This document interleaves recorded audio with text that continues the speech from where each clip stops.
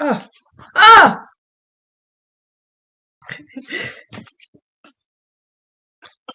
Beep, beep, beep, beep, beep, beep, beep, beep. Are you live? Or are you about to? Yeah. Oh my god, Rosa, you're live. Rosa Cooling just went live. I'm the first like.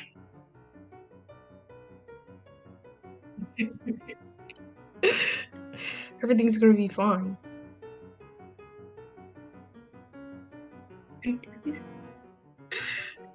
Everything's gonna be fine. I don't think you muted us, by the way.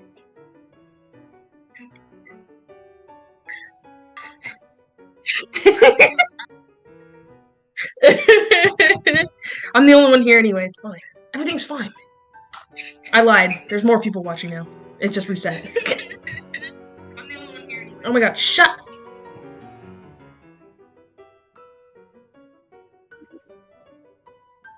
What do you mean?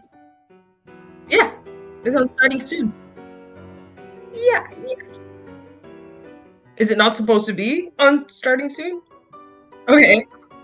I'm supposed to be recording live, but here. Huh.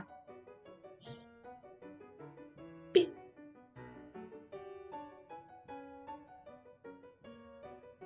Oh yeah, that's probably what that is. What are you doing here?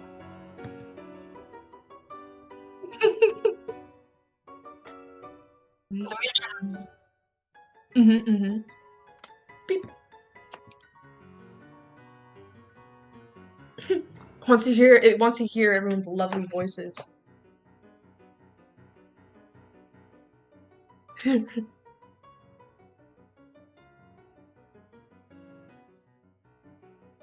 Hmm.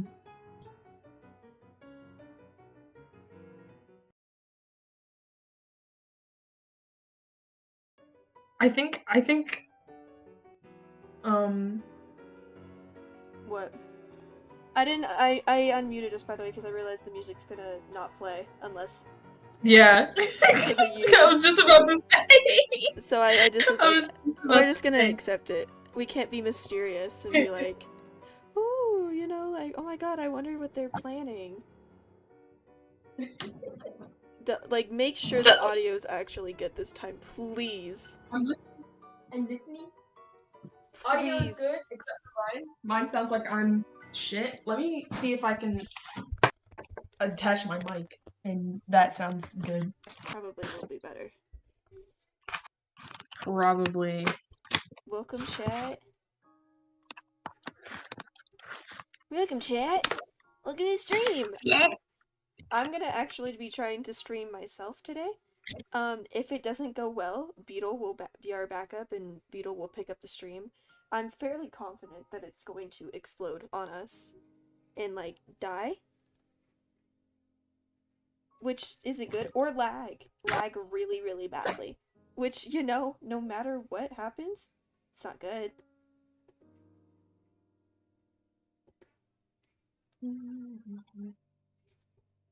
Hi, Remus.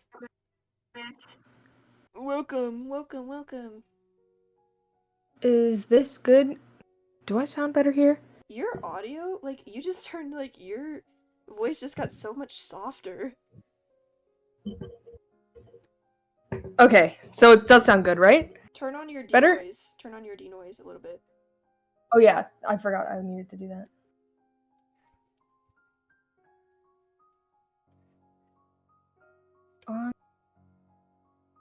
It's 1 in the morning. I'm sorry.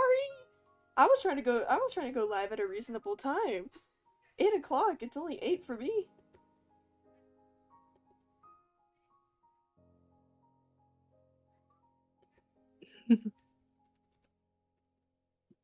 Okay. Everything's better, right? Does this sound better? Do I sound better? Let's see. I think so. Beep, beep, beep.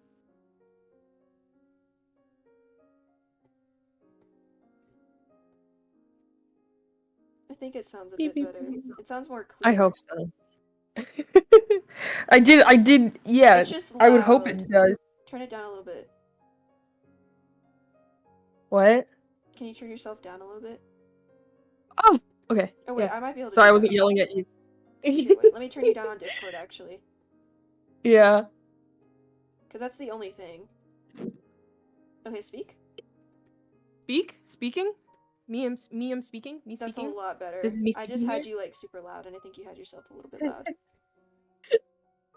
Because you Speak. usually don't use your mic, so we have to turn you all the way Yeah. up to hear you. My mic is like, I always have my mic in my closet because that's where I record voice stuff, Mm-hmm. and I get too lazy to go get it. Except for now, I guess. I guess I Ray, didn't. don't say that! No! Don't look in chat, Beetle. What? Don't. What am I looking in chat for? Don't.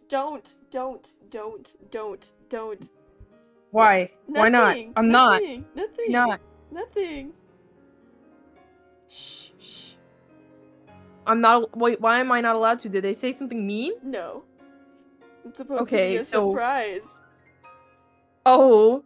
I really want to look now, though. I deleted it, so you're not gonna be able to find it. Oh, okay. Well.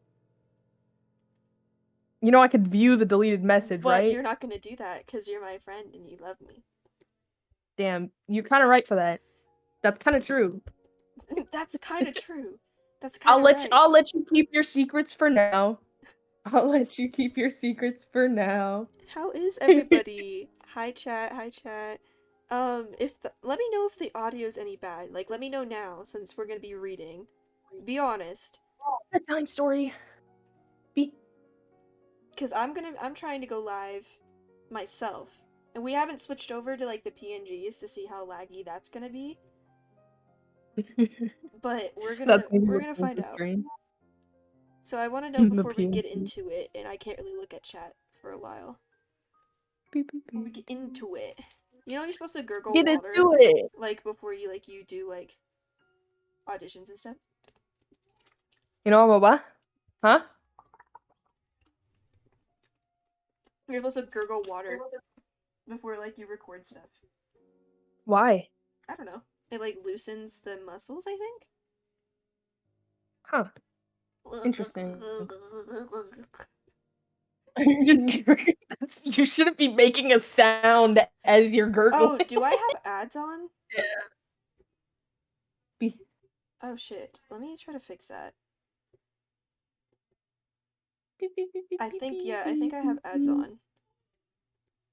These are going off. So How generous Miss Cooling is. Well, I don't want to make money off of my live streams. Really? Not unless I can do donations, and not until I get like more of an audience for that, I guess. Yeah, that's fair enough. Fear. Okay, should we switch over? Are you ready, Beetle? Are you ready, Rosa? We should probably do a little. Okay.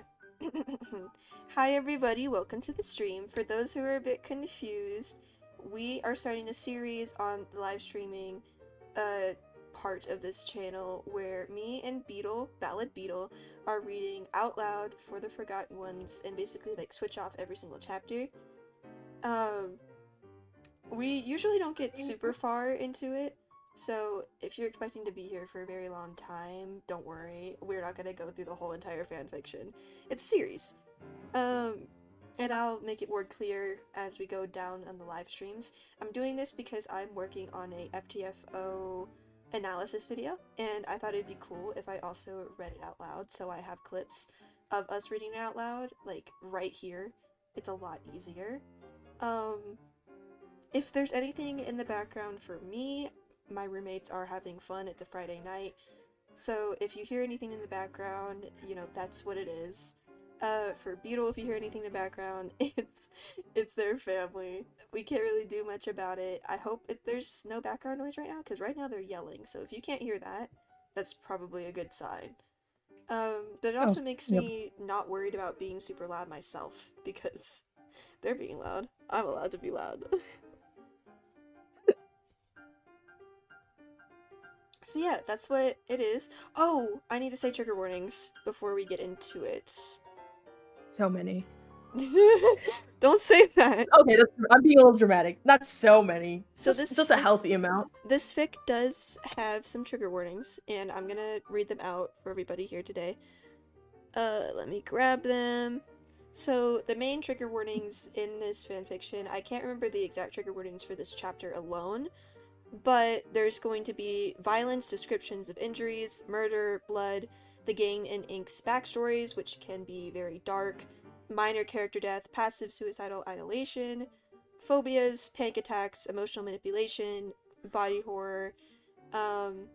Yeah, there's a lot of reference to not aliving specifically in the beginning of the chapters because of Ink's canonical backstory, if you know that. If these are hard topics for you to digest, I completely understand if you're not really wanting to stick around for the live stream.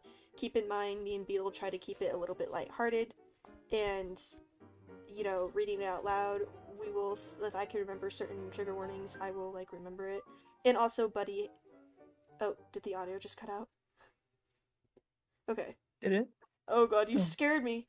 But me and Beetle and Buddy, also the author, is very good. Like, the author's very good at just, like, having, trigger warnings and stuff, like, on the chapters for what's about to happen. So, usually if there's not those trigger warnings at the start of the chapter, we'll be okay. Yeah, I saw that too. Uh-oh. Guys, don't say that! Don't say that! Yeah, oof.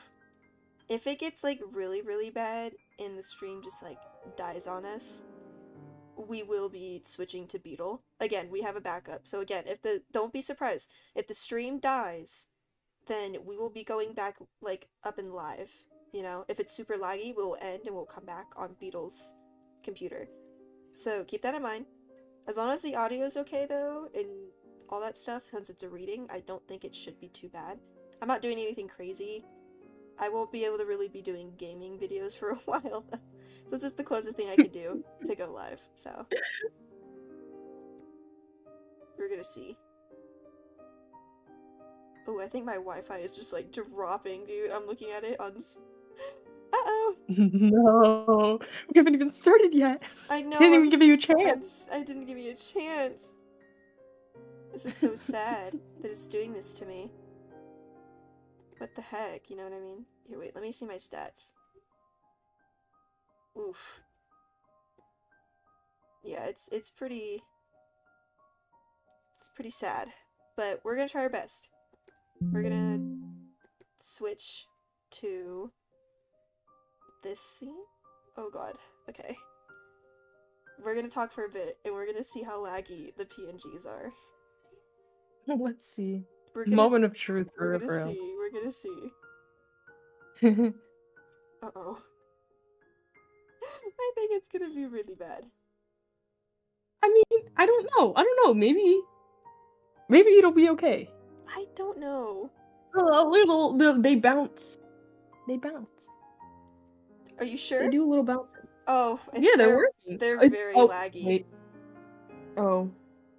Okay. I can't hear anything on my phone because I muted my phone. Yeah, they're very laggy. Looking. Looks like we're not gonna be able to do PNGs this time around. Which is a price to pay, I guess. So sad. Well, we're gonna try this. That might be a lot easier to handle.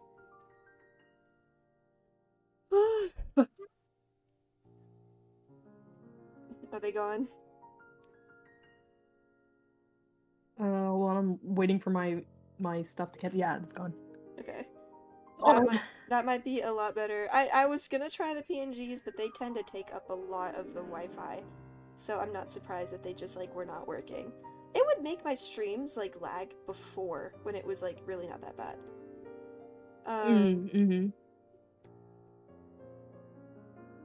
Oof. My drop frame That little rate, square in the corner is gonna kill me for the rest of it. the drop frame rate is so bad. And also, no one's talking in chat, so I don't even know how bad this is. I'm scared, Beetle. Let's see. I mean, I don't think Mm-hmm. Like, what?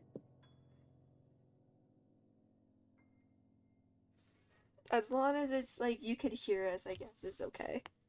It might be a little Yeah, I laggy. mean, yeah, I can hear. I can hear. I'm just gonna I don't. have you like check every so often. Beep beep beep. I think also it might be because my iPad's also using Wi-Fi. So Mm-hmm. let me see. I'm gonna turn off like my iPad completely and see if that Mm-hmm. helps. Beep. It'll still be pulling from the Wi-Fi. No, because I'm gonna turn off Oh, the are Wi-Fi. you talking about powering it off? I'm turning off the Wi-Fi for my iPad. Oh, the Wi-Fi. I thought you meant like So just turning off. it's not connected to my iPad, which also takes a bit of Wi-Fi and stuff. So I'm just gonna use my phone to look at chat. What it? Oh my god, my pen nib! I've been looking for this. It flew off my pen one day They're while I was playing all trying the to take it battle off. stuff right now. We need like the super calm ones. Here, wait. We've Calm, gotten past all the super calm ones. Undertale, piano, music.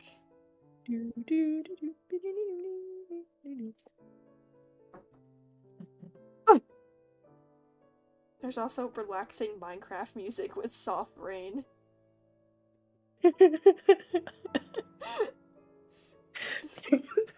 If we need to switch at all. Okay. Are we gonna play the calm Minecraft music Should with we try? soft rain? Do you want to? I'll look. I'll see. Beep. I don't know if it'll fit the vibe. Yeah, because this is Undertale, Rosa. This isn't Minecraft. So We're not reading Dream SMP fanfiction. Shut up. Okay. Time to read. Okay. Flowers from like 1970 or whatever Shut the up, fuck it's called. Beetle. I'm trying to lock in. I'm trying to read. I gotta sit up. My bad. Okay. I got my better mic this time compared to my iPad. I hope this is like a lot better. I hope it's more like reader friendly. Okay. We're not gonna be reading off of fucking just the whatever you were on last time and my computer. Okay. For the Forgotten Actually brought up One. Mike's. Shut up! I'm trying to start reading. For the Forgotten Ones, Chapter 4. A Lesson in Self-Defense. Ink stayed very close to Horror for the next few hours after Cross's arrival. He followed him around the castle throughout that time. Horror did not seem to mind, even when Dust chuckled and called Ink a lost duckling. Ink had seen pictures in a book, and he was certainly not a baby duck. He was a skeleton and did not have feathers. Dust was a strange one. Ink did not ask about the Gain's mission because he did not want to know. There was no point in objecting. Ink was not ready to see if Horror would lose his kindness if he questioned the boss's orders. When Cross turned on him, Ink was caught off guard. When Cross put his blade to Ink's neck, he wasn't too bothered because Killer did that all the time. When Cross began to question him, he remained silent like Killer ordered. When Cross prepared to kill him, Ink was terrified. Terrified and disappointed. Ink liked his more recent existence. He liked experiencing everything that he never knew about, or thought he would. But when Cross moved to make the killing blow, Ink knew he wanted to live. That was a feeling that he had lost a while ago. At least, he lost it enough that he was willing to tear apart his soul, to break free of his empty, pointless existence. If it ended, oh well. Ink wasn't afraid of dying, but when he thought he might, he realized that he wasn't okay with laying down and letting it happen. He'd still seek out Killer if the other option was going back there, but he selfishly wanted to keep living and experiencing his new existence. Ink couldn't make himself attack Cross to defend himself, though. He did not consider it then, and even now that he had thought of the option, he suspected he still could not do it. Horror did not appear to mind Ink's persistent closeness, but Ink could not be certain. He should not push his luck too much, but he did not want to be alone. He needed anything to distract himself from the lingering fear that made his bones tremble. Cross's attack was another vivid reminder of who Ink was indebted to. Any other intruder would be dust, or about to be dust, in the dungeon. Ink had been saved just in time. That did not mean that Horror or Nightmare cared about him. He had to remember that. Ink was nothing and no one. He was tolerated with the possibility of becoming useful for Nightmare. He would not be killed because his prolonged suffering would be more useful. He needed to remember his place. If only he could remove that part of him that cared about those that would never extend the same courtesy back. Ink should be used to it, but he kept on hoping that someone would care. When Ink and Horror entered the kitchen, Horror ushered him to a stool and made him sit. Ink did as he commanded, and watched Horror lumber about as he pulled ingredients from the cupboard and fridge. "Do you want my help?" Horror shook his head. "No, let me make this." Ink quieted and silently observed as he tried to figure out what Horror was making. There was milk, and a brown powder, and some sugar. Horror put the milk in a saucepan on the stove and lit it. You have to heat milk slowly, or it'll curdle. Ink added the lesson to his growing collection. He sat still and kept quiet. He had learned it was best to stay out of the way, and not speak much unless undressed, especially with Killer. Ink was grateful for any attention he got, even if it was negative, but he would let himself fade into the background and slip beneath notice if he noticed Killer wanted blood, or Dust was ranting. Nightmare usually was not out and about, so Ink did not know his tells yet. He also did not know the limits of Horror's tolerance and was not eager to discover them. Cross was new.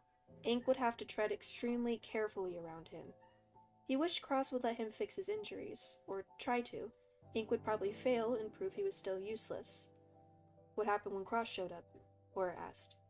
"I sensed the portal and didn't realize it wasn't the bosses," Ink admitted, as Horror leaned close to hear him. "Cross saw me. I tried to run away and hide, but he caught me." Horror took a mug from the cupboard. He shoved it down onto the countertop and it clattered loudly, making Ink jump. Horror lifted the mug and revealed a couple shards of glass had broken off the bottom rim. He brushed the shards into the trash and set both hands on the countertop, like he was leaning on it. "Was he okay?" "Ink," Horror said his name with such distress that Ink flinched. "You do not need to fight to harm, but you need to fight to defend yourself." Why couldn't Ink be a good recruit and agree? He did not mean to be stubborn or disobey orders, to fight, but he couldn't do what they wanted. Ink struggled briefly and ended up saying nothing. "You need to defend yourself," Horror repeated. "I don't know what environment you came from, but the people out here aren't the type to get bored if you don't fight back. They will kill you." "Ruh-roh, Daisy. That's not really good." "That's not fun." Horror Well, well. Hold on. Okay. Horror sounded genuinely upset. Ink should know it was not genuine. Killer had been very clear about that. But Ink's soul felt warm and he could not make his voice work. Could Killer have been wrong? Ink wanted to believe that. He really wanted to. He was afraid to, which was good because it made him a bit useful to Nightmare when it seemed like he failed at almost everything. "Cross and I can teach you to defend yourself," Horror said firmly. "You must learn, even if it's just a block or throw that shocks the enemy long enough for you to run. You can't help anyone if you're dead." Ink still was not sure he could do that for himself. What right did he have to hinder the existence of others when his own existence was so purposeless and pathetic? But maybe he could do it for Horror. "I'll try." He did not see how tense Horror was until his shoulders relaxed. "I think you can do it." Did Horror really mean it? Ink hoped so. He'd hate to die when there was still so much to see. Horror grabbed another mug and poured the drink he made into them. It was something called hot chocolate. Ink loved it even though he almost burned his tongue again. My poor boy. Ugh! The rest this of the little guy. He's just a little guy. The rest of the day was quiet.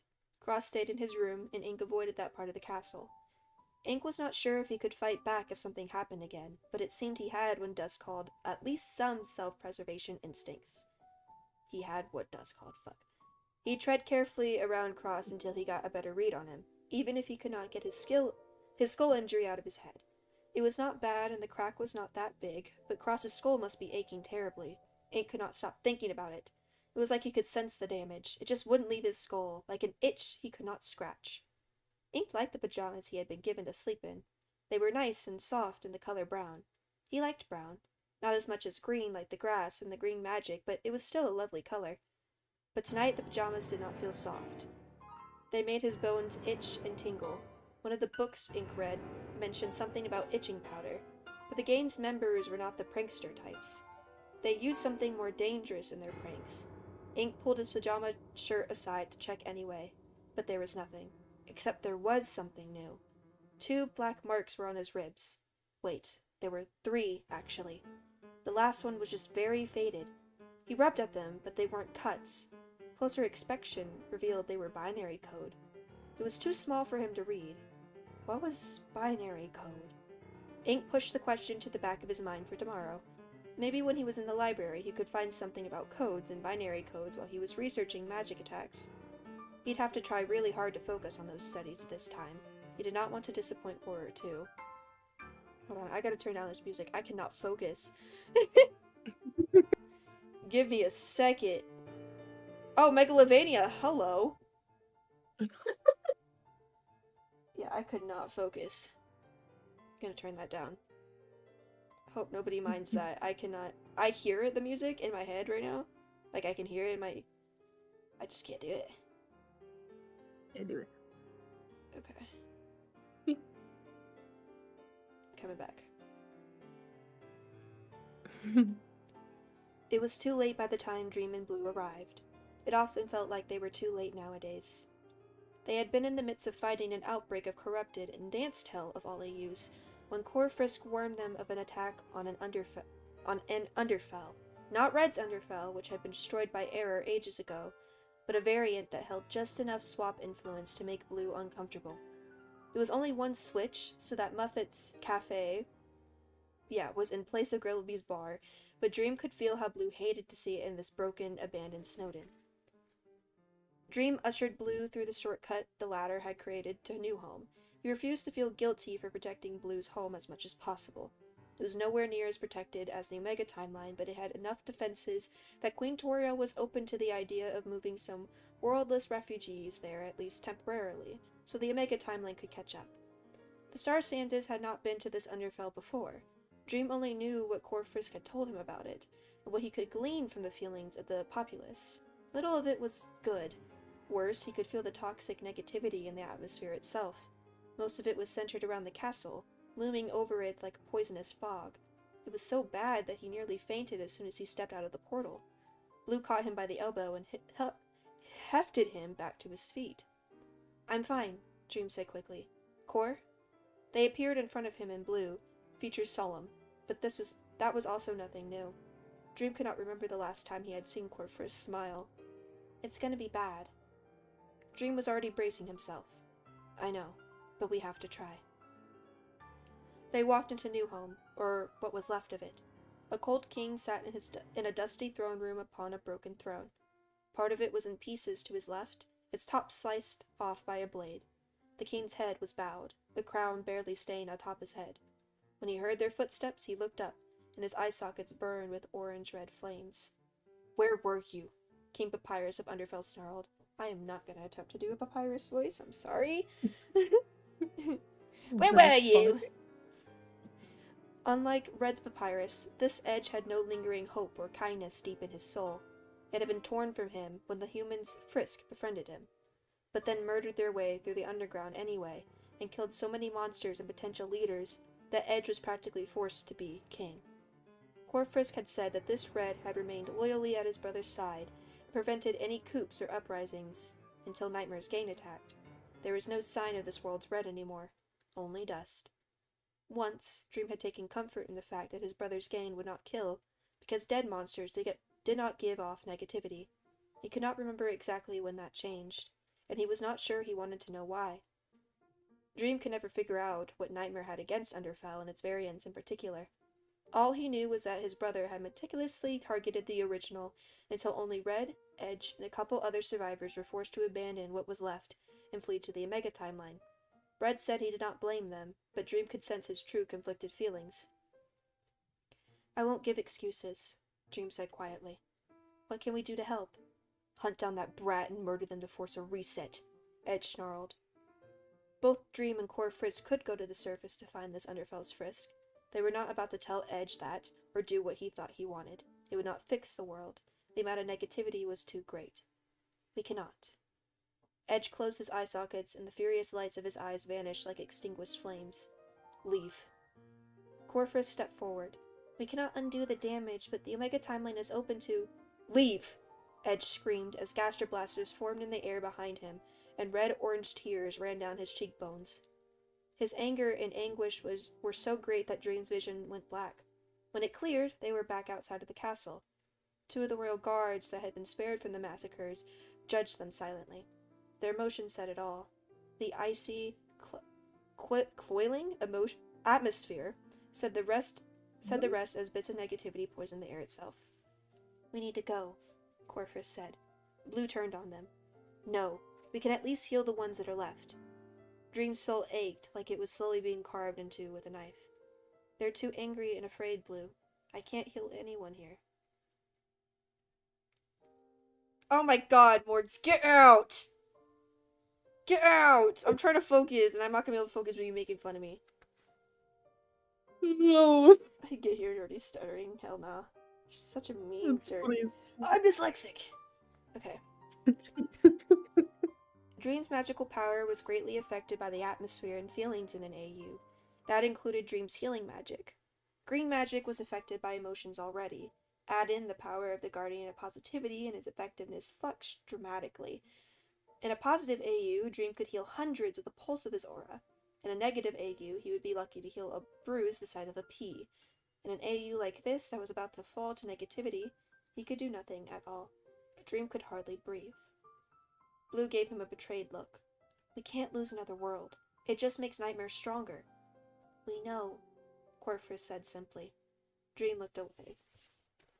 Blue, stop! Stop coming at your boyfriend! Alleged boyfriend. Blue's shoulders slumped. I'm not giving up. I'll talk to Red when we get back and try to get some ideas. It felt like a vice had closed around Dream's neck, squeezing the last of the air from him. Was he giving up? Blue grabbed his hand and held it gently. We can fix this. Of course, Dream lied. He already knew they couldn't. Even if that Frisk did choose to perform a true reset, it was already too late. This tormented, broken Underfell would crumble within the week. After completing his usual chores the next morning, Ink trudged to the library. He could not find anything about codes or binary codes, but he actually managed to retain some information on bone attacks this time. His schedule was interrupted for the first time when Horror took him to the training room. Cross was already there, leaning against the wall and scowling. He had his hood up for some reason. Killer was throwing knives at a target deeper into the room. Ink knew he did not need to practice and made sure not to look his way, lest Killer decide he needed a living target. It was a good thing he did not completely ignore Killer, because it took less than 10 seconds before a knife sailed past his skull. As Horror stormed over to give a smirking Killer a reprimand, Ink put himself in line of fire anyway when he approached Cross. Your skull isn't healed, Ink said carefully. Cross glared at him from beneath the fur-lined rim of his coat. His hood? But Ink gathered his courage. You could have a concussion. I was reading up on skull injuries and skeleton monsters, and no, Cross said flatly. Ink recognized the warning.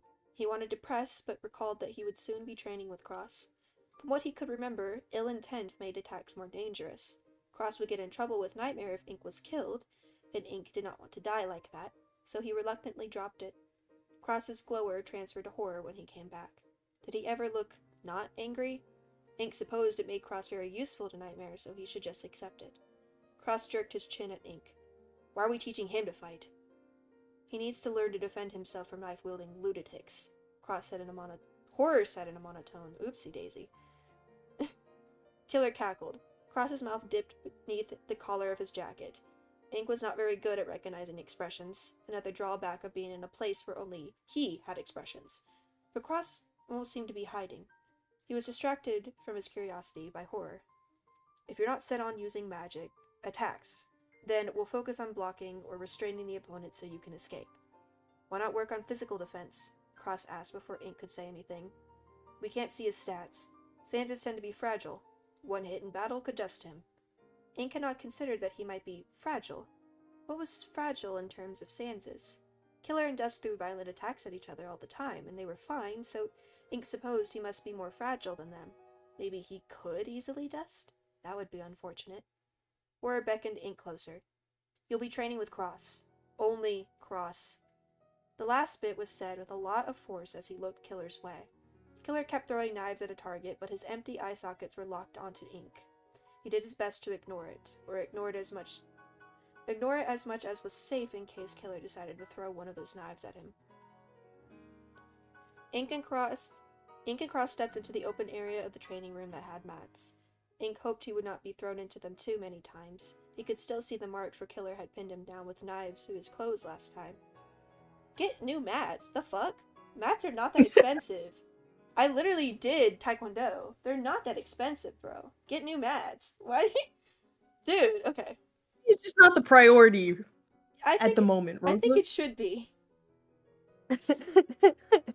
Cross did not grab. Maybe they would replace the mats, but they would get messed up so fast that it, like, what's the point anymore?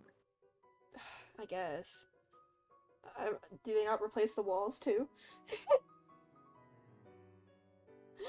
Anyways. Cross did not grab or summon any weapons, but there was still time. First things first, let's try to summon your magic. Ink stood there awkwardly. Cross did not look annoyed anymore. His incredulity was actually worse. You do have magic, right? That comment stung.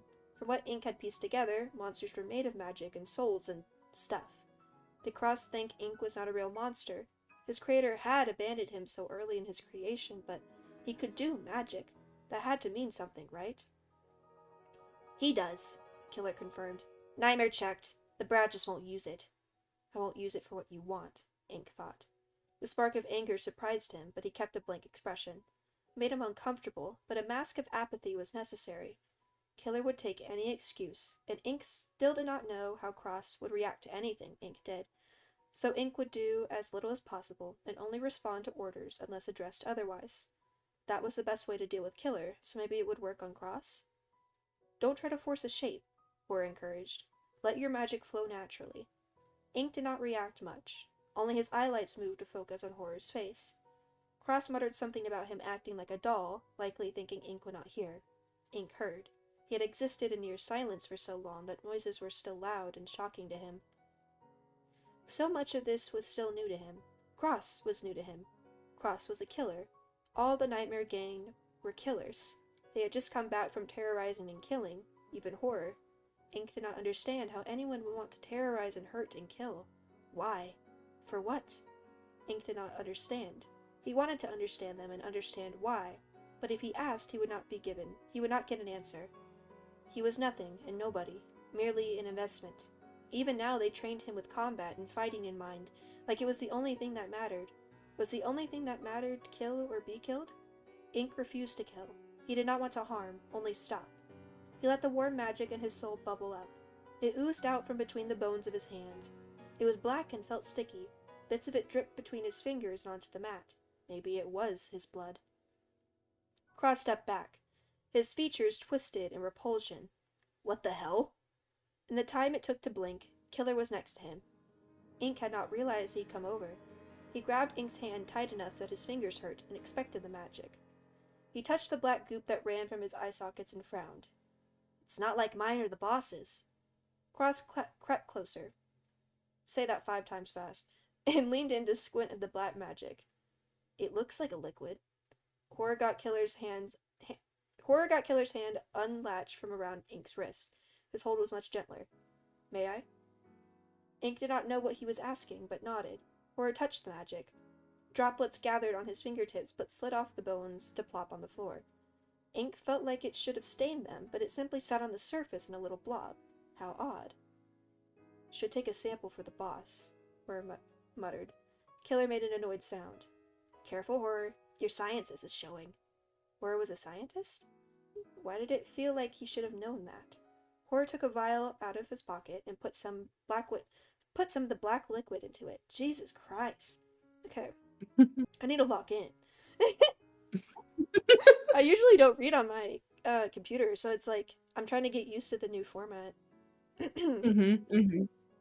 What was that what you were doing last time? Is that why it was like fucking with you? Yeah. Damn, yeah, I see what you mean now. Was it a common occurrence to need one of those? Should Ink carry some vials around too? Ink wondered how Horror would react if he knew it looked like Ink's blood. Would he want samples of that too? Killer would help to get some if they needed it. Killer grabbed Ink's hand again. The scrape of bone against bone was an unpleasant sensation, but Ink made no effort to pull away. Killer taunted him more whenever he struggled. Going limp tended to be a better option. Killer prodded the magic, which continued to drip between Ink's fingers. Doesn't burn, Killer grumbled with a pout. Can't even make an acid to melt your enemy's bones. Killer was addressing him directly, so Ink responded. I'm sorry. Killer shoved him.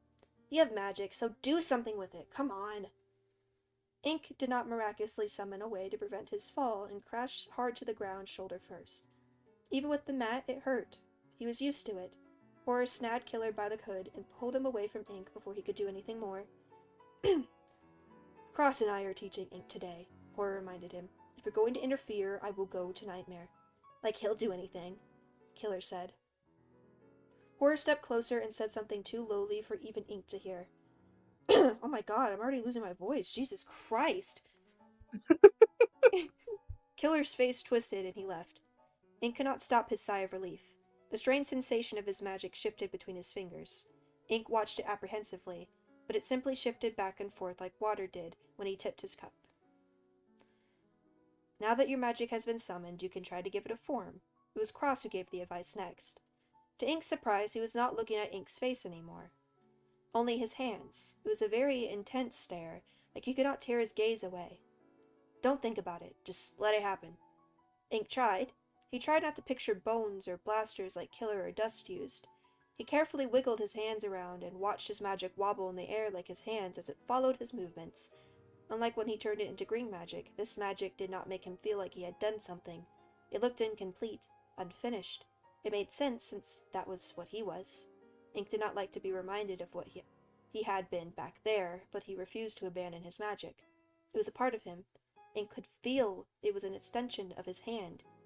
He could already turn it green, which was great and useful.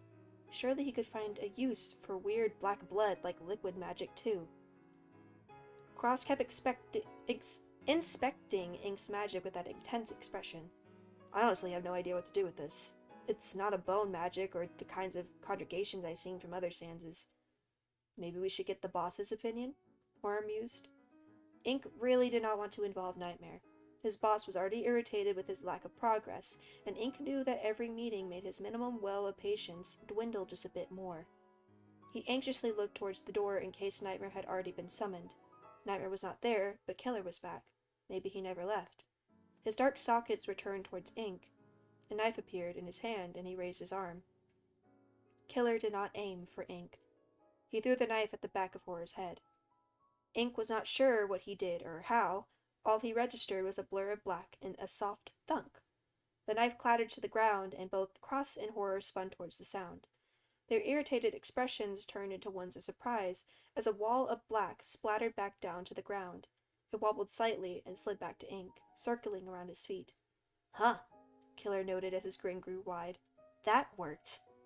Horror did not look irritated or surprised anymore. He did not do anything that Killer or Dust had been trying to teach Ink about fighting. He just stood there and did not even try to dodge. 3 knives blinked into existence by Killer's hand. 2 shot towards Horror. The black magic snapped up and deflected the 2 knives. They impaled the wall by the targets. The last knife hit Ink in the shoulder. He made no sound despite the sting of pain, but he thought Cross might have cried out. Ink was fine. He did not even stumble when the knife impacted. Trying to destroy his soul had hurt much worse than this. His black magic shifted back and forth in front of Horror as it waited for another attack. Killer flung a knife at Ink's face. He threw his arms up and the black liquid jumped up. The point of the knife pierced through the other side, an inch from Ink's left eye socket. Killer, enough! Cross bellowed. Killer cackled at him. Shut up, I'm teaching! There was a lot of black stuff running from his eye sockets. So much that his cheeks and chin were mostly black. Ink was far from an expert in anything to do with anything, but even he could sense that that was not a good sign. There was a rawness blooming in Killer's soul that reminded him of the rawness he sensed in Cross's injury. Had Killer gotten hurt? Oh shit, Cross hissed. Horror, he's going to stage 3 again. Killer gave a distorted cackle and threw knives at both of them. Ink was not fast enough to block them. Cross dodged and Horror ducked, but the knife almost grazed the side of his skull. More knives followed without target or reason, and Ink forgot all about his black magic as he dove for cover behind a training dummy. The training dummy soon resembled a pincushion more than anything. These knives were not like the ones he had used previously. Ink could feel the rawness in them, oozing and acidic, as it chaffed against his senses and made his fear crawl up his spine. Ink was distracted from his fear when Cross staggered.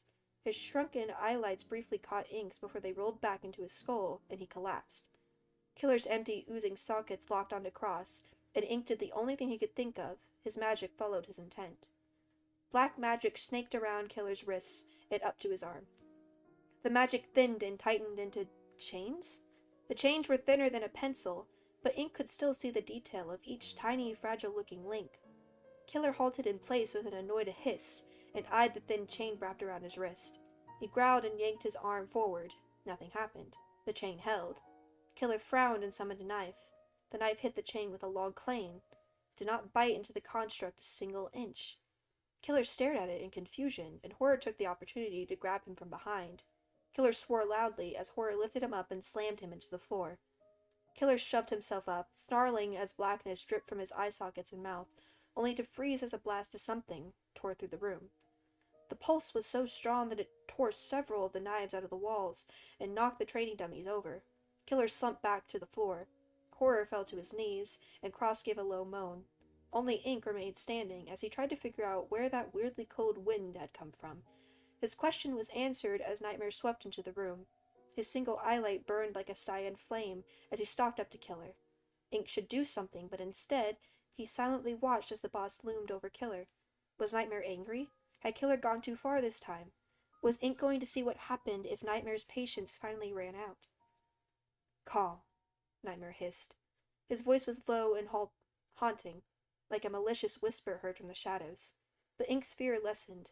The sense of rawness in Killer struggled, but Nightmare remained firm. You are in control. The rawness struggled a moment longer, then let go, releasing Killer. Ink watched his chest heave as some of the cloying darkness faded from beneath his mouth and eye sockets. Killer lay there for a moment, still and silent, then rolled onto his other side, but not before Ink glimpsed the miserable look on his face. His own soul twisted with sympathy, and Nightmare shot him a calculating look. The briefest flash of surprise crossed his dark features before he looked back to Killer. I ordered you to tell me if it got worse, Nightmare said lowly. Give me a second. Okay. Killer sat up and looked at the floor beneath him. Boss, Go rest, Nightmare commanded, but his tone was not as hard as Ink expected. Killer ran out. Ink might even call his departure fleeing. Dust appeared in the doorway only for a moment before he retreated, going the way Killer had fled. Ink awkwardly stood in place as he glanced between Cross and Horror, who were still on the floor. Horror was shaking lightly while Cross was still, but breathing sharply. Ink still did not understand why they had been pushed over. The cold wind had not been very strong. Horror hung his head a moment longer before he pushed himself back to his feet. Sorry, boss, Horror rasped. I didn't realize he was so close. It is my responsibility and Killer's to keep track of his stages, Nightmare interrupted, tone clipped. Be assured, there will not be a repeat. Ink had no idea what was going on. What had happened to Killer, and what was stage 3? He did not ask because it was probably not something he needed to know, and he doubted he would be told. He did not realize his black magic was still swirling by his feet until Nightmare glared down at it. This is your magic, then? Did you shield yourself with it? He sounded intrigued. He must know about Killer's knives, then. Well, obviously he did, because they were still all over the walls, the floor, the ceiling, and in the training dummies. Ink nodded. Yes, boss. Nightmare looked at his shoulder and sighed. At least you could take a few hits. Or, once you're stable enough, take Ink to the infirmary for some bandages. Oh, right. Ink still had a knife in his shoulder. He forgot. You don't need to waste bandages on me, boss, Ink blurted quickly. I can take care of it myself. He yanked the knife out of his shoulder. Cross, who had just looked up, made that alarm sound again, but Ink ignored him. His magic oozed out of his fingers, and he pressed them to his injury. The colors shifted to green, and he felt the stinging cease. Satisfied, Ink let his hands fall. Nightmare did not say anything. Why was he not saying anything? Ink shuffled back a couple steps and eyed his boss nervously. Had he done something wrong? Nightmare was not moving. Even his tentacles were frozen in shock. You can heal. It was not a question, but Ink nodded. He's a healer. Or medic. Of course he can. Cross mumbled. It's in the job. He was sitting up and holding his skull, but his voice sounded sluggish. Ink looked at the green magic in his hands and took a steadying breath. He marched over to Cross and sat next to him. Let me heal you. Cross scowled at him. His eyelights were unfocused. Nightmare's cyan eyelight sharpened once more. You're injured too? When we fell down the stairs, he smacked his head, but he wouldn't let me help, Ink said bluntly. Cross shot him a dark look. Ink ignored it, even as his soul pulsed nervously. Idiots, Nightmare hissed under his breath. Cross, let Ink heal you. He said heal you in a very weird tone, like he was not used to saying it. Ink did not know Cross or how much he outranked Ink in Nightmare's gang, but even he would not disobey a direct order. Cross knew it too. He was definitely bitter as he let Ink touch the crack of his skull. It was deeper than he thought. Any deeper and it might have broken through. Casting his doubts aside because he could finally repair this, Ink focused on the rawness there that had kept him up last night and felt Cross stiffen. The green magic receded before Ink could worry he had done something wrong. Horror, who had been watching the exchange in silence, stepped closer and inspected Cross's skull. He did it. Horror looked at Ink, really looked at him, and his beaming smile was the most wonderful thing Ink had ever seen. Congratulations. You're now our medic. I thought this was established already, Cross muttered. He still looked stunned as he kept touching the spot that had been cracked. Ink felt a familiar sensation over him and realized he had been checked. So it seems, Nightmare said. His thoughtful, calculating gaze lingered on Ink's stats and check data. Why didn't you tell me you were practicing green magic? Was he going to be in trouble for not studying only what he was ordered to? It did not seem important to you, Ink said carefully. You wanted me to learn to fight, boss. Ink realized he might have just insulted Nightmare, but he did not seem upset. Instead, he seemed intrigued. I suppose I did. It seems I limited you. Nightmare approached Cross and leaned in to check his skull. Ink was struck by how carefully their boss moved when he was close. Every tentacle was tense and pulled backwards like they were trying to put as much distance between Nightmare and Cross as possible. Ink recalled what Nightmare had said and felt another surge of compassion for his boss. Without thinking, he walked up and grasped one of the tentacles with both hands. Nightmare did not twitch this time, but his cyan eyelight slid to Ink before he continued to inspect Cross. How do you feel? Good, Cross admitted. Really good. I could tell it's been healed up. Some idiots accidentally heal only the surface of an injury, but the rookie actually did it right. Nightmare stepped back and Cross pulled his hood up. Ink held onto his boss's tentacle, even as it was lifted behind his back. Ink hung in the air with his feet dangling, swinging a bit. He swallowed a giggle and stamped down on his brief glee. Nightmare's tentacle wrapped around his middle and he pulled Ink around in front of his face. Ink stilled, and the last of his childish joy fizzled out as his usual nerves replaced them. Nightmare sighed. The air from his breath puffed against Ink's cheeks and tickled his face. It was cold like his tentacles. It appears you found a purpose yourself, Ink. You will still need to learn to defend yourself, but you may also act as a medic for my recruits. Ink's excitement was squashed by anxiety. It would be wonderful to be useful and have a purpose other than fighting, but what if his success was a fluke? What if he failed? What if Nightmare decided he was still not worth it and abandoned him sooner? He should be your medic, boss. Horror piped up. He should be your medic too, boss. Fuck! Nightmare's tentacles stopped moving again. He seemed to remember himself and shook his head. It does not matter. My aura prevents any healing magic from taking effect anyway. Well, your aura doesn't affect him too much, so maybe it won't? Horror argued. That silenced Nightmare. Silenced! His tentacle gave a flick that Ink could not translate, and he set Ink down. Cross abruptly stepped into Ink's line of sight and blocked his view of Nightmare. For a moment they stared at each other in awkward silence. Ink apprehensively dropped his gaze and tensed as a hand landed lightly on his skull. Cross awkwardly patted Ink's skull like Horror did, but he did it like he was not used to doing something like that. Thanks for healing me. You must be tired after using so much magic. Go rest. Ink remembered what he had seen in the medical book he had obsessively read and reread. You should rest, too. Cross gave him a puzzled look. Stars, your voice is quiet. And, sure, I will. Ink wondered if that thoughtful tone was actually warmer, or he was merely being hopeful. He looked to Ink, to Nightmare, fuck, who nodded absently as he stared at some of the new stab marks in the walls. Taking that as permission, Ink left. Dude's thinking how much it's gonna cost to replace those walls. I can't. It could be free! I know you could steal them! Steal walls? You have to get repairman. I mean, DIY. He's like, oh, how much is it gonna cost? How much is it gonna come out of the budget? He's gonna be walking over there. You imagine he's just a repair guy. He's like, yo. Like, hey, Robert, I need you to come back down. They fucked with the wall again. How much is it gonna be? Ink could hardly believe what had just happened.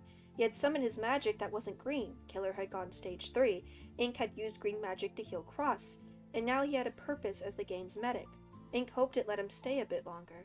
He also hoped that whatever they talked about when he wasn't there did not involve him being abandoned. As soon as the door shut behind Ink, Cross gave a harsh, quiet laugh. That was not what I expected today. I did not think to check Ink before we started, Horror murmured. How long has his role been healer/medic? It was like that when I showed up, Cross supplied. I didn't believe it. Cross's shame broke through to Nightmare, and he steadied himself. It was unlike him to be so rattled by minor developments, but Horror's claim had thrown him. He had put them aside for the moment, to lecture one of his many troublesome subordinates. Why did he not tell me you were hurt, Cross? Cross stared sulkily at the floor, his shame prickling the air around him. Nightmare exhaled sharply. I told you not to do that. Repeatedly. I don't care about your masochism, self-punishment, guilt complex. Injuries need to be dealt with.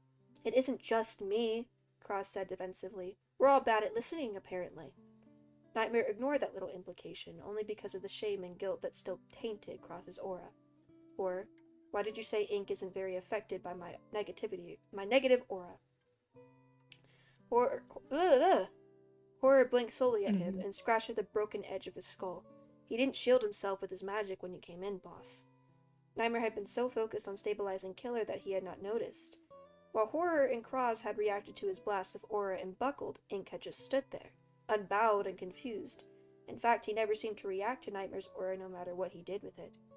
Could it be that I can sense his emotions and feed off of them, but I cannot worsen them? That made no sense and only reinforced Nightmare's theory that Ink was more than he seemed. He had no desire to test it out, because if he could enhance Ink's negativity, he suspected it would lead to a repeat of what he prevented in that abandoned world. Still, this new possibility could not be ignored.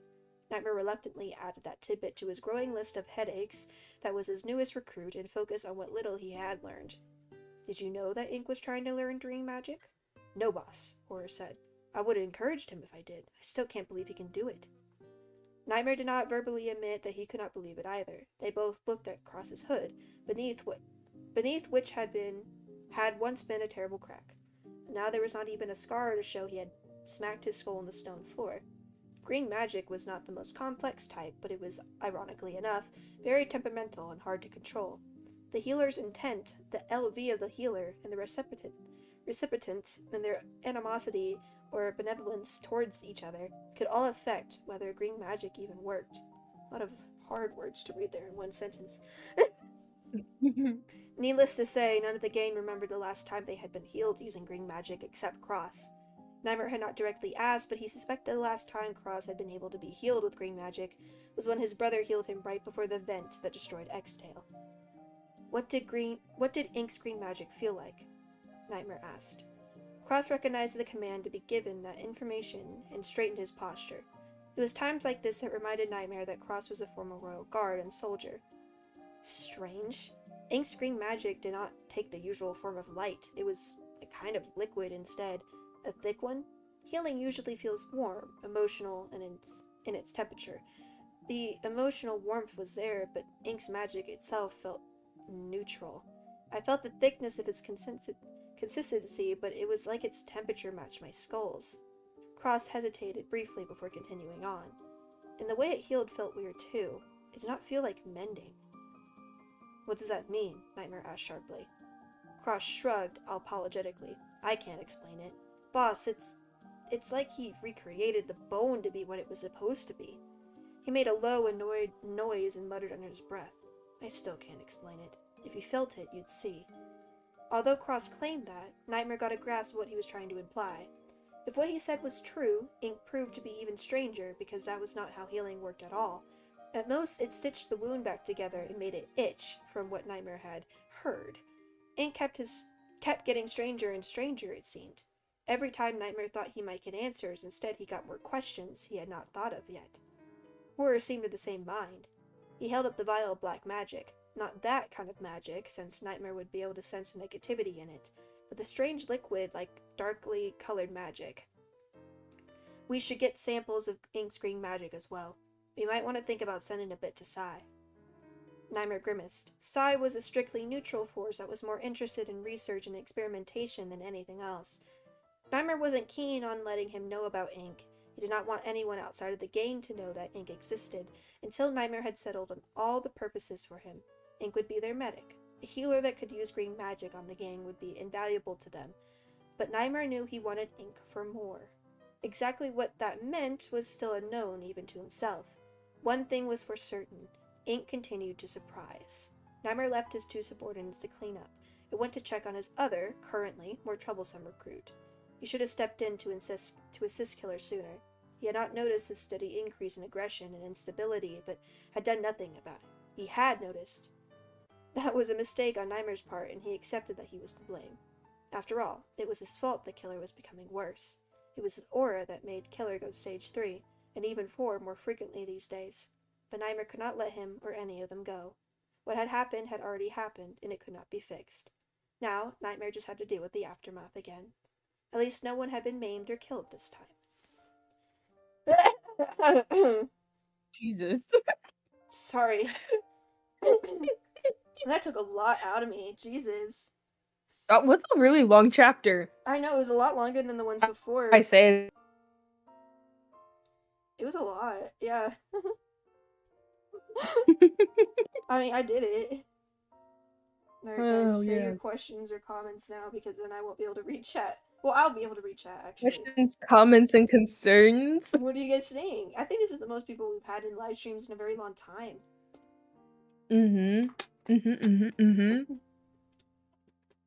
My love, my darling.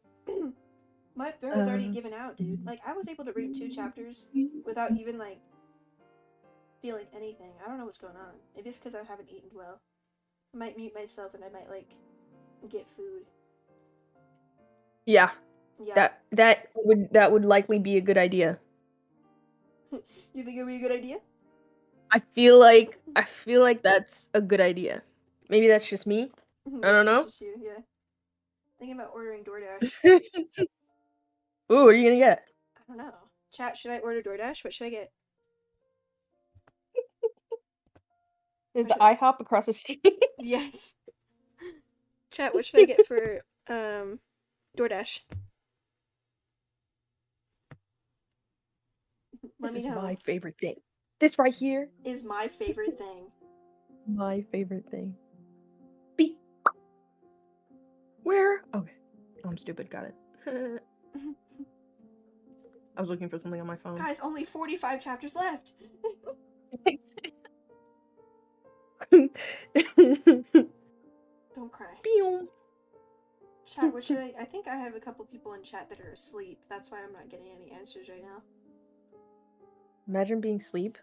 Imagine I sleepers. stuttered way too much this time for me to believe that everyone's asleep. Guys.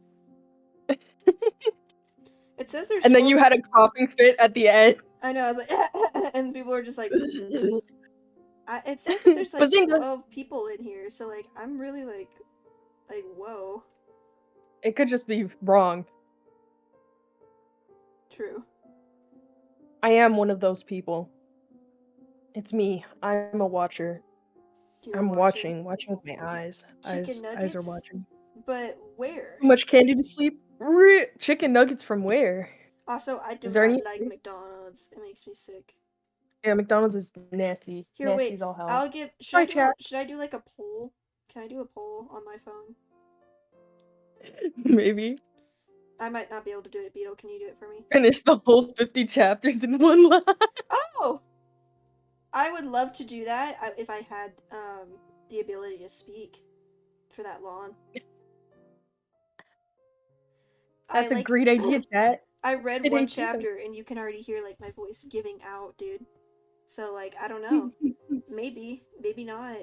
Yeah. Pew, pew. You know what though? You know what, Rosa? You know what?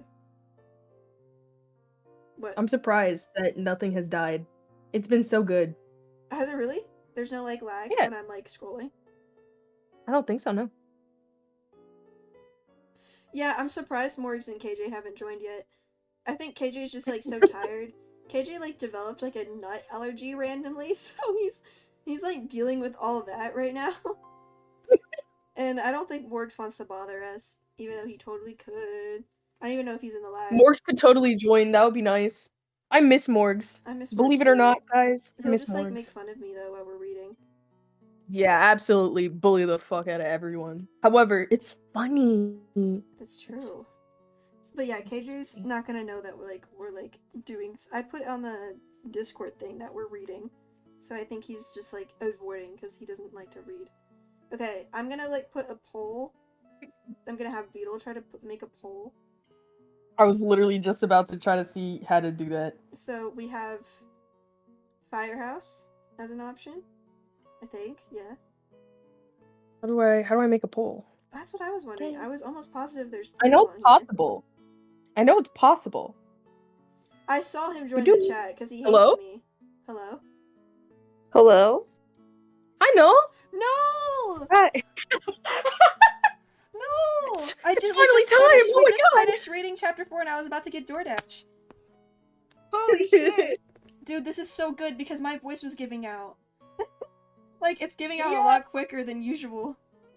I No, was you can see. busy. I was busy doing things. I'm a so busy... happy! Here, wait. Let Yeah. me edit the title. I wanted to be here, and I was like looking at the time, and I was like, okay, I gotta finish up. No, I gotta this is get. perfect. Everyone say hi to Null. Null is the other like fellow for the Forgotten Ones I fanboy. love the Forgotten Ones. I love it so much. I found it through Rosa, and then I never let it go. Oh shit! I need to get your little guy up here. Oh wait, no, it's not. Oh wait, why are We don't got a little guy, Rosa. Yeah, I forgot. I don't know why it was like looking on my stream. No but little guy. It was like looking like it was. I did have like a little guy going, and I was like, what? Maybe they are working, but I took them off, so they shouldn't be there. I can't figure out how to do the poll. I know there's a way. I know you can do it. Like, cause in the back of my brain, there's a way to do it. But I don't remember.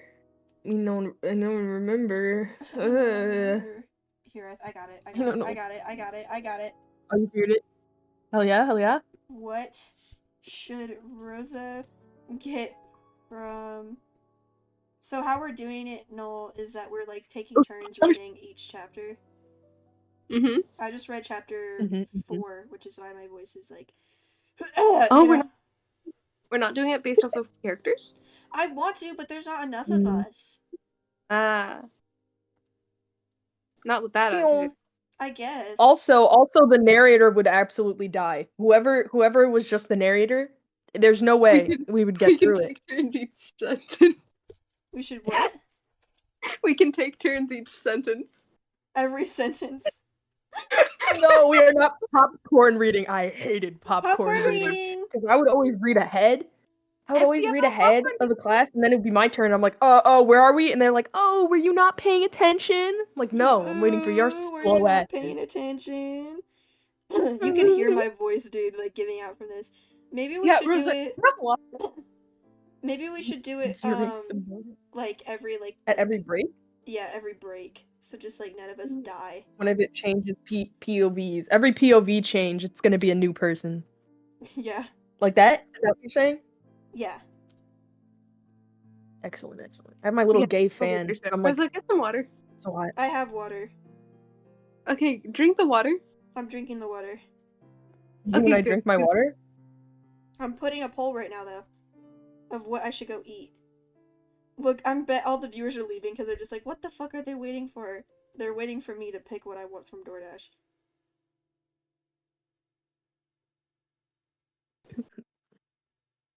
Pew. Oh my god, I realize some of you guys aren't from Texas, so you're not gonna know what Whataburger is. Oh, that's so sad. It's like a I had steak a and shake, right? friend. You had a Huh? friend? I've never been to the Whataburger either. I had Go a ahead. friend who I was talking to my friend and we were talking about like locations and stuff, and they didn't know where I live because like I never told them. Rosa, you're like the only one who knows. Oh yeah, I Like, do. I have yeah. your exact Yeah, address. none of us know where NULL is.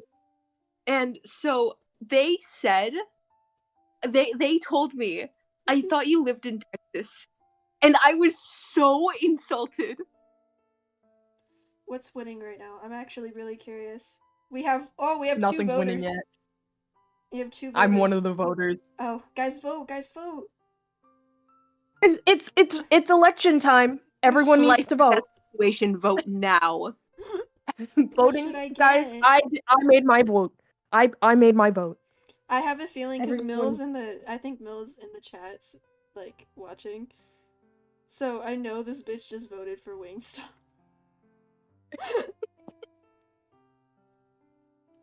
Pew. We was at the club. I like how no one picked the more healthy option of, like, Firehouse. Everyone's like, get the unhealthy one, get the unhealthy one. Firehouse sucks. Firehouse is really good. The only thing that's good about Firehouse is their meatball subs. Like, that's it. That's all that's good. And it's not even that good. I'm gonna give the poll, like, 5 minutes while I drink water. I need to get further. Guys, I'm not being biased, but, like, Canes, yeah. I agree with that.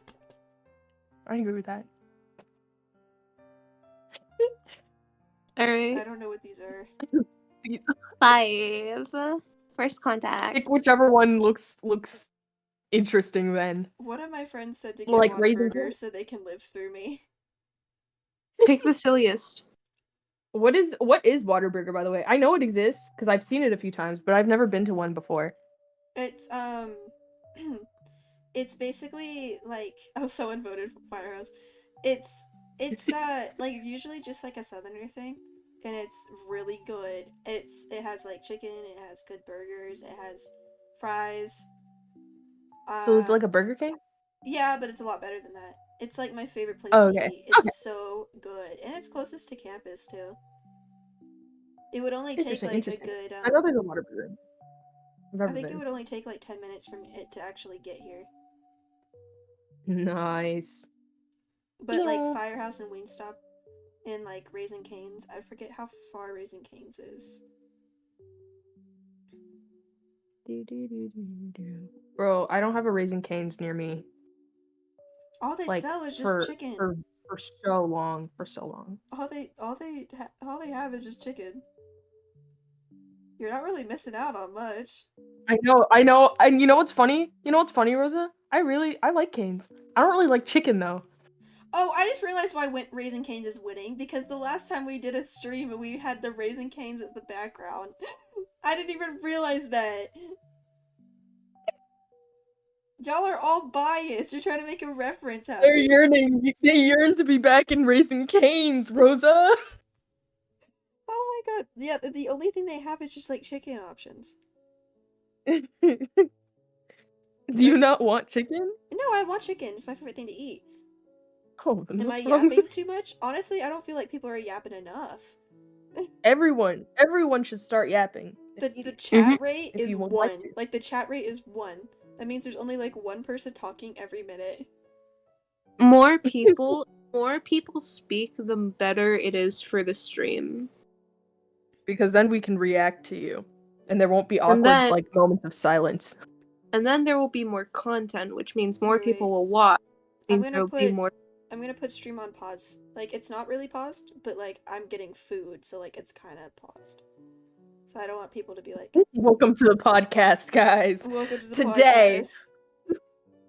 All right, We're let's get all the PNGs back at the shop of choice. Last time was I can't. One more minute for the Rose is poll in charge of to stream end. today, not me. Yeah, I finally got it on my computer. It's the only thing I could do is stream for the Forgotten Ones. finally. What do you mean by that? Oh, this is beautiful. This is lovely, Rosa. What? Your paw. Oh. Isn't it beautiful? Just looked at it. It's amazing. It's so detailed and like. Oh, I put Yeah. so much work behind it. I would There's pay so much million, effort. thousand, billion, gajillion dollars for it. Wow. Million bajillion. That's a lot of money. It's a lot of monies. Alright, Raising Money. Kings won. Yo. Y'all are Wasn't biased. there about Raising Cane's last stream or like the last stream? Yeah, I was that's why in? everyone voted for it. Raising Cane's is just the Cooling Rosa mascot now. Yo, and we getting our sponsorship.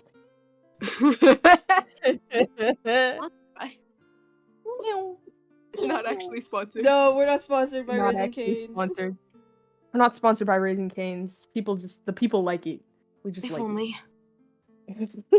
If only. The stream pauses. It's Rosa's face. Rosa goes, before we continue on with the video, I'd just like to thank our sponsor today is Raising Cane's. She holds up her Raising she Cane's. holds up her DoorDash order. And then it turns into a mukbang. Honestly, Rosa yeah. hates When I do get my food, also, I'm gonna mute myself because I hate mukbangs and I know other people do as well. I'm not doing that to people. Oh my Is that how you god. say it? Mukbang? Or is Yeah, it it's mukbang? it's I've never mukbangs. actually said it out loud. Oh. Raising Cane's mukbang. When? No, never. Oh, Snowden Town just turned on. Oh, Oh my this God. is so cute. Oh god. No, I got this. No, do you remember those like origami fortune teller things? Like you would Yeah, make in I know that. school? Yeah. I got one of those for Halloween. Do you want to do one? Do you want me to do one? Oh, fuck yeah. Yeah, do it. Pick either red, green, purple, or yellow. Huh. Yellow. Yellow. L Yeah, O hello. W. Okay. Pick 3, 4, 8, or 7. So my 3. DoorDash order is on the way. Yo, pick 1, 2, 6, or 5. 6. Okay. Your fortune is you are able to heal your wounds and put the past behind you. Aw, that's cute. I have a gun. I wish Rosa got that one. No, mine was so bad. Oh wait, we can't talk about that. Okay. We can't talk about that. I'll tell you later, Yeah, Noel. talk about it. Alright. Okay, so I'm going to let y'all get back to reading. Noel, do you want to read, or do you want Beetle to go first? So you You can won't get, be like, able the to vibes? see it scrolling though. They won't be able to read along, Rosa. My food isn't here yet. Oh, Yeah, that's true. I forgot it doesn't just magically appear when you once you order it. Yeah, it doesn't. Forgot about that. Manifest the food and it suddenly appeared on our table. When it is That's here, what they people are just be gonna. I'm making gonna be technology. muted while I'm eating. I'm just gonna scroll when I'm Mm-hmm. listening. I do have to go to the Yeah. bathroom though, so. I'm So just gonna- quick bathroom break. Take your time. Run. Run, run, run, run. No one ever gets that reference. Do you get that reference, Noel? What reference? Run, run, run, run. No, I do not. It's okay. I wouldn't expect Dude, anyone. my mic is so cool. I can just tap the top of it and it mutes. Like, that's what I just did Oh and no my one heard God. me. So I don't even have to, like, so cool, Rosa. That's so cool. Underverse part 0.8 part 1 teaser is out. Yes, I'm so excited about that. I haven't watched the teaser Me neither. for some reason. Part of me like always tries to avoid like teasers or trailers for things so I could be completely surprised. Ugh, sorry. Honestly, you're so Ugh, real for that. bad. Sometimes I will see like spoilers for things like on like TikTok or Twitter or something, but I'll try to avoid it. I'm so excited though. That means it's coming soon. You know what I've never understood about the Underverse naming thing? I hate that it's like point this, point that. Why isn't it 1? Why isn't it 2? Because Why I'm is it assuming 0.1? it's supposed to be the lead up or something. I don't know. I'm scared for when 1 comes out. What's gonna happen on Underverse Part 1? 1.0? 1.0? Like, what's gonna happen then? Like, yeah, I don't really understand the naming conventions either, but it might have some, like, big philosophical bullshit to it. I don't know. Are we allowed to swear? Yeah, I'm sure I have been. Oh, okay. I have been. Well, if you think about it, I think swearing is fine considering we are reading For the Forgotten Ones and there's so much work. Oh, yeah. Oh, yeah, we are reading For the Forgotten Ones. Reading For the Forgotten Ones. I think we might be allowed to curse. I love For the Forgotten Ones, man. For the Forgotten Ones is so good. I love for the Yep. You know when you love something so much, you got to make an OC for it. Did you make a That's For the me. Forgotten Ones, Ozzy? I didn't make one. I kind of just inserted an old one that I used for. I have this OC, that I like. I how do I word this? Oh my god. I use it for like the original like Dreamtale brothers, like before the Apple incident, and I have like this little like thing where like they found them before the Apple incident, and shit like that. I kind of just inserted that one into For the Forgotten Ones. Oh my Literally just the god! same OC. And like I kind of just like sit down in my room and I giggle as I stare at a wall like, haha, this is happening. I imagine scenarios and shit. You're so real for that. I love me and my little OCs that I keep in my head. My favorite. I never make self-inserts. I've just realized this. I think I've only ever made like one self-insert ever, and that was only recently. Like I always make OC inserts. Honestly, I'm under the belief that all OCs are self-inserts. You know what? Yeah, that's fair because it's like whenever I make an OC, I always put like a part of myself into that OC. Yeah. Ah! Ah! I didn't What get the you as what bad happened? as I did that one time, Beetle. It just like everything just glitched out though, so like I was just confused. I scared Beetle so bad one time when we were getting ready for stream. I was like muted, and I came back, and I was just like, boo! And they were like, It like, scared me so bad, it raised my blood pressure and I almost passed. like we had to take a second and we had to delay the stream a little bit longer because we had to make sure that Beetle wasn't gonna pass out. Oh my god! Like, hold on, I'm seeing spots right now. Jorge's bad. gonna come with my order soon. Yippee. Really? Alright, what are we doing? Oh, real, yeah, Ray. I'm ready for this. Yup, let's go. Let's lock in. Lock in, guys. Alright, gang, let's lock in! Okay, so Guys, if I it's like, for these forgotten ones. if I pause like scrolling, just know that Jorge has come with my food. Jorge, And rescue! I bit my tongue. I had to run downstairs to go get it. All right, guys. Okay, so wait, who's reading? Beetle. What? Noel wants to Who? watch, so like you do it. Okay. I'm Ow, observing. my elbow. Okay, I will. Chapter 5. Yeah, We're chapter 5ing. we're chapter Tell me 5. when we're ready. I'm on Guys, chapter are we 5. chapter 5? First contact, First contact? because he's an It's alien. happening? Yeah. Yeah. Oh my god. Wait, is that why it's called First Contact? Yeah. interesting. Okay. Ink thought it would be easier to stifle his positive emotions with time. Instead, it was getting harder to keep them suppressed. Things were going better than he had ever hoped now that he had figured out a use for himself other than abandoned back there, or a future source of XP. Being abandoned would happen one day, but it felt further away now that Ink had figured out bits of his magic. Nightmare had decided that Ink would be the Nightmare's gang's healer and medic. Ink was so happy that he had some use that it was difficult to smother it. It didn't help his efforts that Cross had stopped glaring so much after Ink healed him. The stares were less angry and more considering these days. Killer wasn't around enough to glare at him either. He spent a lot of his time in his room. Ink hoped that he was not in trouble with Nightmare. No one thought about no one talked about what happened or explained what Stage 3 meant, so Ink was left to speculate. Dust was dust, though, which was really helpful in keeping Ink from being too positive. He acted the same, talked to Papyrus the same, and treated Ink with the same indifference. It was soothing to see him so unchanged and unbothered by everything. It was soothing, a positive emotion, or should Ink stop? It was so hard not to be happy. Ink was glad he had a use now, because Nightmare must be enraged by his incitement, but that use gave his boss one less reason to throw him back where he came from.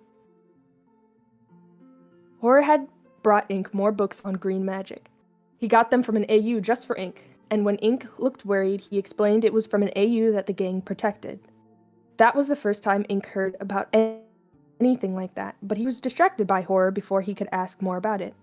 Horror had requested a sample of Ink's green magic in exchange, and Ink had eagerly provided it. It was weird to see it float in the middle of the vial that Horror provided, like it was ignoring gravity, but Ink soon distracted. Oh my god, I can read.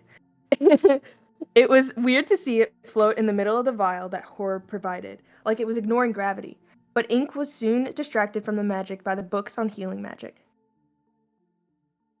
Ink was so excited to see the books, he forgot to follow his schedule and clean the castle like he was supposed to, until he read through them. He looked up from the back cover to see Horror standing by the wall with a bemused look on his face. It was very dark out, which meant it was late. Whoop. You missed lunch and dinner, Horror set a plate down. Thank you, Ink remembered to say. Ink did not try to reject the food, even though he had not earned it by doing what he was supposed to today. He had only tried to refuse once, explaining why he did not deserve the meal, and it made Horror act strange. His eyelights had gone out. Not in a scary way like Killer's empty sockets, but in a way that frightened Ink anyway. Ink had thought about back there when he was looking in the mirror once, and his eye sockets went like that. He did not like to see that look on Horror, so he never rejected offers of food again, even if he had forgotten to do his chores and didn't earn it. Horror had sat at the table with him and watched him eat. What did you learn today? Some monsters can heal others from afar, Some monsters can heal others from far away by mixing their green magic with attack, Ink blurted. It's less potent than contact healing and more potent than using healing foods, but it's also easily affected by not only the emotions of the healer, but the emotions and intent in the air around them, and the patient is so... Ink ended up rambling about the uses, benefits, and drawbacks of that kind of green magic for about an hour. By the time he was done, it was even darker than that. Horror did not seem to mind, though. Ink was really beginning to wonder if Killer had been truthful about Horror only tolerating him because Nightmare said so. He reminded himself not to hope for too much, since he had already gotten so many amazing things already. He'd cherish what he could get. It seems you're really invested in this. That's good to hear. Horror scratched at his broken skull and cocked it knowingly. How's your research on other magic going? Ink avoided looking at Horror. The only black magic I found that wasn't like mine. That magic was meant to hurt. It had been discouraging to discover that the term black magic did not refer to the magic that was colored black, but magic that was apparently evil and used for killing and destruction. Blood magic had similarly destructive definitions that did not fit Ink's magic at all. It's okay. I don't know how to help you with that other than to help train you. I can read. Help you. Horror leaned over and patted Ink's skull. The boss and I had a talk. He wants to give you the final run He wants to give you the final rundown so you're ready to visit another world. Ink shoved his joy down, and focused on the panic that crawled up his throat. Really? Boss can tell you more. Ink got the hint. It's just a baby, I love him dearly. Anyway, focus. Anyway, Ink got the hint. Ink got the hint and followed Horror to Nightmare's office. Trying to squash his excitement was an impossible task, so he could only hope that Nightmare would not be too annoyed. Cross and Dust were already there when he arrived. Horror stopped in the doorway and touched Ink's shoulder to indicate he should be quiet. Ink remained silent as ordered and realized that Cross was in the middle of giving a report. Almost a complete genocide timeline. Kara hasn't killed anyone yet, but it was a close one before the last reset. Cross was saying as they entered. So Farmtail is definitely tilting to the negative side of the spectrum. That statement instantly struck Ink as wrong. Farmtail did not have a typical genocide or neutral route. The genocide timeline involved Kara kicking the inhabitants out of town, not killing them. Farmtail was all about farming. It was meant to be one of the safest AUs out there. How could there be a genocide timeline? It should be impossible. How were other AUs like that faring then? Please let Littletail be alright. Please. Wait. How did Ink know about Farmtail and Littletail?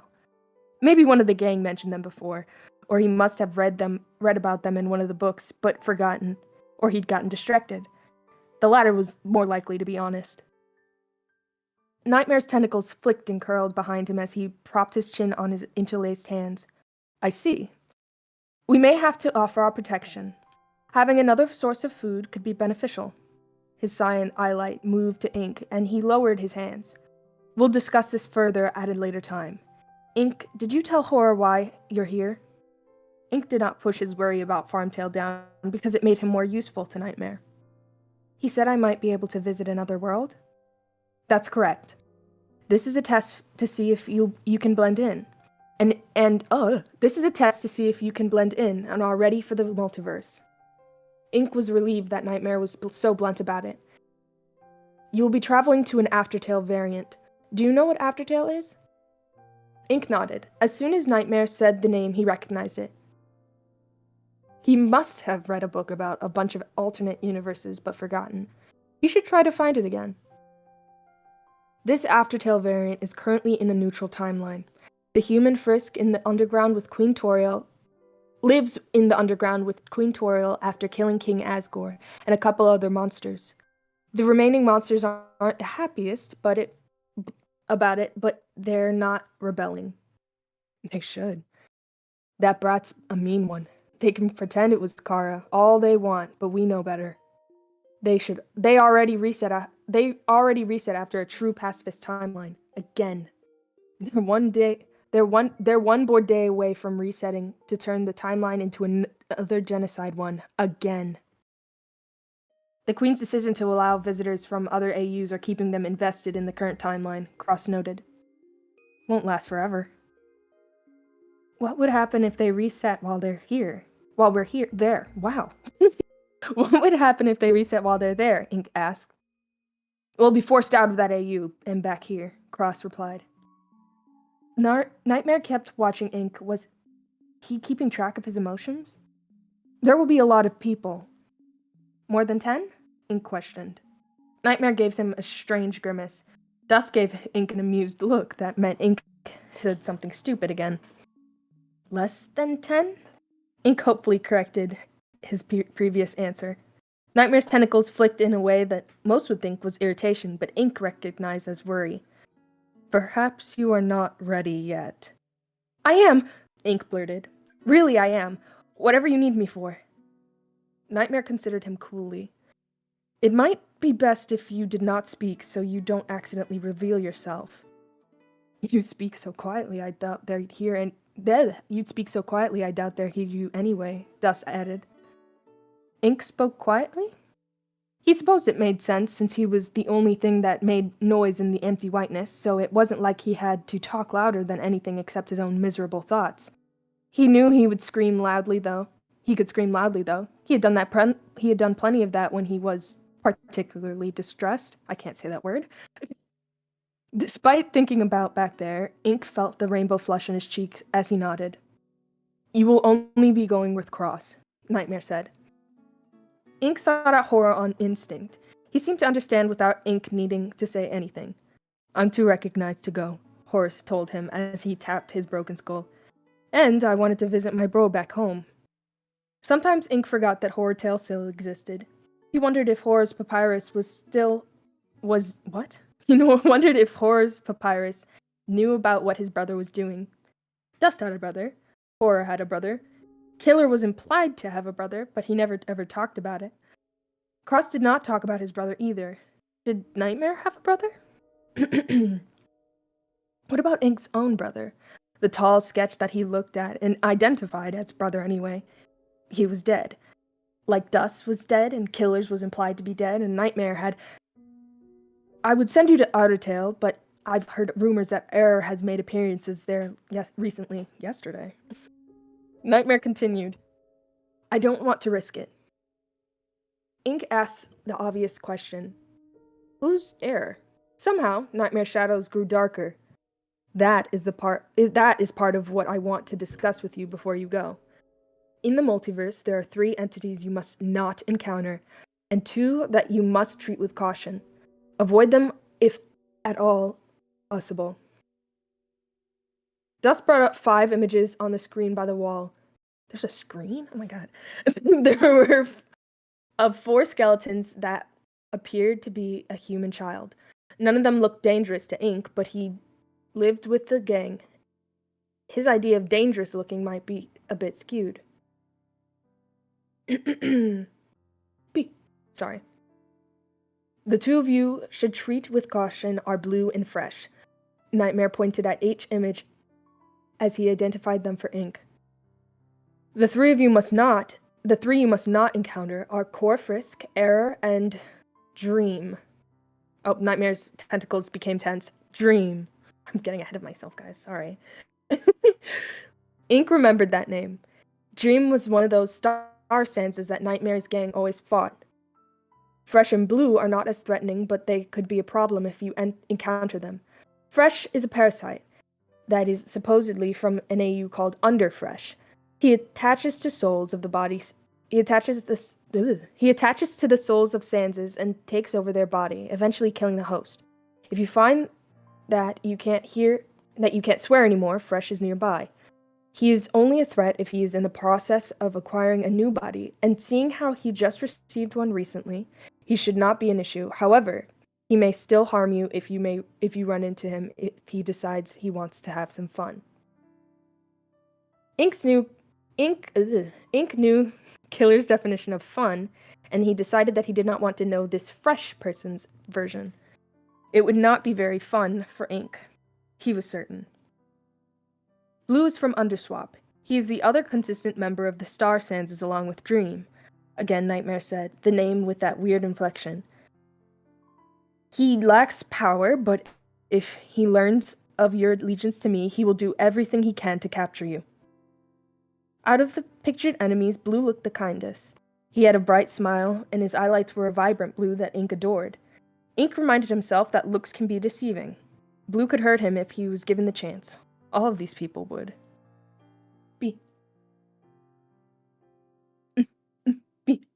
Sorry, I'm so sorry. Where am I? It was easier not to be caught up in his fascination with these new people after that thought. If Blue captures you, he will take you to Core Frisk. Nightmare points at the child who was monochrome. The lack of bright colors made Ink feel nervous. Core is the mastermind behind the Omega timeline. If the Omega timeline captures you, they will torture you for information about us. Dust's smile was empty when Ink looked at him. Or they'd give a little Sans like you to the fresh parasite to keep him on their good side. To keep him on their side. There's no good. I added words. Ink shuddered and wrapped his arm around his ribcage. He could feel his damaged soul pulsing nervously. And he could only hope that it was damaged enough that Fresh would not want it. Nightmare must have mentioned how damaged it was to the others, because they never used that blue gravity attack on him during training. Corfrisk is very manipulative, Nightmare warned. They may act friendly towards you, but it is likely they will already know who you are. Do not trust them, no matter how kind they may seem. If you are captured by them or Blue, try not to tell them anything about them. Us. We will attempt to retrieve you. Ink nodded hesitantly to show he understood. The next threat is error. Nightmare's eye lights faded to a dark shade as he pointed to the image of a skeleton with blue tear streak-like marks on his cheeks and wild eye lights. We don't know his origin. He is the Destroyer, and his only purpose is to kill everyone in an AU and destroy it. If you see him, do whatever it takes to get out of that world. He cannot be reasoned with or stopped. Error often uses blue strings to entrap the souls of his victims and drag them into the anti-void. We are not sure what happens to them there, but none come back out. If Error captures you, it is unlikely you will be reached in time to be rescued. All I can do is teach you ways to stall Error for long enough that I can hopefully reach you in time. Nightmare hesitated briefly. Considering your origin, I suppose I should warn you. I am not certain, but it is possible that the anti-void is where there is. For a moment, Ink did not understand. Then it clicked. Ink understood that what Nightmare was implying and nodded firmly. If Error drags me to the anti-void, I'll destroy my soul immediately. No! To Ink's shock, the shout came from Nightmare, Cross, Horror, and Dust. Had he not understood his orders correctly? I shouldn't die so he can't get information out of me? No, Nightmare repeated. The pitch of his voice made him sound almost stressed. Dust made a strange sound and pressed a hand to his chest. The hell, kid? I know Sanses have some problems, but jeez. You don't need to do that, Ink. It is unlikely Error will want information. He is too far gone for that. Nightmare spoke curtly, but at a lower volume than before. I already have one recruit with a sacrificial complex. I don't need two. Stars, damn it, I'm not throwing you away. Ink didn't realize he'd frozen up until he started breathing again. He ducked his head to hide his expression because he still could not decipher if relief was a positive emotion or not. Remember that you were more valuable to me alive than dead, Nightmare snapped. Understand? Ink hastily nodded again, even though he was more confused than before. Nightmare settled back in his chair, only his twitching tentacles revealed how rattled he was. The last reset is Dream from Dreamtale.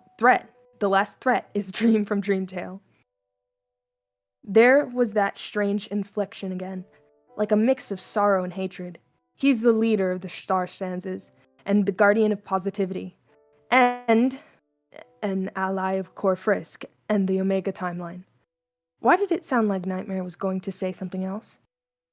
His aura is intoxicating in its positivity, like mine is heavily negative.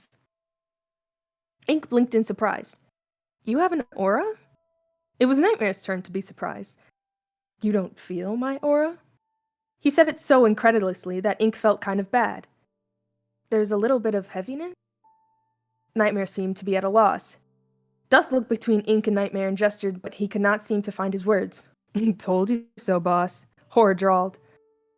I suppose that is good, Nightmare said, but his voice was strained and his stiff tentacles showed his shock.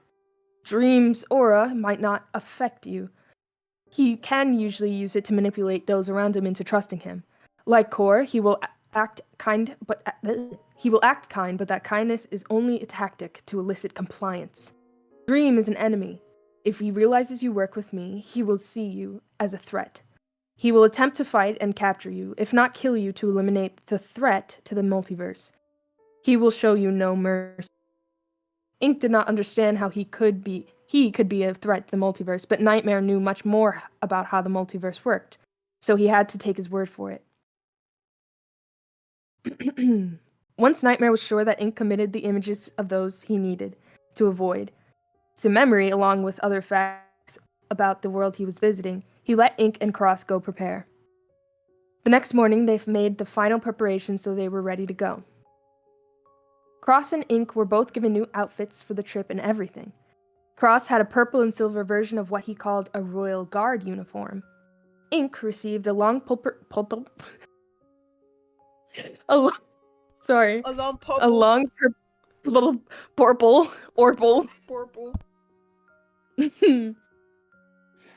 a long purple coat with a with a hood that almost covered his face, and a silver tunic and purple leggings and black boots. They were very soft boots though. Ink preferred being able to feel the cold stones beneath his bare feet. The purple cloak was also very soft though. Ink spent a few minutes happily rubbing the fabric between his fingers and enjoying how soft it was. Ink, remember that you'll be referred to as Shield, Cross reminded him. If anyone asks, my name is Guard, and RAU was Neo Guardtail. It was destroyed by error. I'm not supposed to talk, Ink remembered. Don't blame my husband for this one. Why is he the immediate excuse, bro? Get my husband's name out your fucking mouth! Bro, Rosa, your husband's a little cuckoo for Cuckoo Puffs right now. And he's hot while he's doing it. He is. You can hear my bag. He's not right in the head, Rosa. He's not right in the head. I can make him work. Alright, Rosa, calm down. Let's continue back to reading. Rosa, cooling. Rosa, cool down. Do your name. Rosa, cool. I'm back, guys. So now we're gonna have scrolling again. I'm so hungry. Now they can read along. Now they can see how bad I'm stuttering. They already know. Okay, anyway. I'm not supposed to talk, Ink remembered. That might not stop them from asking. Act shy, but if they persist, use those answers. Actually, Cross took a moment to think about something before he continued. Do you know how to write in wingdings? Ink nodded and watched as Cross used white to paint over the red scar on his cheek. Don't speak, Cross commanded. If they give you something to write your answers in wingdings. That should stop most of them from asking more questions. Ink nodded again. He stood still as Horror used white paint to cover the mark on his cheek. Ink looked at himself in the mirror. Once he was done and quickly looked away. He did not like to see himself without his black mark. It made him remember the empty whiteness. Cross pulled Ink's hood and adjusted the silver Delta-Room clasp on his coat. One last thing. Don't tell anyone you're a healer. If they try to check you, run, and find me immediately. Your check doesn't say anything about Nightmare or the gang, but it does reveal your name and role. Why does my role matter? Ink questioned. Cross grimaced. Green magic isn't so common these days. They might not want you to leave. That would be unfortunate. Ink would prefer not to be forced to stay anywhere. He had to do really well on this mission, or Nightmare might keep him in the castle for a long time. Ink was so grateful that Nightmare let him stay in the castle, of course, but it would be nice to see more of the multiverse, even if the others kept telling him it was a terrible place. It's too bad we can't alter codes to create a fake check, Cross said it lowly, as though he did not intend for anyone else to hear, but here Ink did. He almost asked what codes were, but silenced himself before he could when he took note of Cross's manner. Cross's comment had been bitter and sarcastic, not genuine. And there was a shadow to his gaze, as well before his expression cleared. Unease tightened its grip on Ink, and he dared not to ask Cross about codes. Crass. I don't know why I'm trying to read in a southern accent. Cross about codes. Cross about codes. I'm trying to read in a more neutral tone, slowly failing. It still slips out of you. I'd just let it. All my like amalgamation of accents. Sometimes get me. Horror wants to be southern and I let him. Oh, my bones. Anyway. Cross used a small blade to open a portal. His magic felt sharp and weapon-like. Ink had grown accustomed to the feel of it during their training sessions and preferred it to the tints of wrongness that Killer's magic carried. Cross was much nicer about training than Killer, and Dust had been. Ink only got a couple of seconds with Cross. He'd gotten a lot better at using his black magic to shield himself. The black chains did not want to form, though. Ink had not managed to summon them since he used them to stop Killer. He'd probably still be useless in a fight, but Nightmare thought he was ready to go into another world, so he must be ready. Ink stepped through the portal and into an alleyway. He realized he was in a city that must be a new home. It was sights and sounds and noises. There was so much of everything. So much. Too much.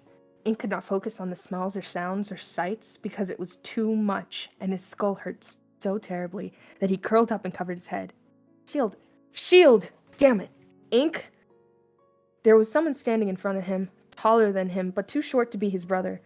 It took Ink a moment to recognize Cross. Cross looked different, in different clothes and with his scar covered by white, but Ink reached out and latched onto his Royal Guard cape anyway. Cross did not pull away or look annoyed. He remained crouched in front of Ink in the alley, though he kept shooting apprehensive glances towards the opening that led into the streets. There were so many monsters walking around, so many. Ink had never seen so many people, or heard so many noises, or smelled so many different things at once. He covered his head again and curled up, using one hand to cling to Cross's cape. Damn it, Cross whispered. The boss said not to enter through Snowden, but I didn't think New Home would cause this. Ink tried to apologize, but his voice wasn't working right. Do you need to leave? Cross asked. Ink violently shook his head, but his voice still wasn't working. I want to stay. Please let me stay. I can do this, if you're sure. Cross's hand brushed along Ink's cheek. Ink glimpsed liquid on his fingertips and realized they were tears. Ink was crying.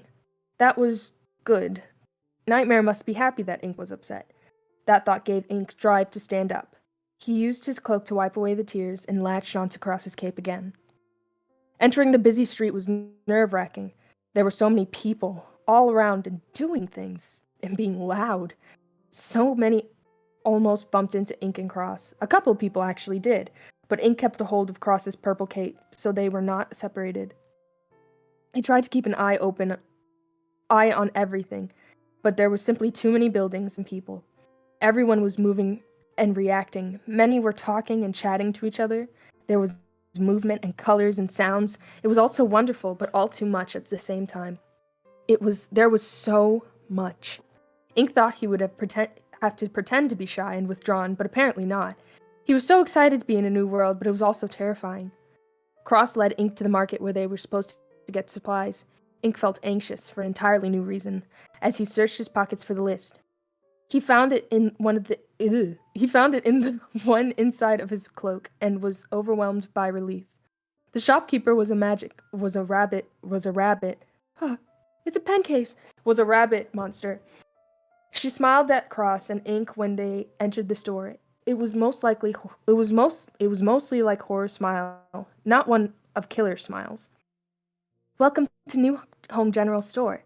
You're not from around here, right? No, we're not, Cross confirmed in a short tone. The rabbit monster kept her nice smile. Well, if you need help finding anything, let me know. Thank you. Cross turned to Ink and gently tapped the list. See if you can find any of the stuff on here, okay? Ink nodded sharply and went down the first aisle. There were so many things on the shelves that he was overwhelmed all over again. He forced himself to keep moving. If he could not handle a store, he could not handle the multiverse. He had to prove he was ready for this. He heard the rabbit monster speak to Cross. I don't mean to pry, but is that your younger brother? Yeah, Cross mumbled. He's not used to how things are out here. Ink saw her hand a pamphlet over to Cross. We have a displaced support group run by the Queen if you feel you need any assistance. And the Omega timeline is always open to anyone that needs a home. Thank you, Cross said curtly. Ink focused on the list. The items were not anything too important, probably in case he somehow messed up. Ink was careful about choosing them anyway. He carried them to the desk thing. No, it was not a desk. Oh, what was it called? The rabbit monster kept that smile that as she did something with the items that made beeping noises and put them into bags. I'm just as confused as Ink is right now, sorry. Horror had told Ink how gold was used earlier, and Cross helped him count the amount out. Now that things were going well, Ink let himself feel a little excited. This was all so new, but so wonderful too. He wanted to enjoy the new experience as much as he could without bothering Nightmare. Cross carried their bags, and the rabbit monster waved to them as they left the shop. Sorry, somebody texted me. As they left the shop. She was very nice. Killer and the others said the multiverse was mean and cruel, but that monster was nice. Maybe they were wrong? Ink kept a hold of Cross's cape as they made their way through the busy street again. He felt better now that he had gotten the supplies he was supposed to. It was still so loud and overwhelming, but he found himself looking up at the buildings and noting how pretty they were. New Home had so many things he could see and so many things he could not. He wondered if he could maybe come back and experience more of Aftertale later. A monster bumped into Ink and knocked him back. His hand slipped from Cross's purple cape as he stumbled. A couple more monsters bumped into Ink and one knocked him over. A hand latched his arm and he flinched, but the monster merely set him back onto his feet. Sorry about that, he said distractedly. He vanished into the crowd before Ink could react. Not that he would have been able to stay in the same spot anyway. Ink felt himself being pushed along by the general flow of the crowd. He tried to stop, but there were a lot more people than him, most whom were a lot bigger, and he kept getting pushed along. He could not see Cross's purple cape. Ink felt fear latch around his throat. Nightmare did not tell him what to do if he was separated from Cross, except for if he was captured, but Ink was not captured yet. He could not see Cross. Where did he go? Ink felt his breath quicken, but he forced himself to keep moving until he escaped the crowd, stopping. He could not see Cross. He did not see the alley they had appeared in either. This must be part of the test. Yes, it was part of the test to see how Ink would react if he was separated from Cross. Ink had to prove himself a bit more. He was scared, but that was okay because it made him more useful to Nightmare. Ink was not a failure. He was still useful to Nightmare. He was going to be useful as a healer and a medic for Nightmare's gang. If he was no longer useful to Nightmare, he would tear apart his soul to escape his miserable fate. A tempting patch. Ink did not know fear could make his soul hurt. He tried to take steady breaths, but it was very difficult. Every time he breathed, the overwhelming smells pressed into his head and clogged his throat and crawled into his soul, making it feel like it was being torn apart. He wanted to curl up again and try to block everything out, but Cross was not there with him to stop anyone that wanted some easy XP. Ink wanted to be here. He wanted to be out in the multiverse so he could experience new things while he could. Now he needed to prove that he was capable and useful. He had to calm down. He had to calm down. He couldn't breathe. Multiverse patch failed. Ink's cloak was soft. He focused on that softness and he took ragged, gasping breaths. He clung it so tightly to his fingers. His fingers were starting to hurt. So since you're touching your cloak, there you go. It's a great color, don't you think? Not as great as blue, of course, but I'd say it's a close second. Stupid ass laugh. I fucking hate his laugh. I never do his laugh. I just laugh. I'm not gonna go like, I'm not doing that shit. I actually hate Swap Sans' laugh so bad. Who says mwehehe unironically? I'm not doing it. Sorry. That one was actually good though. Oh god. Ink's it's really good. Anyway.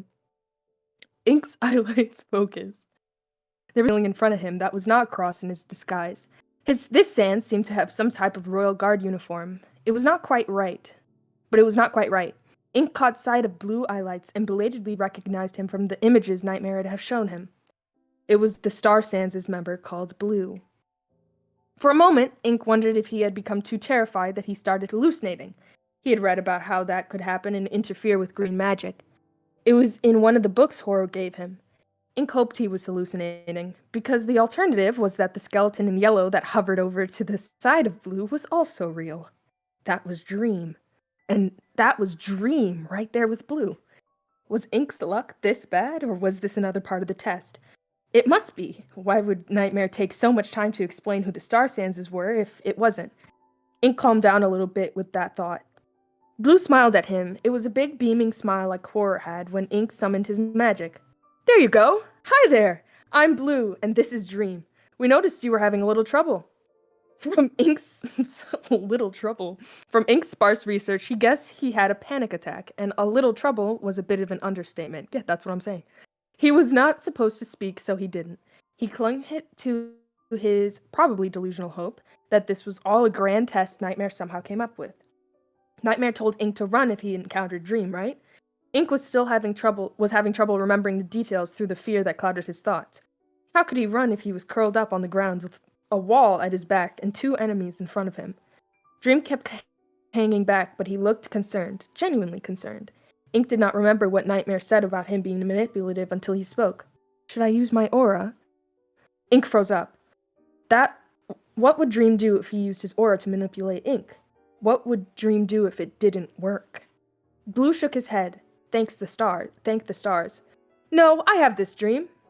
Blue sat next to Ink. His knees were bent, and he laid his arms over them. It would take him critical seconds to get up from that position. Ink knew that because it took Killer a few seconds to get up and lunge for Dust when Dust dumped a water bottle on his head from one time during training. You are not from around here, right? Blue questioned. Ink did not speak, just like ordered. This was certainly all part of the test, and it was planned by Nightmare, so if he followed Nightmare's instructions, he would be okay. He cautiously shook his head. Did you come here with anyone? Was Ink allowed to answer that? Cross said to call him guard, so Ink supposed so. He hesitantly nodded. Understanding flashed across Blue's features. Did you get separated from them? Ink nodded again. Blue grinned. His smile was very vibrant. Ink is not happy right now. Ink is not grinning, guys. You forget this is FTFO. He's not allowed to be happy. Bro, no happiness allowed. Not he yet. never smiles, even when he is happy. That's a key trait of FTFO Ink. He's so autism, he doesn't show emotions a lot. He just stares, looks with his eyes. With his big ol' eyes. Those big ol' fucking eyes. He just got them beads. Not to worry, the Magnificent Sans, that's me, will help you find them. Ink realized they truly did not know he was one of Nightmare's recruits, and some of his terror drained away. Would? That was a relief. Oh, goody! Unless they were tricking him to try to find Cross. Ink was not prepared for this at all, but if Nightmare thought he was, he had to do his best. Nightmare absolutely planned this. He definitely did. He did plan this. This was planned. Bro's a planner, guys. Like me for real.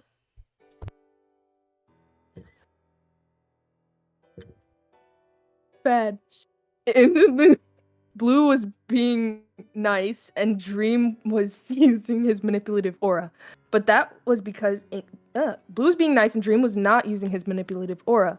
But that was because they did not know who Ink worked for. Ink could not be drawn in by their kindness. It was not genuine. Nightmare and the others had repeatedly warned him that the multiverse was cruel, and that if people acted nice, it was either an act or they wanted something from him. It was so hard not to be fooled into a false sense of security.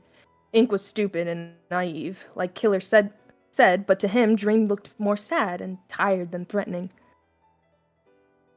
Sorry, I lost where I was. Where am I? And threatening. Then again, Ink was too trusting and pathetic pacifist, so he wasn't able to properly judge others' intentions. Ink stood up and followed Blue as he chatted about bringing Ink to the Queen, who could hopefully help him find his missing traveling companion. It was only when they started to approach the castle that he remembered another lesson that horror had drilled into him. He should not go anywhere with strangers. Dream and Blue were not strangers, but they were enemies according to Nightmare. What was Ink thinking? Ink halted in place. Dream and Blue noticed he had stopped and looked back at him. What should he do? Nightmare planned this. He did. It was all planned. So he must think Ink was prepared, but he did not know what to do. He should not go anywhere with the Star Sanses. What if they did know who he worked for, and it was all a trick? The constant noises of people were not helping either. It was so hard to focus with all the sounds, smells, and movement. Ink could not panic and freeze up again. He had to prove himself to Nightmare. He would prove himself to Nightmare. He would prove he was useful and could do this. Ink sensed sharp blade-like magic. Cross appeared out of the crowd. He dropped the bags he held the moment he saw Ink and the Star Sanses. His eyelights were gone. leaving his eye sockets black as he stormed up to Ink and yanked him behind him. Ink immediately relaxed and held onto Cross's cape so he could not lose him again. He must have passed the test if Nightmare let Cross come back. Get away from my brother. Oh, I skipped a whole sentence. Cross glared at the Star Sands and bared his teeth. Get away from my brother. Cross's voice was lower than usual, like a growl. How strange. Both Blue and Dream reacted. Not to the threat, but to the word brother. Dream winced and stepped back while the wariness completely evaporated from Blue's face. Ink peeked around Cross and watched them. Brothers must be something really special if it caused them to back off. He was distracted from his musings as Cross wrapped an arm around his shoulders and kept him close to his side like Horror sometimes did. His purple cape fell over Ink's shoulders and blocked just a little bit of the world. It felt warm. Dream raised his hands a little and Ink flinched, but there was no attack. Our apologies. We do not mean to him any harm. We found him sitting in front of a store. I know who you are, Cross said coldly. We don't need your help, Guardian. Oh, sorry, I accidentally scrolled way too far. What appeared to be hurt flashed across Dream's tired face. Ink had to remind himself that it was a trick, like Nightmare had warned him about, but Dream looked so sad. Cross ignored Dream and it turned to Ink. Putting his hands on his shoulders, it went against all the warnings Nightmare had given Ink, but Ink supposed Cross had more experience and knew better. Are you okay? Did they hurt you? Cross's voice was still a low growl. That was not a low growl that I did. But it was not as harsh as before. You gotta growl like the alpha you are. I can't. Did they hurt you? Did they hurt you? Pookie! Did they hurt you? Pookie! My arm, Zeus! I How am I supposed to do? How am I supposed to protect you? I hurt you. My Zeus! arm! You're hurting yourself, Zeus! Stop! Zeus! I gotta mute myself, I can't.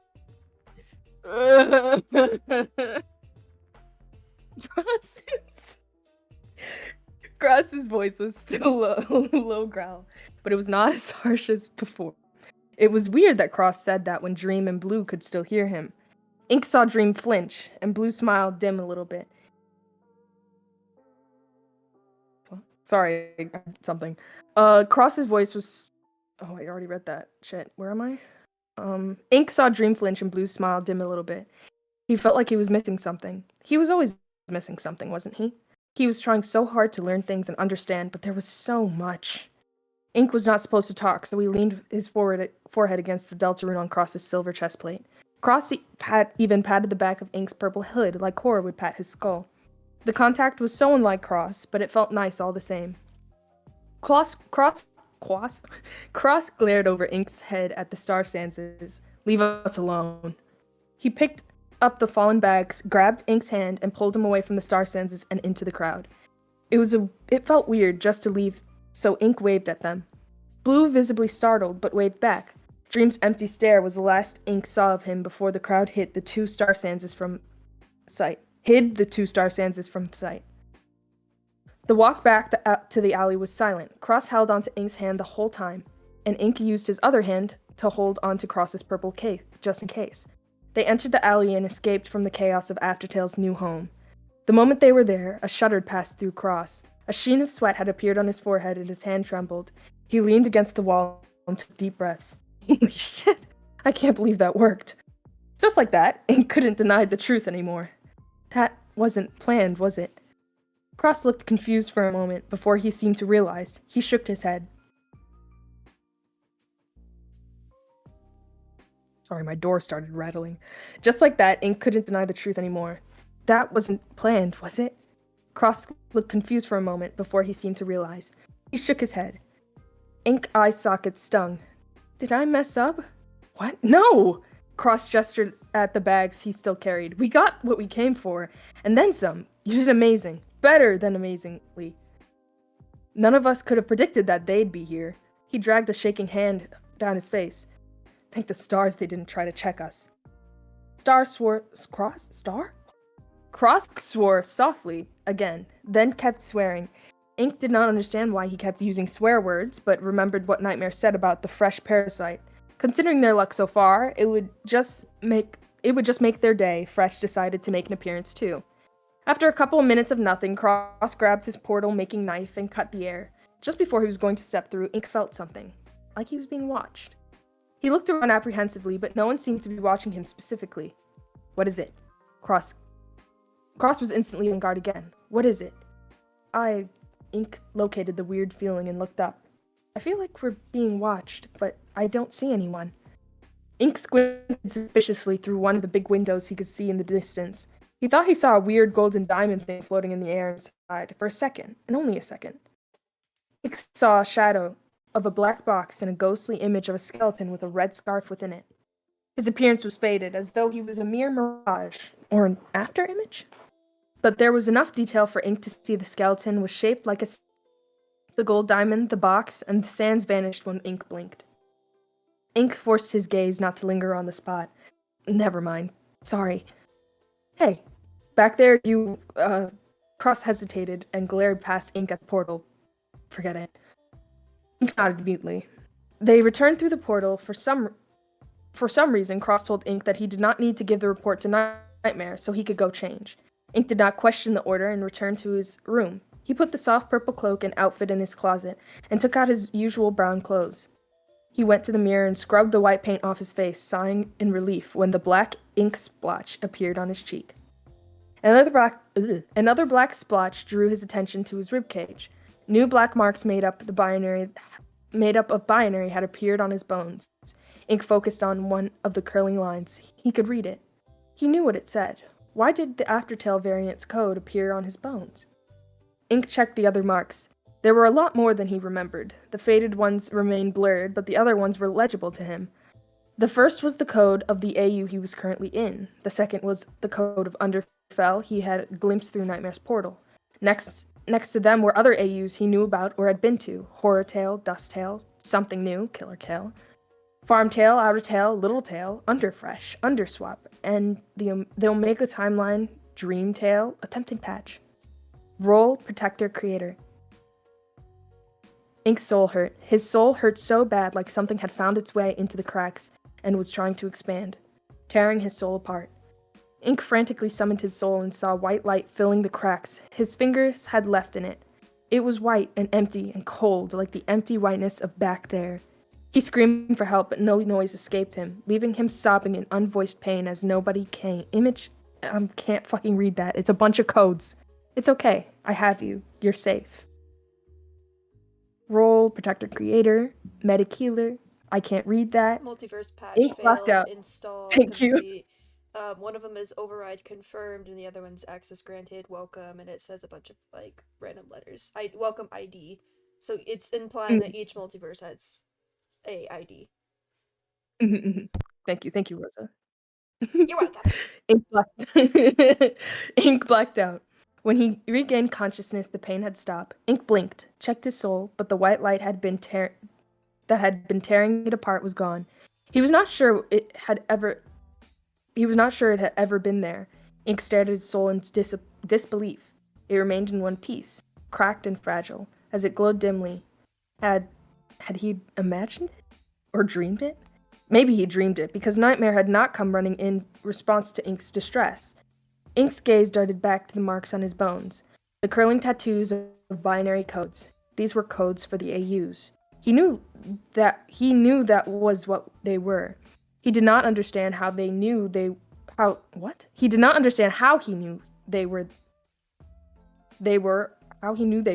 or why he could read the binary code, but he did and could. Ink brushed a shaking hand over the binary code and tried to control his breathing. He looked in the mirror and his reflection stared back, eyelids shrunken and terrified. What's happening to me? His reflection had no answer. Break! Are we still doing the thing where... I was gonna say we should do the breaks. Was there really no breaks in this whole entire chapter except this one? That was not there was not a single... I could continue reading this, actually. The anomaly was gone. By the time sensors caught it, it had vanished once more. Before it could be identified, before it could be tracked, before it could be contained and studied and eliminated, researched. Still, there was progress. Before the presence of the anomaly was only a theory. Now there was confirmation. It existed. It was out there. It seemed something new had been discovered. Something special. This experiment was very interesting. What do you think? I wonder who that is, guys. I wonder who that is. Ooh! Oh my God! Rosa, why for the chapter? Why for the chapter that I have to read? There was not a skip. Not a. Oh no! I know Noel was just like waiting, and then just nothing. Drink some Oh my water, Beetle. God. You can take a break. Me and Noel Yeah. will take the chapter breaks. I can start reading the next one. Okay, so it's. Oh my God. How's everyone? Oh, So we go do back. have someone in chat that's never read the fic before, and this is like their first exposure to it. They were in the first one too. I'm sorry. There's at least one break in this. There is, but like, where is it? Okay, it's Where is it? it's not too far down. Like That's it's fine. deeply far, but it's like less than halfway. It's like a third. Yeah. Okay. A little less than a third.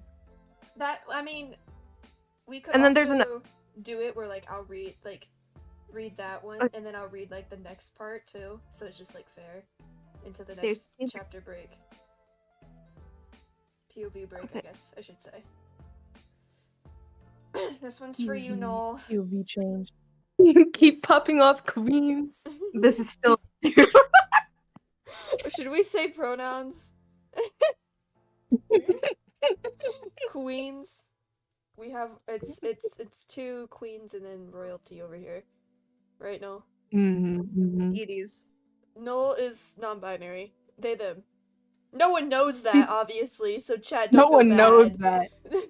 I am a being that cannot be comprehended. Keep popping off Keep monarchs. popping up monarchs. Honestly, we all use they them. I use she her. Beetle uses all pronouns, and then Noel uses just they them. So honestly, we're just like the they them non-binary squad. council over here. We're the Is Beetle not a queen? I could be a queen if Bad you want they to. It's trio. okay. Literally, We're dude. we're the bad they trio. Bad day trios. But Beetle, I think what they meant by that is they couldn't tell if either you were a guy or a girl because of your voice. I hope that fuels Oh. your gender euphoria. Oh yeah. Me when I voicing. Yeah. Me when I voicing. I've been trying to do like talk at a higher pitch because I feel like it's easier to understand. Is it working? Is it working? Is it working? Yes. I can understand. Yay! Somebody Excellent. said star theys. I love that. Started. We are like the Star Seasons. Who would be Oh who? my God. Who would be who though? Oh, that's I'm so true. Who would Yeah, be you're who? Ink. Okay. Ah, I love the immediate yeah. yeah. Beetle, you would be Blue. I would be Dream. Yeah. Blue. Yeah. Stupid ass laugh. Yeah, you get the one with the stupid ass laugh. Oh my god, I better see fan art of us three reading for the Forgotten Ones in Star Sands' outfits. Or I will draw it myself. Draw it. I don't know what. Oh, no! You are the stars. Invalid artist, hello, you did not miss the stream. We're still very much live. We have another chapter to read. Yeah, Chapter and 6. you this is my first chapter in these streams. Yeah, and we might go on for a little bit longer too, because we didn't do it like a super bad time of night, so you know what? You know? Oh my god, it's only like 11 for me. That's I know, crazy. for once. So, you know. For once. Play. Slay. We are I the missed- star days. We want to save the days. And if you think we can't, You guys we'll... are not the we'll lowly find a peasant way. days. You guys aren't the lowly peasant days. Honestly, you're like the voices in like Era's head, but like if Star Sands has had them too. You are the Thank you, council. sir. You are the Said running council. from the council. The council. council. You're the council. All right, hi Rosa's council. Let's do this shit. Yeah. Yeah. Come on, Noel. Let's go! Get into it. Okay. Sorry. Chapter 6. Why? Today was not the greatest day for Blue. If he was honest with himself, it had not been the greatest week either, or month, or while. It was better than a lot of other days, so Blue chose to be optimistic. The short trip to that alternate aftertale was certainly interesting. Queen Toriel graciously gave him and Dream the supplies they asked for, along with updates on how some of the displaced refugees were doing. Finding a small sands in the middle of a panic attack on the edge of the street was not anything new. That was rather depressing to think about, but at least Blue had been able to help this one a bit. Until his older brother stormed in, but even that wasn't so unusual these days. Blue could never be mad at a scared, protective older brother, even if it was obvious that the older brother blamed the Star Sanses for the loss of their home. Blue had hoped they were okay. Blue had hoped they would be okay. He wished he had at least gotten their names. Maybe he could have had Corfrisk check in on them, or gotten a phone number if they had one. But the older brother was not interested in their help, and the younger brother had been unable to speak or make noises, so that was a feeble dream. In this multiverse, it was a coin flip whether the smaller Sans was created without a voice, or his silence was due to trauma. Seeing how silent he had been even while having a panic attack, he had not even made breathing sounds. Blue had a feeling it was the latter. He wished he could do more to help. He always wished that, and he kept on wishing. It was better than giving up. Dream had still been upset when they parted ways. Protective brothers were always brought out his internal conflicts and guilt. Protective brothers that were also angry at the Star Sanses for not saving their home made it even worse. Blue would have to ask Corfrisk to send him to Dream's location later, after he picked up his own brother, Stretch. They were in the Omega timeline so often that they were mostly referred to by their nicknames now. Blue did not mind. There were so many Sanses and Papyri that it felt uncomfortable to call themselves that when so many others had few opportunities to. So many others worked and lived here because they had no home to go back to outside of this world. Blue and Stretch were one of the few exceptions. Blue headed to the science lab skyscraper to retrieve his brother. It used to be a simple lab, but as more and more scientists moved into the Omega timeline, the building had to grow into one of the largest in the Omega timeline. Stretch worked there now. Blue would be happy that his brother had returned to his job as a scientist if everything wasn't everything else. If everything else wasn't everything else. The upper entrance of the skyscraper lab was bustling with activity. There were so many Gasters, Sanses, Alphi, and Papyri in the building. Undines, Frisks, and Metatons were aplenty too, but not as many as the first group.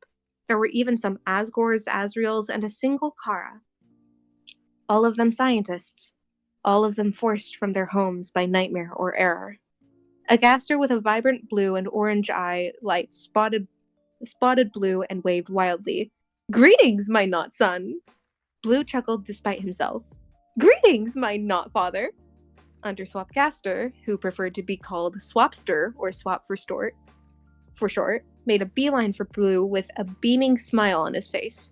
The Underfell Gaster that he pulled with him was much less enthusiastic as he was physically dragged over.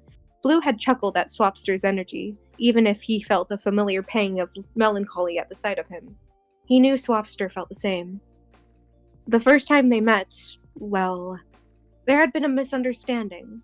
Blue, Stretch, and Swapster had run into each other in this very building soon after Nightmare's gang started causing multiverse-threatening havoc, in comparison to the not multiverse-destroying threat they were before.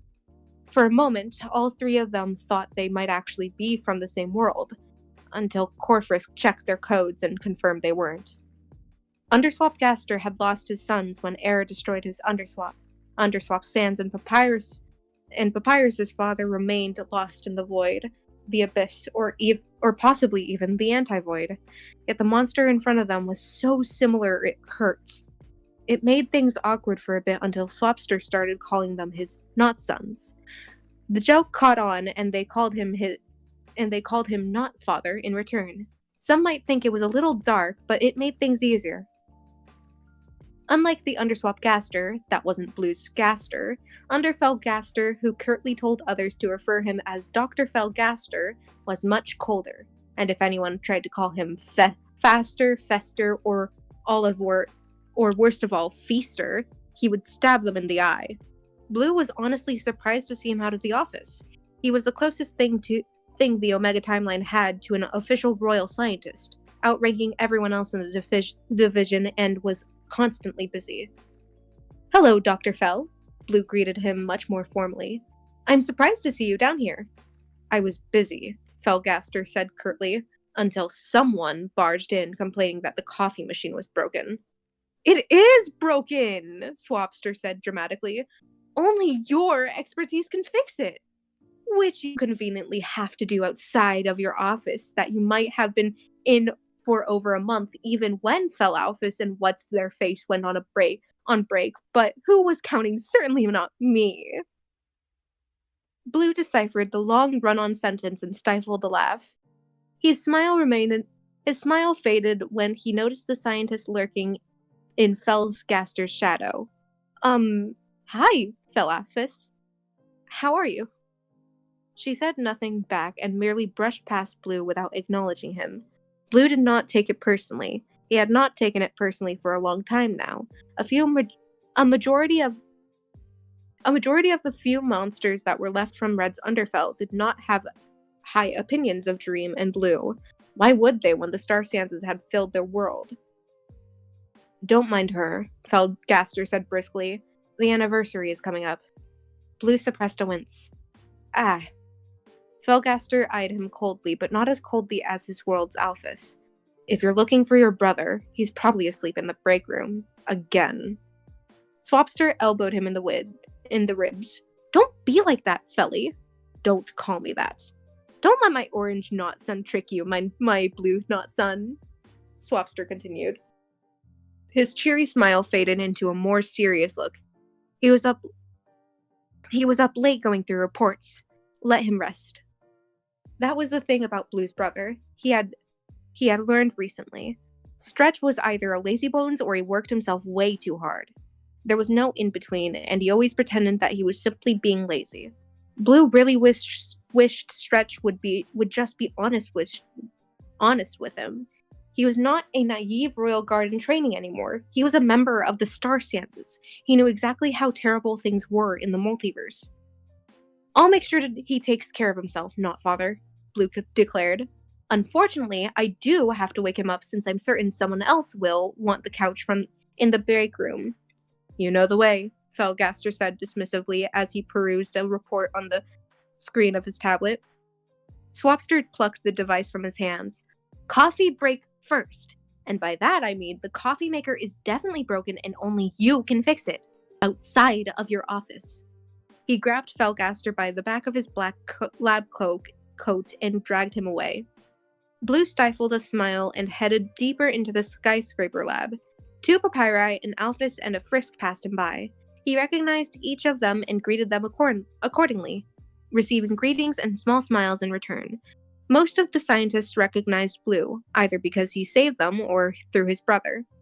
A new face stood out among the throng of passing scientists. Blue was unsurprised to see yet another Gaster. The first thing Blue noticed were the gigantic wings on his back. The Gaster did not look at Blue and simply passed by him before vanishing around the corner. Blue had seen the look on his face, though. His smile dimmed a little. That Gaster was very new to the Omega Timeline. Blue did not need to speak to him to know that if his AU had any other survivors. Blue did not make it into the break room before he ran into another familiar face. Quite literally. Ow! Ag! Blue and Undertale Alphys ran into each other in the doorway that fell into a heap. A couple of papers fluttered down around them. Stretch raised his skull off of the cushions of the couch and opened a bleary eye socket before lowering his head again and rolling over. 5 more minutes. "No, we are going now," Blue declared. He grabbed some of the papers off the floor and helped Alphys to her feet. "Are you alright, Alphys?" Oh, I'm fine," she chuckled nervously. "Sorry I wasn't watching where I was going." Unlike Fell Alphys, Undertale's Alphys was perfectly fine with seeing Blue, even if she was a little embarrassed by the collision. It was still so strange to Blue to see that his normal was a swap for a lot of the multiverse. His Alphys was no scientist, and she would never stammer. That was his Undyne's thing. Blue's Undyne was back in her own lab working on whatever project she had come up with and was pretty content to remain there for now. Everyone in Underswap knew about the multiverse. It was impossible not to know for them at this point. Sometimes Blue wished they would do more to help here, though.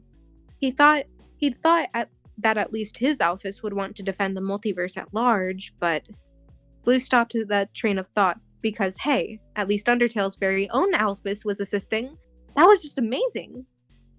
Worry not, Alphys. I wasn't watching where I was going either. I'm just here to pick up my lazy bones of a brother. A strange look crossed Alphys before she laughed. Blue knew the delay because of the multiverse's real weirdness. Her sans was the lazy bones in these kinds of situations. Blue kept talking before it could get awkward.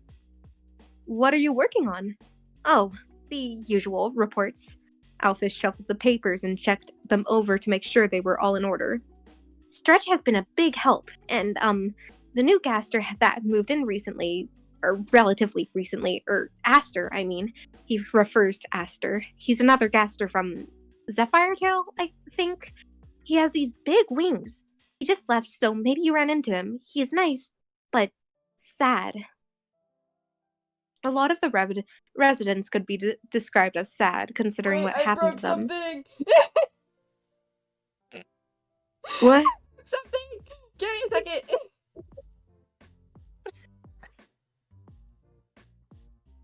I broke something! I accidentally clicked the wrong tab. Hold on. I'll Joy! fix it. Musical, yippee! I'll fix it. Okay, you're good. You're good. I just see my little, like, my chibi version of my Sona on my screen. No, I'm trying to find it. That's what I was doing. I'm trying to find it too. Like, I sent you one that I found. I think there might be a better one. Okay. No, I'm sorry. Where were you exactly? On the thing? I was at,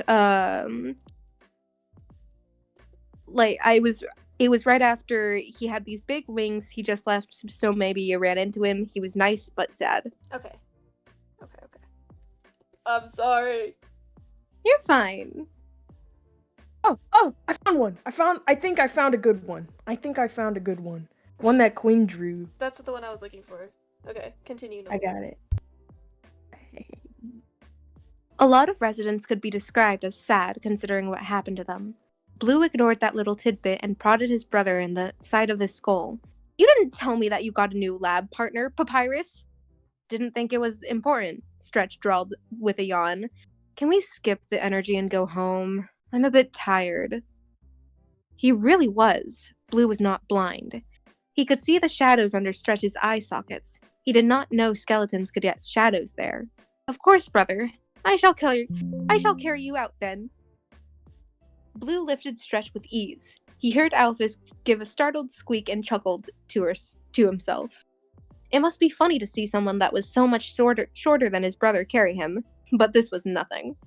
Stretch grumbled but let his head lean against Blue's shoulder.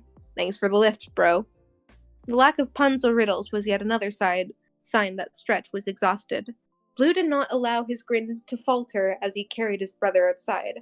Don't worry, Paps. We'll be back home before you know it. Blue did not let himself wonder how much longer they would have a home to return to. Page break. It's a break.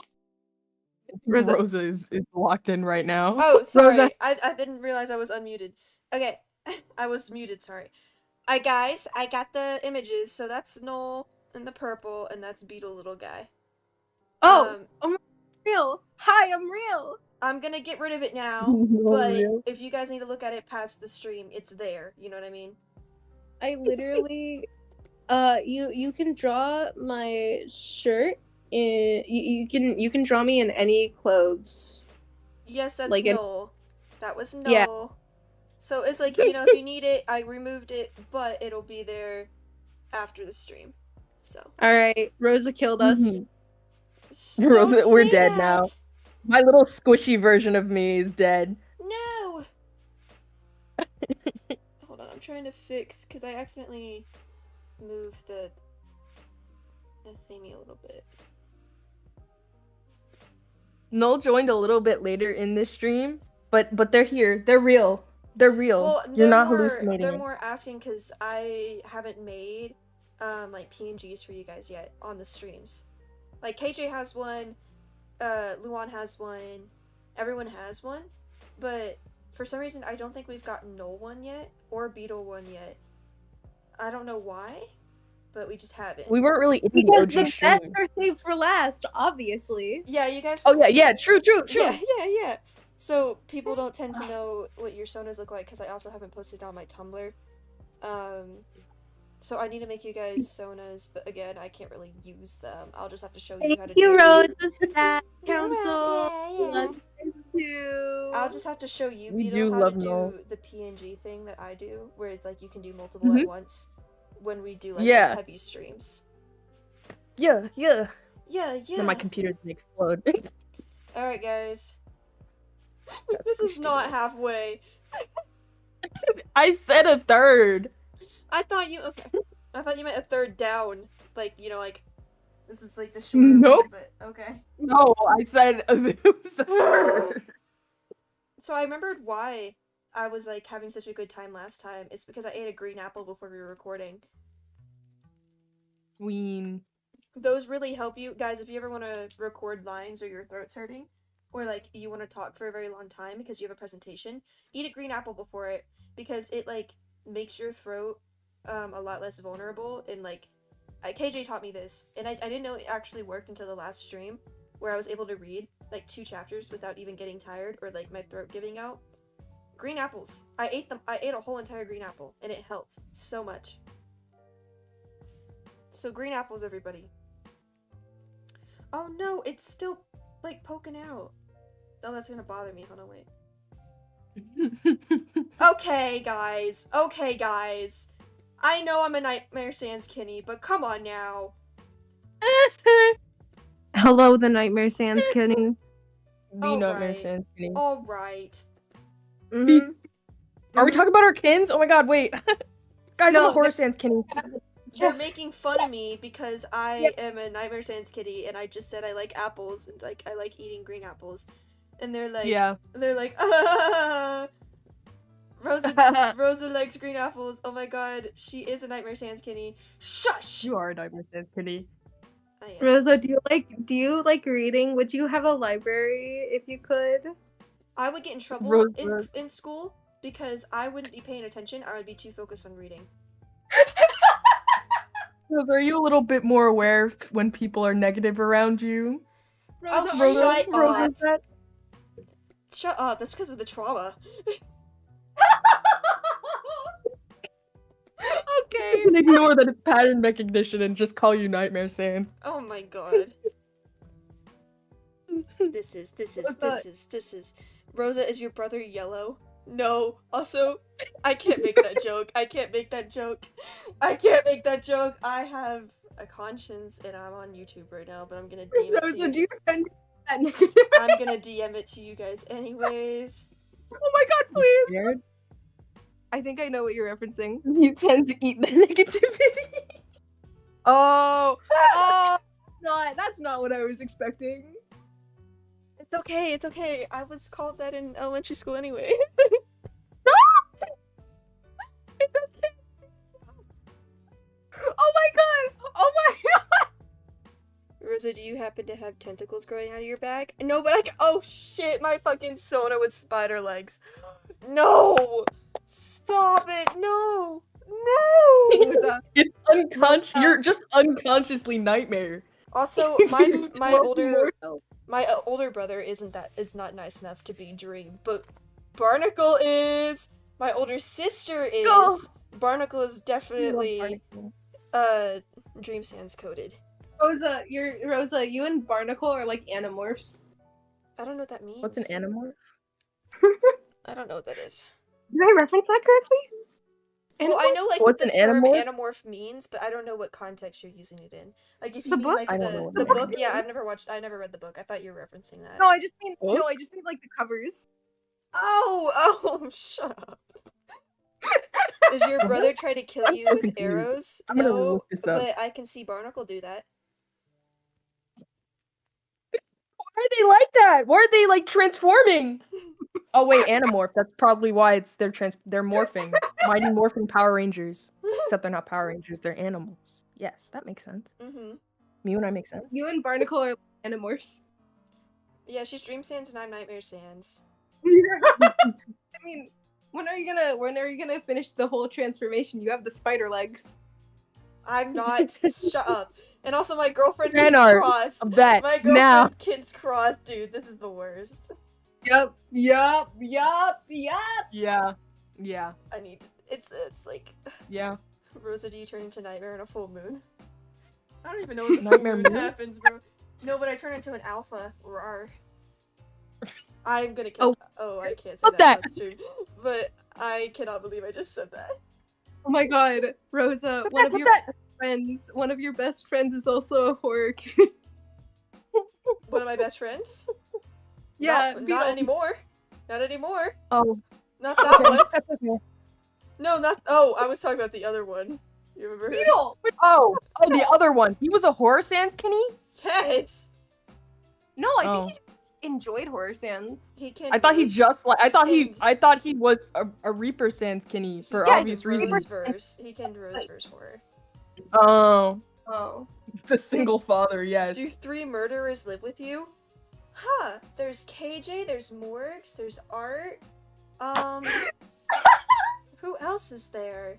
Let's see. There's also Top and Ramus. Ramus gets into murder sometimes. Occasional. Yes. And Doodler. Doodler's an arsonist. We like to do a bit of murder. For legal reasons, this is a joke. joke. That's a bit more than 3. Oh wait, yeah, who are my 3 bad Santas? It's KJ, Morgs... Beetle. Morgs is error, so he's... Oh yeah, that's true. It's not. KJ, Art, and then, who would be the 3rd? Beetle. But Beetle is... Oh, yeah, Beetle. Yeah. Yeah, hi, Beetle. Hi. Guys, I exist. We got 2 bad Sanses and a Star Sans here. This is great. Yeah. Film. Die. Are you single father of 5? I'm a single father of... How many people do we have in this server? Stop!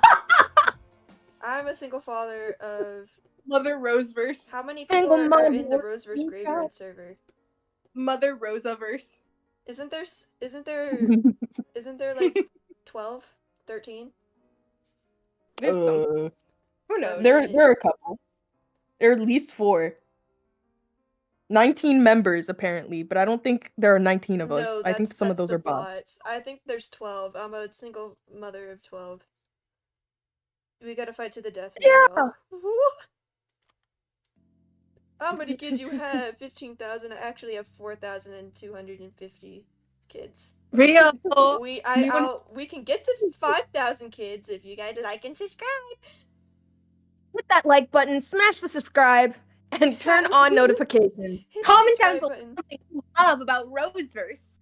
What grade? Want to know what happens next? Subscribe to find out. I'm one of your children? Yes.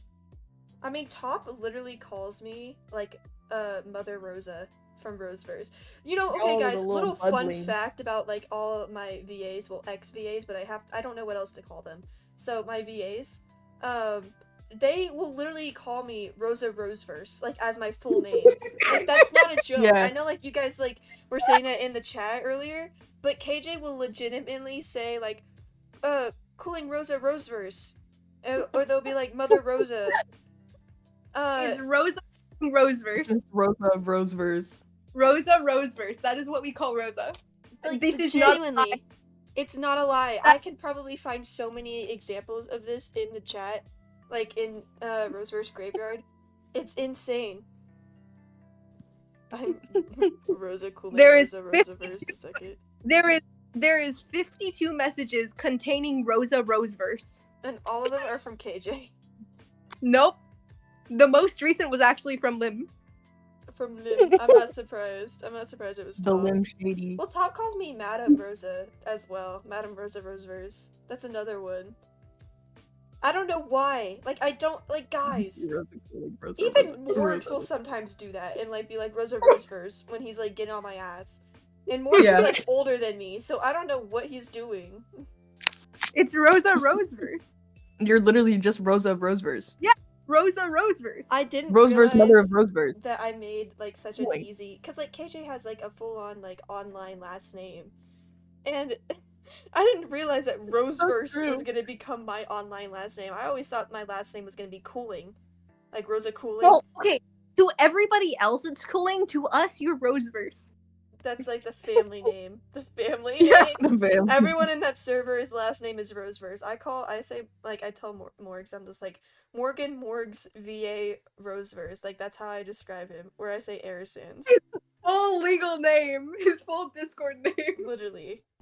Skashi's the only exception because Skashi was never part of, like, the cast. I just wanted my girlfriend in the server. Well, As she's like incredibly dating- professional Rosa moment right there. Yeah. She would be married to the family. No, That is, but no, like- she took my last name. Yeah. So we're not married I'm not married to family. It's not like that. Yeah, she took your last name. Yeah. Give us the lore behind your name. When I first made a Roblox account, I clicked random generations and I got Cooling Rosa 1000 and I made that my Wattpad name a year later. And then that's been it.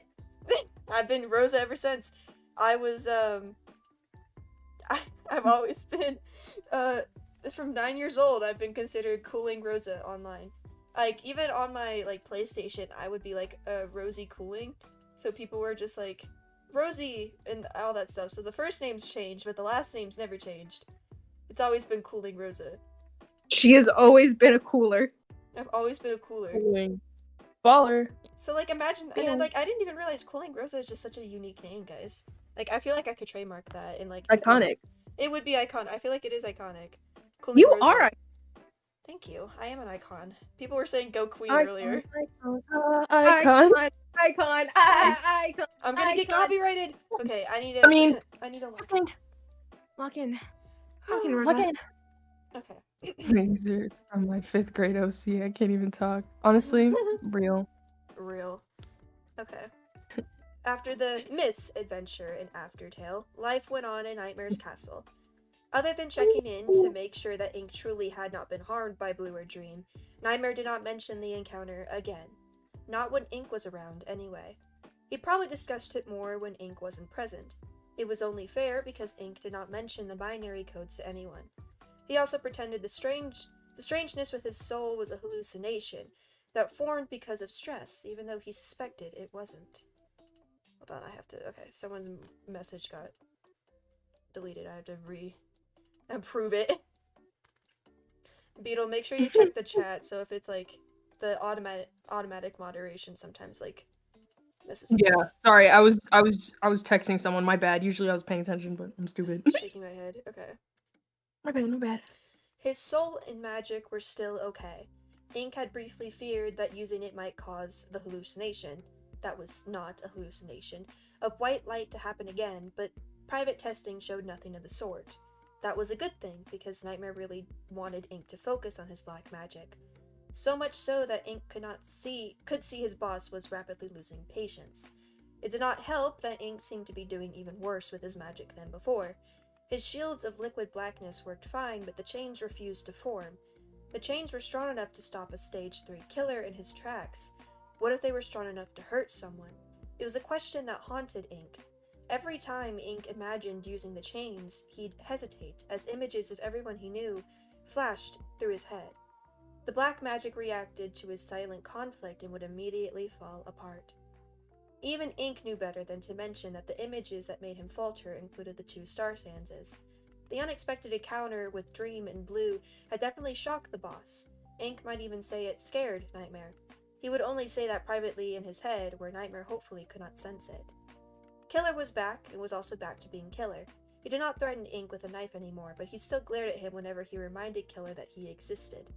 Ink might be too hopeful, but it seemed like his glares weren't as vicious as they had been before the knife incident. Especially since Killer had been even harsher on him during training, leaving Ink with more cuts and nicks to heal than before. At least it gave him more opportunities to practice his green magic. Dust was still Dust and rather indifferent, though he actually looked at Ink every once in a while. Not glaring, but simply staring. Ink was not sure what to do, so he often stared back. Once he thought he saw Dust actually smile when he did, like he thought Ink's actions were amusing. Again, Ink might have imagined it. What did Killer call it? Wishful thinking? Horror was still the friendliness of the gang, but Cross kinda was being too nice too? Maybe? Ink only had Horror to really compare Cross to, but something had definitely changed after Ink and Cross's trip to the Aftertale variant. While Killer glared, Dust stared, and Horror was kind and patted Ink's skull, Cross lingered. Cross helped Ink try to learn self-defense like usual, but he hung around at other times now too. He was always out of sight, but Ink had become attuned to his presence, along with those of the other gang members, and always knew when he was there. Cross lingered when Ink was cooking with Horror, or doing chores, or reading in the library, but he never revealed himself. Even Ink, in his absolute lack of experiences, understood that behavior was strange. Ink did not think Cross wanted to hurt him like Killer still might, but his constant lurking still made Ink uneasy. If Cross did not come out and say what he wanted, it was probably not something good. Ink was not sure if he should do something about it. He was not sure if he could do something about it. He had been trained, given a purpose, and trusted enough to go to another world, but Ink was still the weakest and least important of Nightmare's gang. He could not tell Cross to stop or ask Nightmare to order Cross to stop. All Ink could do was go about his day like he did not notice anything, and try not to worry about it. The biggest change came when Horror decided to send Ink to deliver food to Nightmare in his office one day. Nightmare never ate with the rest of them. Ink did not understand why, but he never questioned it. When Horror handed him a plate and told him to give it to Nightmare, Ink did not question that either, but Nightmare certainly did when Ink entered his office. The moment Ink stepped through the office door, something felt different. Heavier. Colder. He did not have time to think on it, as Nightmare shoved what he had been holding into a desk drawer when Ink came in. Ink caught a glimpse of what looked like metal before it vanished from his sight. "What are you doing here?" Nightmare asked curtly. Ink raised the tray of food as a silent explanation. It was not spaghetti this time, but a burger, fries, pickle, and a long yellow fruit he did not remember seeing before. He'd have to ask Horror what it was called later. Nightmare's tentacles betrayed his slight annoyance at Ink's appearance, but not much worse than that from what Ink could guess. How those tentacles moved were much more revealing than his stoic and unwavering expressions. Ink wondered if Nightmare knew. Ink wanted to pat or hold onto one of the tentacles, because when Horror did that to him, it calmed him down. But he knew Nightmare became colder whenever he tried, so Ink didn't try. He wanted to, but he didn't. Nightmare was already irritable. Actually, that might be a terrible reading of his mood. He seemed darker than usual. What was the metaphor he read in her book? Something about auras of storm clouds? No, that wasn't it. He was probably mixing two metaphors together. Nightmare's singular eyelight flickered from the food to Ink. "Have you eaten?" Oh my god, I just said that in one word. "Have you eaten?" "No, boss. You can eat after. Sit." Ink sat. He sat. He sat. I'm sad. I'm sad. Nightmare did not touch the food. What is a spoiler? Oh, they were talking about the Gaster dads. Oh, okay. I think it's a spoiler. They're all just talking. Don't worry about it. Don't worry about it. No spoilers happening here. Don't spoil in the chat. Shh. I don't think there's any spoilers. It's not wrong. There isn't really any spoilers. It's not wrong no. to say that everyone is a dad to Ink. It's not a lie. It really isn't. Everyone is. You guys aren't gonna like this part though. Also, sorry guys, this is where I'm gonna have to say trigger warning for abuse, and mental abuse at this point. Keep that in mind. Mute it or whatever. Beetle, can you put in chat afterwards, like when that scene is done? You know what I'm talking about. What we're about to read. It's for the people that might have muted it. Nightmare did not touch the food. Also, put it in chat as well right now, just so people know. What right now? That trigger warning for mental abuse and physical abuse. Got it. Nightmare did not touch the food. Ink had the feeling he would after he left. Give me your account of the encounter with Dream again. Ink obeyed and gave as many relevant details as he could remember.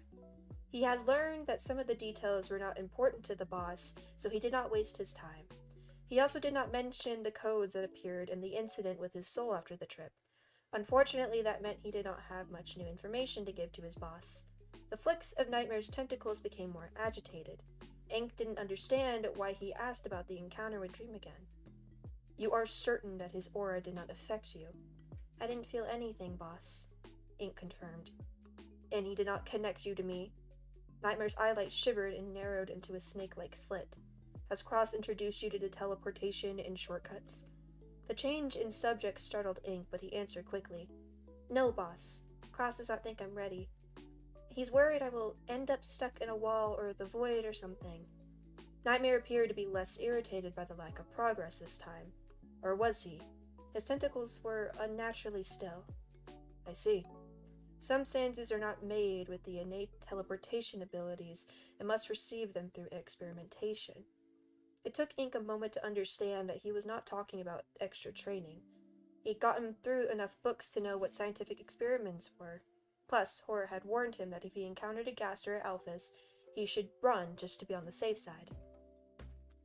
It would be beneficial to have a healer that is capable of going between worlds on their own, Nightmare continued. Ink had not considered that, but then again, there were a lot of things he did not think of. In hindsight, he needed to be able to get to the others if they were hurt. I want to learn how to open portals. Nightmare rubbed the area in the center of his forehead. Are you stupid? Portals are completely different from shortcuts and teleportation. Ink knew that. Nightmare would not care, so he kept his silence. The lack of teleportation is not a deal breaker, Nightmare continued. An experimentation is a drastic measure I'd rather not use. How many times do I have to tell you that you're no use to me dead? His tentacles stopped moving. Speaking of which, have you been able to summon your chains again? No, boss, Ink answered with reluctance. They always fell apart when he tried. What will you do if Killer attacks you again? Ink hesitated. My shields have been getting stronger. What if he breaks through the shield? Ink would avoid Killer as best he could. He knew that was not a good enough answer, so he did not answer at all. Nightmare's disappointment hung in the air. I see. I want to make something clear to you before we have any more incidents. I've seen you avoiding Killer. Ink looked down at the top of his desk. Look at me, Nightmare ordered harshly. Ink looked up.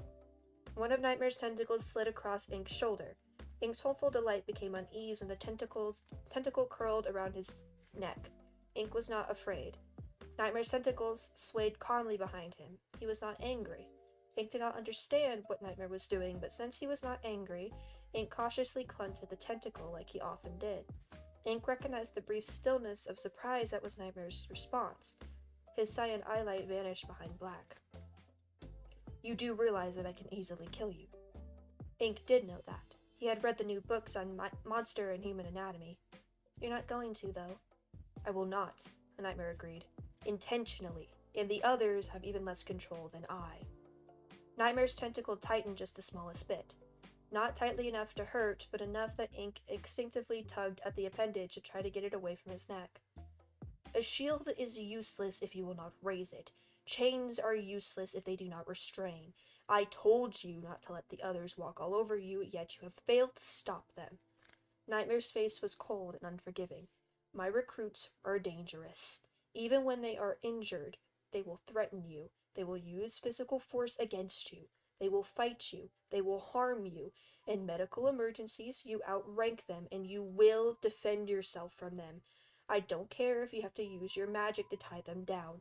You will heal them without letting yourself come to harm, or you're useless to me. Understand? Ink tried to nod, but it was difficult with the tentacle around his neck, so he spoke. Yes. Nightmare did not look pleased. Now get out. Nightmare released him. Ink stumbled when he hit the floor, but remained on his feet. He got out like he was ordered. He knew that Nightmare sensed his discomfort was becoming that horrible anxiety again. He thought he had been doing all right, But it seemed Nightmare was not content with his progress. What if he ran out of patience and decided ink wasn't worth it anymore? Nightmare had said green magic was useful, and Ink thought it was useful too, but the continued emphasis on other magic made Ink question his place all over again. He tried to tell himself that he was doing well and had gone beyond what was expected of him when he ran into the star stanzas, but his thoughts still returned to attack magic and his unwillingness to use it to harm an opponent. Nightmare was right. If Ink did not defend himself from the gang during training, he'd be worse than useless if they attacked him out of malice or delirium while they were injured. Ink pressed a hand to his neck and shut his eye sockets so they would hopefully stop stinging. He really hoped he'd not run into Killer or Cross right now. Killer would mock him, and Cross had been acting strangely ever since they ran into Dream. Ink did not want to cry in front of them. They already thought he was pathetic and stupid. Ink did not run into Killer or Cross. He ran straight into Dust. Ink recoiled and dodged on instinct, but Dust did not lash out at him. Red ringed eyelights peered down at Ink from beneath the shadow of his hood, and he waved lazily. Hey, you missed dinner. Horror noticed. Ink took a breath, then another, and another. He stared intently at his feet. He could feel Dust's eyelights on him, watching him and judging him and thinking he was a useless waste of magic. Please teach me the vanish and appear Horror used? Ink blurted. He could remember the words for the magic. He knew the words, but they would not become the words in his head, so he could say them. The vanish and appear, the Dust was smirking. It was just a small, amused quirk of his mouth, but it was suddenly too much. I'm not stupid, Ink yelled, but even his scream was quieter than most others' speaking volume. I can figure these things out. I just have trouble sometimes. I don't know these things, but I'm trying. There was a heavy pause. Ink glared up at Dust and tried not to blink in case the stinging in his sockets became tears when he did. I'm gonna change the music because this is such a bad, what is it? It's just like da da da da da da da da. This is not the time. This is like the other show we were reading. I was hearing like happy music happening while like Ink was being like almost killed. Yeah. This is not the time, guys. Come on, Spotify, lock in. Lock in, Spotify. You'll just start listening to dramatic classical music. Yeah. Meow. I might. Meow. Or like melancholy Here, I'm just gonna actually songs or whatever. It's raining somewhere else, because that just fits right now. Yeah. Okay. Dust's brow crinkled and his eyelids shifted to white. You want shortcut lessons? Here. He grabbed Ink's hand and suddenly they were in a different part of the castle. It was dark, but thin beams of light seeped through a couple cracks high up in the stone walls around them. It was just enough for Ink to see the room was circular and had yet to be cleaned. Cobwebs and dust, the normal kind, covered the cloth-covered furniture around them, and the grimy brass chandelier up above barely glinted in the small amount of light. We're in the southeast tower, Dust said quietly. You like it up here, right? I'm usually on the outside, Ink mentioned. Yeah, Dust sounded happier. You like climbing? Thanks for remembering, Paps. Dust sat down, not caring about the normal dust that covered his shorts and hoodie. Ink hesitantly sat near him, and together they leaned against the stone wall. It was very quiet up here, but not so quiet that it was particularly noiseless, like there. Ink could hear a soft wind outside. You're not stupid, Dust said. His voice was almost as quiet as Ink's regular volume, but Ink heard him clearly. Dust noticed his expression and repeated what he said. You're not stupid for having trouble with lessons and refusing to hurt people. Ink did not expect this. From Horror, maybe. From Cross, a very slim maybe, and that was only if he showed himself instead of lurking. From Dust, not at all. Dust was indifferent to him, and usually only interacted with him during training. Ink did not understand the abrupt change. Dust shifted and settled against the wall in a more comfortable position, causing bits of dust to float in the air. My brother was a bit like you. Kind, unwilling to harm, forgiving. Some people called him stupid, too. Naive. They treated him like crap because they thought his kindness was a weakness. But he never lost that conviction. Never. Not even when he... Dust went silent. Ink did not have the words to break it, so he cautiously gripped Dust's hand. Dust was much less annoyed by the touch than Nightmare and cracked a grin. I killed my own brother, you know? I killed him for the EXP and LV so I could stop the human. I don't want you to die like him. Nightmare killed my brother, Ink thought. Ink's brother had been useless to Nightmare. Ink closed his eye sockets, and for the first time he did not think about the white emptiness when he thought of there. He saw black tentacles tear a tall figure to shreds. Ink pulled his knees to his chest and hid his face in his arms. Ink? Dust sounded hesitant. What happened today? Ink remained silent. Dust growled deep in his throat. Ink, I'm serious. His voice lowered even further. Did he threaten you? Killer threatens me all the time, Ink said flatly. Dust's voice grew sharp. Answer the question. Nightmare was upset that I wasn't making much progress and I let the other recruits walk all over me. He grabbed me around the neck with one of his tentacles. Ink came to another realization and felt even worse. He wanted me to defend myself from him in there, but I failed again. That was the lesson, right? That wasn't a lesson, Dust said lowly. He shouldn't have done that to you. Ink did not understand what the problem was.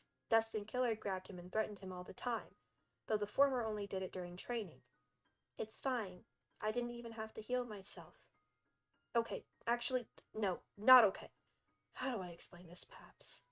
Dust whispered the last bit under his breath. He made a movement with his hand like he wanted to reach out, but didn't. Whatever, I'm already a hypocrite. Nightmare shouldn't have done that to you. I haven't learned my lesson, Ink reminded him in a flat tone of voice. That's not a lesson, Dust snapped back at him. When Ink froze up, he winced. Look, when Killer and I fight, we're pretty evenly matched, and neither of us want to hurt each other. We both take it, and we both dish it out. But you're not like us. You don't hurt. You're like Paps. That doesn't mean you can let Nightmare threaten you. Dust made another annoyed noise, and gestured angrily. Not that it's your fault, because it isn't. Ugh, why didn't I grab Horror? Give me a sec. Ink thought he was going to get Horror, but he didn't. Dust sat next to him, eye sockets squeezed shut, and teeth clenched. When he opened them again, they were white. You're indebted to Nightmare, and you know he can ditch you if he chooses. That doesn't mean he can threaten you or make you feel like crap. You can't accept it if he does. He doesn't want us walking all over you, yeah? That includes him. He shouldn't do that to you. Ink had never heard Dust speak so much. He clung to every word as he struggled not to let the warmth in his soul blossom outward. The Nightmare gained our monsters in the more evil sense, Dust started.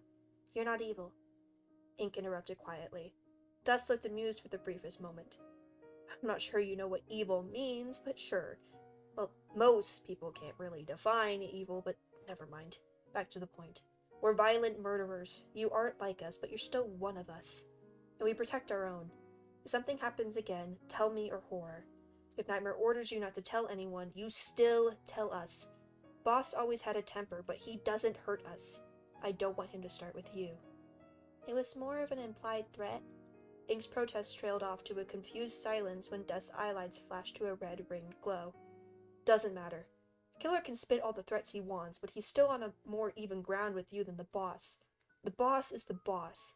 He knows your life is in his hands. He knows the power he has over you. He can't use it on you like that. If you think you can't protest, let me. Or Horror. Dust made a face. Horror's gonna flip. Ink guessed that was not literal, since he doubted Horror would physically flip. He struggled to understand why Dust suddenly cared when it was Nightmare that intimidated Ink. Shouldn't it be the opposite, since Nightmare was the boss, so Dust should let Nightmare do what he wanted? Except Dust said that as their boss, Nightmare should not do that. I can try to tell you, Ink said doubtfully. Good. I really hope it doesn't happen again. Dust's eyelight shifted colors. You aren't going to mention what I say next to anyone except Horror and Cross, got it? Ink nodded firmly. Things have been weird out in the multiverse lately. Something's wrong. The boss hasn't noticed. Killer hasn't either. I have. Due to the shadow of his hood, only Dust's scowl and his dark red-ringed eyelids were visible. You know how Killer went to stage 3? It's gotten worse than it used to be. More frequent, more violent. We, as in Horror and Cross and I, are a bit worried. The boss might be heading in that direction. He used to order us not to kill, you know. Not anymore. It's like he doesn't notice things have changed. What he was implying clicked for Ink, and he repressed a shiver, Maybe the oppressiveness in the office had not been a creation of his nerves. He had not thought about looking for any wrongness in Nightmare. Maybe he should. You're one of us, Dust repeated. You're gonna be our healer. You refuse to harm, but that's perfectly okay. If Nightmare isn't content with the capabilities of your other magic, he can stick it. Ink felt wonderfully warm, so warm he could not repress his positive emotions, no matter how much he tried. He was not sure he wanted to, even if it made Nightmare upset, because Dust was saying that Ink was wanted here. By him, by Horror, maybe even by Cross. Ink did not want to lose that. He did not want to lose them. Every shield, block, and restraint would protect them. Ink must be able to heal them, and to do that, he must be unharmed himself. To protect others, he had to protect himself from attacks. To protect himself and them, he had to shield himself and them, or restrain their opponents. It was a roundabout way of thinking, but it was the best Ink had. He could do that. Why did this song not loop? I put loop on. Are you sure? Yes. Well, now it is. How sure? Okay. 50% sure. I don't use Spotify, so like, I use Musi. Okay. Mm-hmm. Magic seeped out from between his finger bones, just say phalanges, and dripped up his forearm. Ink felt it constrict and opened his eyes to see the magic had solidified into a thin chain. He cautiously let the chain lift from his bones and sway in the air. Dust poked the chain, and it wrapped around his hand. So cool. The whispered excitement from Dust was so startling that Ink couldn't help but grin. Dust wiggled his hand, and the chain remained latched onto him. It's like a tiny metal snake, but made of magic and not metal, and not a snake. Well, that comparison fell apart quickly. Ink wondered if his magic could emanate, why can't I say that word? A snake's form. Maybe he could experiment with his black magic now that he might actually be able to summon it into shape, not a simple defensive wall. A small rustling sound caught Ink's attention. He and Dust looked up to see a spectator to their conversation in the form of two yellow eyes. Dust vanished from Ink's side as he launched himself upward. His speed and agility was a shock, and Ink jumped to his feet. His soft cry trailed off to silence as Dust merely grabbed the intruder and brought them into light. It was not an intruder. It was an animal. Specifically, it was a bird. If y'all two say anything, I'm going to kill you both. Specifically, it was a bird that was smaller than Dust's hands. Trigger warning for those who have phobias of owls. That's a very specific trigger warning, Rosa. Yeah, That's no. a very specific trigger warning, Rosa. I don't think so. No, I think it's completely reasonable. I think a lot of people out there are scared of owls. Yeah? Yeah. Really? Are you Yeah. sure? I feel like I've only met one person with that Oh, fear. Yeah. really? Don't say their name. They might not want to be outed. I think for the sake of privacy, I won't. Yes, I agree. Yeah. Thanks, guys. Specifically, it was a bird that was smaller than Dust's hand, based on the shape of the face, the feathers, and the beak. The bird was a tiny gray owl. That was Ink's best guess. He had only seen birds in pictures in some of the books in the library. There was not many animals around the castle. Stop making fun of me, chat! Stop! Stop it! They're freaky, okay? They're so fucking weird and scary, dude. I hate them. Okay, specifically, baby barn owls are like they look like the one aliens! type of owls that I'll be like, ugh. Stop. Like, Okay. oh my god. I'm gonna tell this story after I finish the chapter if I can remember it. But it's about Mill. I've already told you this, but I'll tell chat the story in a sec. The tiny owl, the tiny alien, did not bite Dust or make any noise, shockingly. They turned their head back and forth, but remained utterly silent and unresistant. The owl was so small. They looked fragile, but it was obvious that Dust was handling them as gently as he held them. Hey, little guy, Dust murmured. I'm gonna snap your neck. He did not use his free hand to pet the owl, but held them up to inspect them. Huh. I think this is an elf owl. How did one get here? The owl still made no noise. Should Ink be worried? Owls were supposed to hoot, according to books, but this one was so tiny that it did not seem like it would make that kind of sound. What should we do? Get them out of this musty room for starters, Dust suggested. Then try to get it home, I guess. They're not from this environment, and I'm not too sure about owl care. I've read about a couple facts, but owl monsters aren't really a thing, and you don't tend to see monsters like this in the underground. He and Ink continued to inspect the elf owl. Their silence continued, and Ink was surprised that they did not bite Dust or move to try to escape. Maybe they could sense he was helping? Was that an owl thing? He should look it up when he went to the library again. He cautiously mentioned as much, and to his surprise, Dust wanted to as well. You like to read too? Ink asked. Mostly science fiction, but birds are pretty interesting. The owl turned their head and made a soft noise. It wasn't a hoot, more of a soft, whistling pew noise. It was not what Ink expected at all, but he liked it. Dust and Ink observed the owl, but they were quiet again. They're so small, Dust marveled, and Ink silently agreed. Then he smirked. Just like you. Ink scowled up at him. I am not that small. Name someone who's smaller. Ink squinted in thought as he went through the common AU residents that he heard of. Monster Kid? Dust smirked at him. That's not a point in your favor, kid. Ink recognized the teasing and not mocking tone and cracked a grin. They quickly located Cross, who looked frantic but seemed to relax the moment he saw them. Ink noticed how Cross pretended that he had not been following Ink most of the rest of the day, so he also did not bring it up. Ink still had no idea what Cross was trying to do, but he was starting to suspect it was not with the intention of doing something malicious. Cross's bewildered expression when he saw the owl in Dust's hand made Ink chuckle, but neither of them seemed to hear him. The owl might have, because they turned their head in its direction. Together, the three of them figured out what environment the owl was from. Cross opened a portal on the surface of an AU, and Dust released the owl. The owl did not immediately take flight. They stood in the palm of Dust's hand and seemed to look at him. Ink wondered if they were confused. He wondered how long they had been stuck in that tower until they were helped. Dust, Horror, and maybe Cross wanted to help Ink. They were not what Ink had been told to expect at all. They wanted Ink there. They wanted to protect Ink. It was only right that Ink return the favor. The elf owl silently took off and vanished at the portal. So fun story, guys. I'm fucking terrified of owls. I fucking hate owls. And I've reread For the Forgotten Ones out loud multitude of times, and all of my friends and VAs know I'm terrified of owls.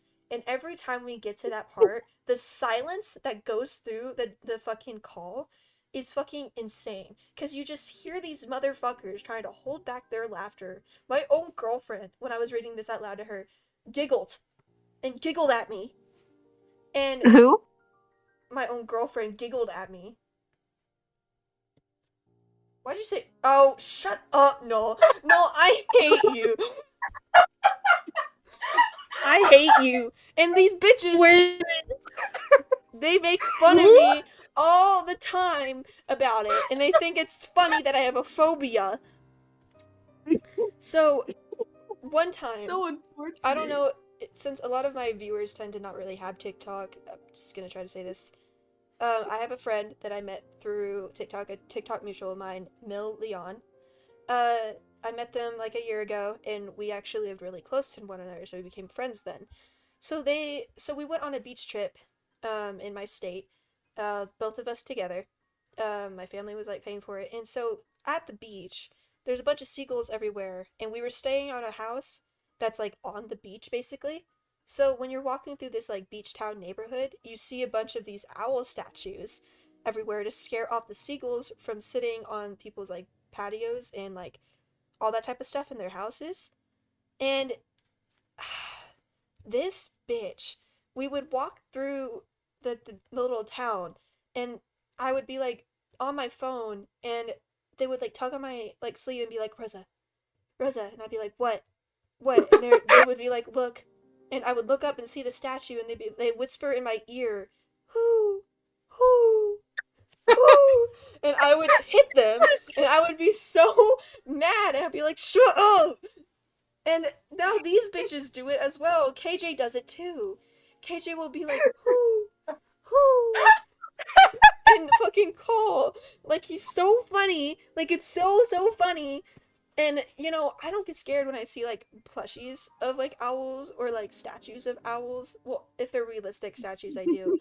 So, I'll get, like, these people, like, sending me, like, sending a picture, like, of an owl, a cartoon owl, and they're like, oh no, put a spoiler on it, Rosa's gonna flip. And I'm like, oh my god, guys. I can look at a fucking Beanie Baby owl and not get scared. I can look at, like, a cartoon level, like, owl and not get freaked out. It's okay, I'll protect you. You were the one that said, whoo! Whoo! Get away from me. I don't want you near me. Ask me a question, Rosa. Am I banned from that now? Yes, because you know your intentions. I hate owls. I hate every single owl. Which is so funny, because my favorite fanfiction has so many owl imagery. and like, everyone thinks it's so funny. They think it's so funny whenever I get to this specific part of the fanfic. They think it's so funny. Does that mean you're scared of Stolas from... No, I'm not! It's a cartoon owl! It's a gay cartoon demon owl! I am not scared of him. I'm more scared of his white-ass human design than I am of his actual monster design. Patrick is scaring him! Patrick, you're scaring him! I am not scared of it. Oh, you're literally dreaming that one scene? Oh my goodness gracious. Oh, well, don't spoil it! Whoa, calm down, chat. Chat, calm down. Don't spoil. Well, be compassionate. Your own girlfriend is crazy. Yeah, I know. She hates me. And, like, she didn't even have to say anything. She just, like, giggled. She just giggled. And I was just like, Scotchu, shut up. And she was just like, I didn't say anything. I didn't. Well, no, I have to do it in the Irish accent. I didn't say anything. I didn't say anything. Wait, it's not Irish. Wait, how do you do Irish? I'm completely lost how to do it. Mate. Good job. You did so amazing. This is too good. Yeah, watch, I'm about to get people tagging me, and don't actually, like, tag me in owl and stuff. Please. I'm like, it's so funny. You'll be immediately blocked. It's funny, and I'm joking, but I do actually have a phobia of, like, real-life owls. If you draw a meme of me being scared none of us actually send Rosa pictures of owls. No, never mind. Never. Cool. If people are fine with it, you can poke fun at people's fears. But if they are not fine with it, do not do that, and do not purposely trigger somebody's fears. Well, I was gonna say, if people draw me fan art of me being, like, scared of a fucking owl, just don't use, like, I know some people will do that, and then they'll, like, use, like, a real-life PNG of the thing they're scared of. Don't do that in my case. Yeah, no. Just, like, draw, like, a shitty owl. Yeah, I won't be scared if you draw an owl What and about you tag a PNG? What about a PNG of, like, a plushie? That's funny. Yeah, I'd laugh at that. I'd laugh at that. Like but if like you... a Shutterstock plushie. But if you put, like, a fucking real-life owl on that screen and tag me, I will actually, like, block you. Not because I'm mad, I'm just, like, I would be scared, and I wouldn't know how else to get it away from me. I'm so scared of owls, dude. Oh my god. I get, like, panicked whenever I think about an owl coming for me. That's, like, my greatest fear. They're so quiet. Me? Oh. No, owls. I'm gonna draw Rosie. Like, you can't hear them flying. At Stolas It's and so Hootie. interesting. We wrote Rosie Posey cooling. Thank you so much, guys. Thank you so much, chat. You know, I can bet that KJ would actually send me a real life owl one of these days because he thinks he's so fucking hilarious. I don't know. I don't think so.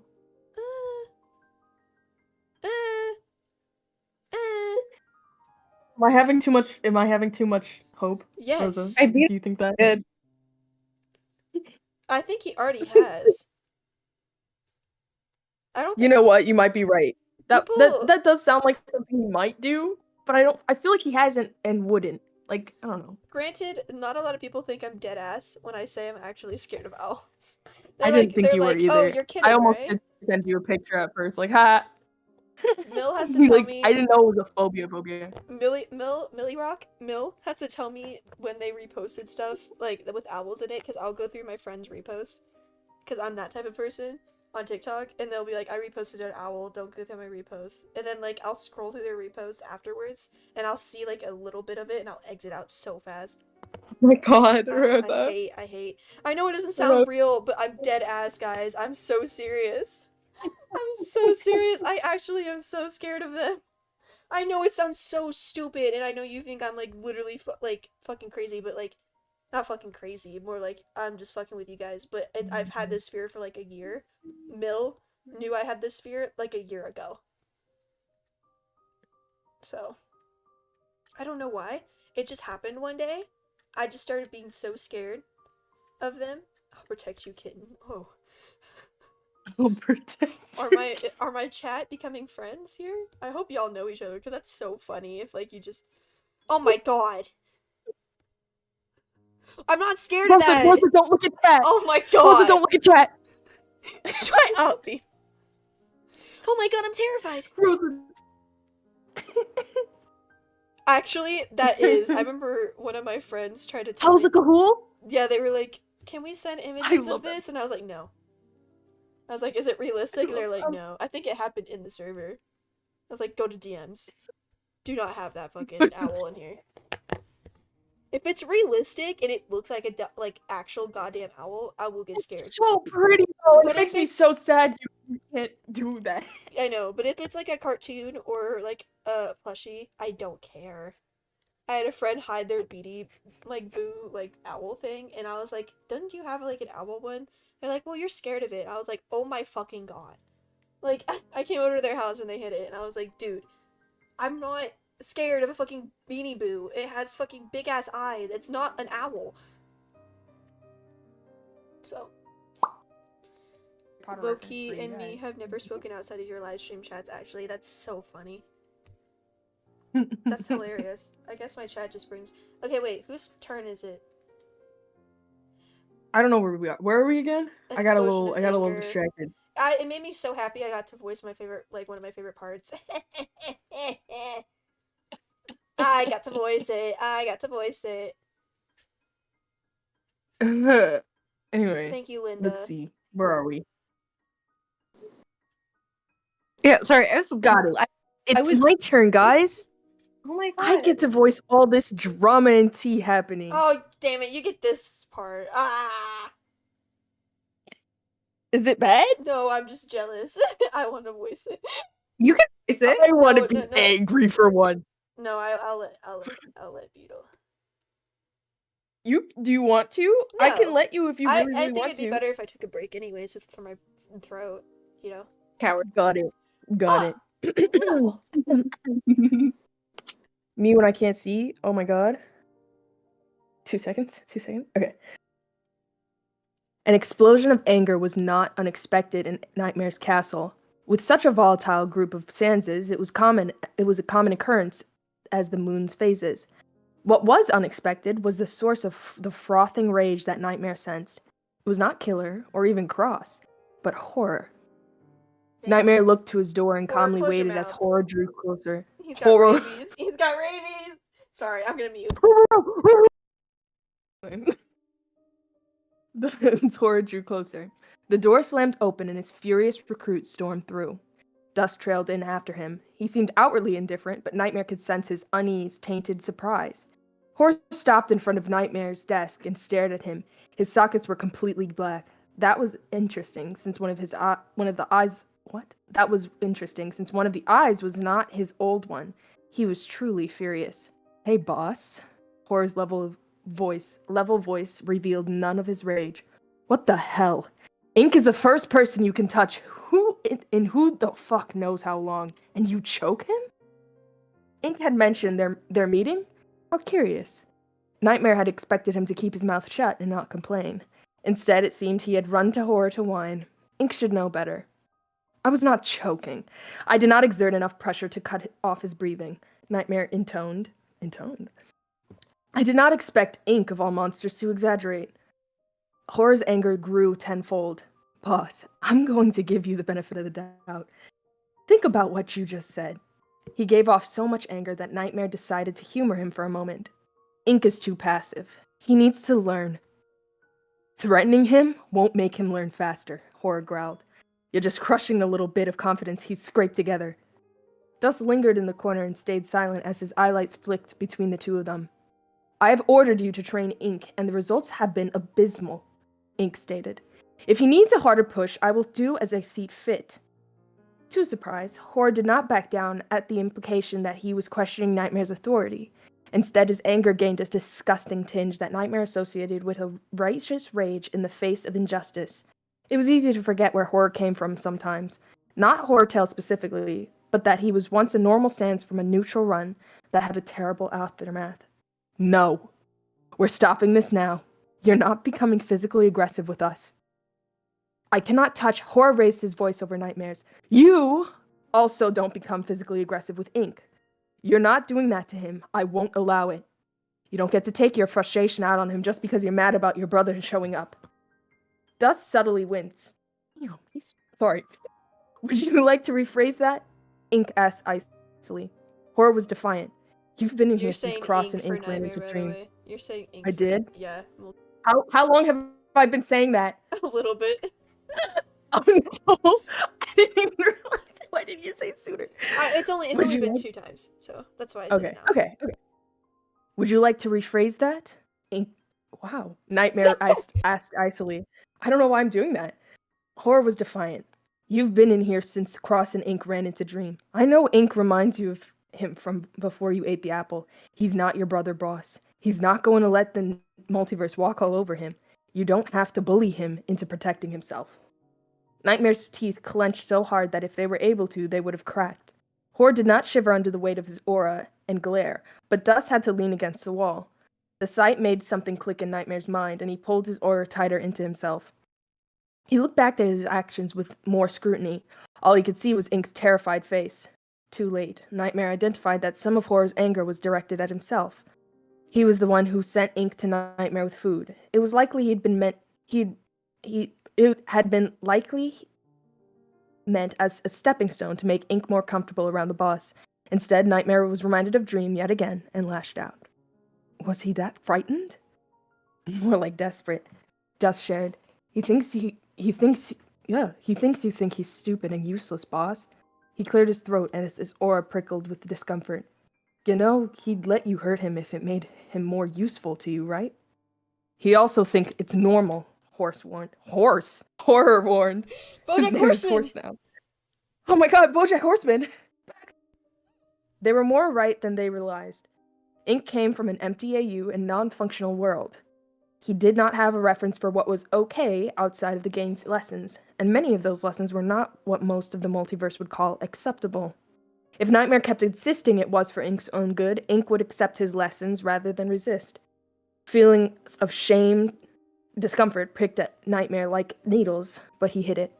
It seems I acted in haste. There will not be a repeat. There will not, Horror said curtly. His anger lashed out at Nightmare's senses, but it brought him no satisfaction. Nightmare's own emotions startled him more than Horror's anger ever could, as a feeling of possessiveness and jealousy curled in his blackened soul. His recruits were choosing Ink over him. He thought Horror was more loyal than that. Except that was not the issue, and Nightmare knew it. His sudden possessiveness was washed away by the realization that 2, knowing Cross, it was likely 3, of his recruits felt the need to close ranks to protect another from him. Even Horror, who would do many things on Nightmare's orders without question, felt the need to step in and shield Ink from Nightmare. Why did Nightmare intimidate Ink? With hindsight, his actions made no sense to him. He knew Ink's temperament. Why did he think using a physical force against a pacifist would pressure him into meet Nightmare's abrupt change in expectations? Perhaps he was angered by Dream's appearance? Yes, but it was no excuse. Nightmare glanced down at his black, oily form and kept himself from frowning. He felt nauseous, unbalanced. Had there been a sudden increase in positivity? No, there was not. Then what? Boss? Dust piped up hesitantly. You alright? I'm fine, Nightmare said, revealing none of his turmoil.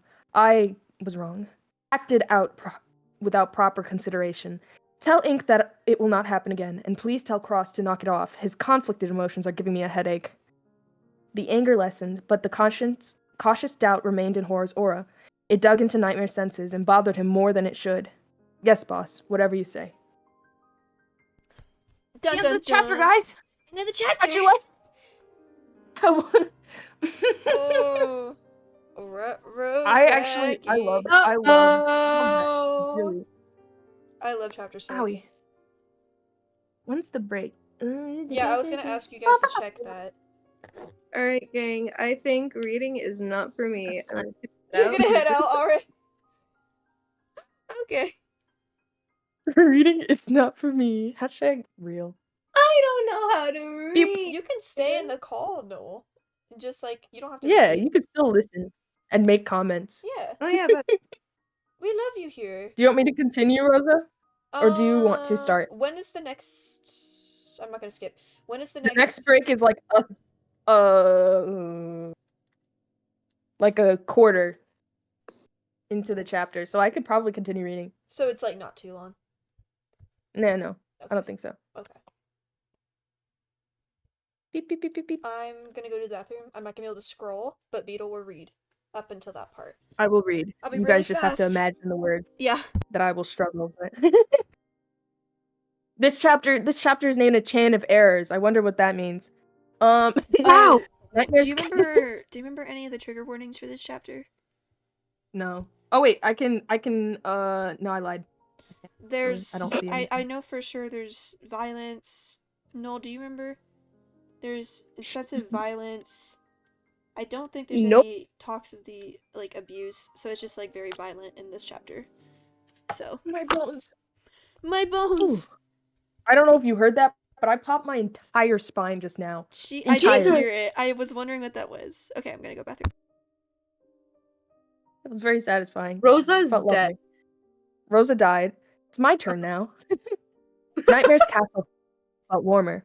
Nothing about the interior or weather had changed, but the castle still felt more comfortable to Ink. The stone halls were dark and many of them were empty, but they also felt fuller than before. Maybe it was dust and Cross's changes in attitude towards him. That was Ink's best guess anyway. Ink knew what had changed with dust, but Cross's sudden appearance was not what he predicted. Cross was still acting oddly, but he was not lurking out of sight anymore. Instead, he was around in sight a lot more. That's an interesting sentence. Instead, he was around in sight a lot more. He even offered to carry a few heavy items when Ink was clearing out an old closet space. Ink did not think the crates, that were almost as big as he was, and turned out to be filled to the brim with medieval armor and metal weaponry, were heavy at all. But he accepted the offer anyway. Nightmare's castle was bigger than he thought. Ink found more hidden and unused rooms and crannies around the castle with every passing day. He personally wanted to fix up the dusty tower he and Dust had found the elf owl in. Oh, it was an elf owl in, but Horror had suggested that he familiarize himself with the infirmary and their medical supplies first to see if they needed anything. They did need medical supplies. A lot of them.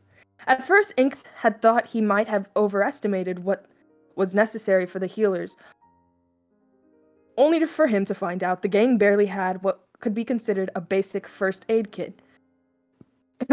Sorry. He was not surprised to find out that the most they did was slap a bandage on an injury and call it a day. Or eat magic food if they were badly hurt. The little supplies they did have was mostly old, expired, or unused. Ink had a sinking feeling it was due to a lack of knowledge, or of how to use them instead of them not being used. That left Ink with the unenviable task of trying to explain to his boss why he had a shopping list longer than his arm. Not just his forearm, his entire arm, from his shoulder down past his fingertips. It would be foolish to rely on Ink's green magic for everything, and Ink's research suggested that green magic could not, in fact, fix all kinds of injuries. Poisons, for example, would still need an antidote. Green magic could be used to slow down the poison effects, but it might not cure the person. Many illnesses could not be cured by green magic. Ink knew the gang was strong, but they were not immune to diseases. Ink also wanted to start up medical profiles for each of the gang members, Nightmare included. The gang members were all Sanses, but their histories were different. Not to mention killer determination, or a corrupted version of it.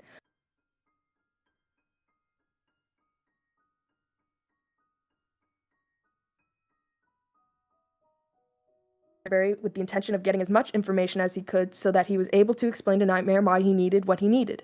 After their last meeting, Ink was not sure how Nightmare would react. Horror said he talked to Nightmare about what happened, but Ink was still tread cautiously. He was already dreading the unusual meeting after his daily training session. The usual meeting. It was not unusual, guys. He had a bit more confidence in his black magic than before, but he wondered if it would be enough for the boss. Considering Ink's previous failures, it probably wouldn't. Ink still would try, though. Ink knew the library well enough now. He passed through aisles of books, pulling the ones he needed off the shelves. It was strange to think that there had only been a few books on medicine, and only one on green magic not long ago. Now there was a whole shelf courtesy of Horror and Nightmare. Ink had gained what he previously privately called studying habits. For the first time, he did come from almost literally nothing. So he preemptively grabbed a few off-topic books to read in case he couldn't focus on one subject. One of the books he wanted was high up on the shelf, so Ink set his pile on the floor and climbed up the shelves to reach it. A thunk drew his attention downward to see Dust had found his stack of books with his foot and tripped over them. Ink hastily grabbed climbed back down to the floor while Dust pushed himself up. Red eyelights stared at Ink from beneath the shadow of his hood. Hi, Dust. Hi, Paps. Ink backed up a couple more steps awkwardly clung to the book that he had held against his chest. Are you Hold on a second. hurt? What the fuck is chat talking about right now? What What the fuck is happening? I'm not dead. What's happening? Why are you guys saying that owls are gonna be at my funeral? Why are you cheering them on, Noel? What is happening? What? Thank you, Grey Shadow. Thank you, Grey Shadow. When you left, I said, "Oh no, Rose is dead." Why? Because it's funny. The owls got her, gang, but she escaped. What the fuck? She's not dead. False alarm. Don't worry, you're Guys. The owls have decided that they have also carved out an owl statue. What? Y'all. What? Chat? What is going on? Why are y'all so eager for me to be dead? Oh my god. I Chat! don't think they're eager. I think they're just Yo, use planning the your statue funeral for as a some door stopper. Grey Shadow is just like on my side right now. They will not be deterred. What? I tell y'all about my phobia and confidence, and then I get threatened. What is this? threatened after alleged death too. Oh my god. Okay, Beetle, continue to read. I'm so sorry. I don't know what's going on. Okay. Hi, Dust. Hi, Paps. Ink backed up a couple more steps and awkwardly clung to the book that he held against his chest. Are you hurt? Nah, unless you count my dignity. Dust. I'm not used to other people using the library. Dust pushed himself to his feet and looked down at the toppled pile. He picked up one of the medical texts and flipped through a couple pages. The ridges above his left eye socket rose. You're really taking this medical thing seriously, huh? Yes, it's important. Dust seemed taken aback by his firmness. You're a good kid. Why the heck are you here? Heck. The last question was said at a much quieter volume. Ink guessed that he was not supposed to hear it. He answered anyway. Nightmare saved my life and gave me a chance to be someone. I want to use that chance to help. Dust didn't completely succeed in hiding his surprise. He handed Ink the book. That's rare. That's whale. That's a rare trait these days. Ink shrugged at that. And that was that. Dust was in the library. But he and Ink each turned to their own stack of books. Even though they were not speaking, it felt nice to have Dust there, and doing something unlike the people in the empty white world. Ink lost himself in the flow of finding information, cross-checked... Sorry, I looked up the chat. No one's scared of squirrels here, right? I don't think so. My grandpa owned a pet squirrel, and then it, like jumped on his face and, attacked him. He's still alive. I'm seeing him tomorrow. The squirrel did not kill him. Squirrel army. Anyway, Ink lost himself in the flow of finding information, cross-checking that it was up to date and writing it down. Unfortunately, he tried more quickly than he hoped, and his thoughts slowed down and scattered. It became almost impossible to focus once that happened. The words blurred together, and Ink knew he needed a break from medical texts. Ink turned to one of the other books he had taken off the many shelves. This one had a picture of an owl on the front of the front Really? that had immediately caught his attention. But a quick scan of the description showed it was some type of steampunk fantasy series about a time-traveling inventor. It sounded interesting, but Ink set it aside for now. Ink picked up the last book that he had grabbed. Instead, it was about birds, specifically owls. Ink suspected that it would be another dry read to many, but to him, it was fascinating. Ink did not need to know how owls flew, their diets, their habitats, or their lifestyles, but he wanted to. He never could have learned any of this back there. He was never given the chance. Ink made himself stop thinking of the white and focused on the passage he was reading. In many worlds, owls are symbols of silent wisdom, knowledge, transformation, self-actualization, and mystery. In some worlds, owls are seen as good omens and released before battle to bring protection, guidance, and good fortune. As creatures of the night, owls also symbolize our ability to persevere through the darkness and shadows. Guys, if I see at least 2 owls in the daytime just out and about, I'm freaking out. Like, not because I'm scared of owls, but because I feel like that's, like, really bad luck, and that's a bad sign. No, I agree. I don't really see them ever as, like, good signs unless they're associated with Athena. Also, y'all, focus on the fic. Sorry. No, not you, chat. Guys, why are we spamming owls in chat? No more spamming owls in chat. That's what I mean! Enough. Guys, the joke was really, really funny. Ha ha ha. But let's lock in. We're here for... Thank you for bringing in reinforcements. I love this little war. Skeleton. But we don't want to spam. And also, Beetle's reading very lovely for us. So... Lovely. Lovely. Let's give him our full attention here. Yeah, guys. Yeah, guys. Horace said you're learning green magic. Ink was pulled out of his reading by Dust's unexpected comment. His new role had been openly discussed, but Ink nodded in confirmation. Confirmation. Dust took off his glove and shoved his hand at Ink. Can you heal this? Ink carefully held Dust's hand and inspected the crack that went down his right pinky's middle phalanx. Oh my god. Which one? Oh, phalanx, yeah. Phalanx. Yeah, okay. The crack was not as deep as the one across his skull, but it could break further if it wasn't fixed.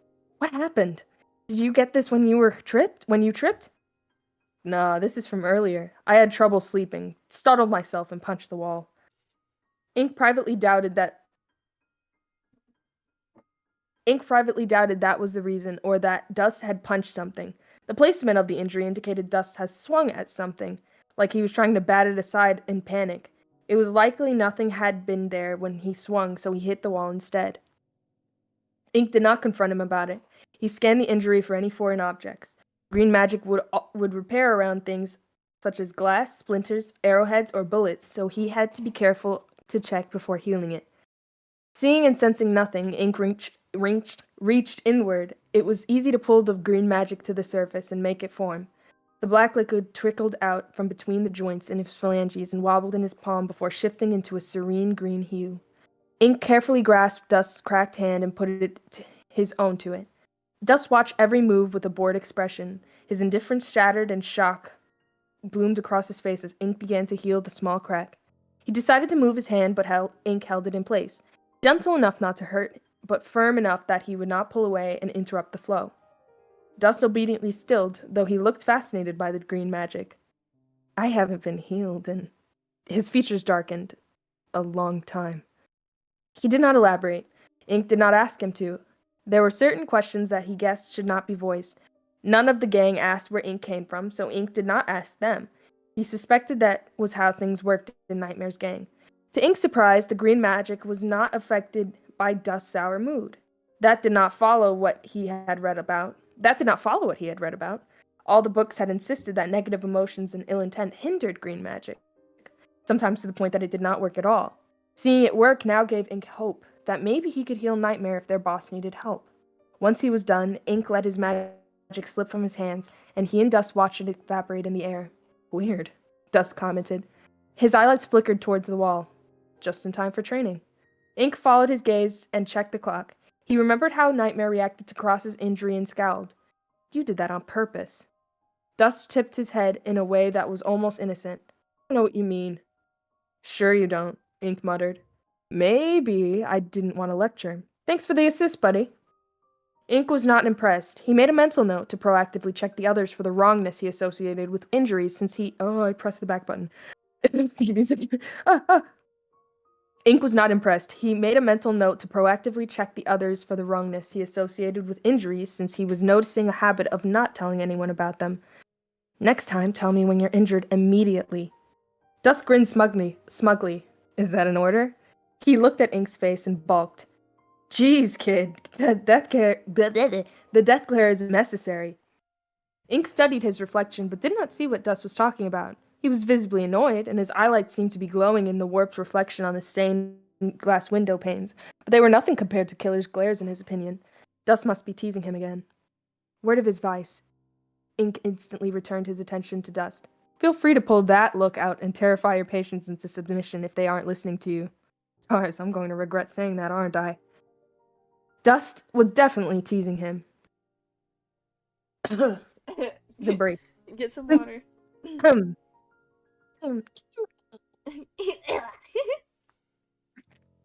Okay, lock in. Ink's training went well, but also not as well as he hoped. His shields and chains appeared when called, following his intent with an ease that shocked all of them, Ink included. Ink managed to block all the attacks Dust and Cross threw at him, and even managed to restrain and trip up the ladder with his chains. Dust laughed particularly loudly when Cross landed on his face, and Ink rushed in to check on him, but Cross did not get hurt by his fall this time. There were two ways for Ink to summon his chains, from the blob of black magic that he used as a shield, and from his fingers. Ink quickly learned that although the restraint magic was shaped like thin black chains, it was not hindered by the laws of physics. They followed his will to twist into shapes in midair, with Cross and Horror and Dust calling out random shapes and designs for him to try to form. When he was not directing the chains, they hovered and swayed around him like they were cloth ribbons floating in water. Ink thought it was amazing. Cross seemed a little apprehensive. When Horror prodded him to speak his mind, Cross reluctantly explained. You're going to be able to move them without conscious thought once you're skilled enough, Ink. Just make sure you don't grab something that you don't intend to. Cross grabbed Ink's hand and tapped his fingers where he tended to summon his close-range chain magic. That made his warnings sink in, as Ink imagined accidentally grabbing a Nightmare and yanking him off his feet like he had done to Cross. That probably would not end well. The training was going so well for a while, but of course Ink hit another roadblock, as Horror said. Nightmare had ordered Cross to begin testing if Ink was able to use shortcuts. I don't think he's ready for this, Horror said lowly. He scratched at the edge of his broken skull. Ink watched carefully to make sure he did not cause any more damage, but the injury was so old it was more of a scar. Nothing broke further. Shortcuts are dangerous. He could get stuck in a wall or trapped between voids. In some stances, shortcuts are connected to Gaster in the void. We all know how those kinds of Gasters tend to act. Ink did not know. He did not know if his world even had a Gaster. It could be possible because a lot of Gasters were cut out of their world and abandoned. Maybe a Gaster existed, but the world was so unfinished that he did not even have a body, merely a consciousness that was aware of his existence and could do nothing but stare at the others that did not even realize he was there. Maybe Ink should make sure there was not a Gaster hanging around the empty whiteness. He hated the thought of inadvertently leaving anyone to suffer back there. Horror, Cross, and Dust took turns explaining the finer mechanics of shortcuts and teleportation. Horror and Dust were similar, but Cross described his as having a sharpness to them, like the bite of a cold wind in a snowstorm. That comment made Ink realize that he had not experienced snow yet, or Snowdon, or waterfall, or most of the temperatures and climates of the underground, except that brief trip to a new home of the Varian Aftertale in the mild, slightly chilly climate around Nightmare's castle. Can we go see snow? Ink interrupted Cross. Cross made an annoyed huffing sound, but did not growl too much about the off-topic request. I suppose we could go on a supply run in an appropriate AU. Do you really miss snow that much? You grew up in Snowdon. No, I didn't, Ink corrected. New home, then, Cross said dismissively. No. That made Cross pause. Where did you live, then? Cross, no, Dust hissed in a strangely quiet voice. Cross abruptly pulled his collar up to cover the lower half of his face. You don't need to answer that. Sorry. It's okay, Ink said instinctively. He remembered bits of not really a conversation from when he first arrived at the castle. Oh, you weren't there when I talked about it. My world was empty whiteness. Cross stared at him, and kept staring. He wasn't even blinking as his white eyelights faded. Ink checked him over for any sense of the bits of rawness that he associated with injuries, but found nothing. Horror and Dust exchanged a glance, and the former stepped into Cross's line of sight, speaking quietly. Cross, can you hear me? Cross reanimated abruptly with a visible shudder. I'm fine. He lied so obviously that even Ink winced. We can talk later, if you want to.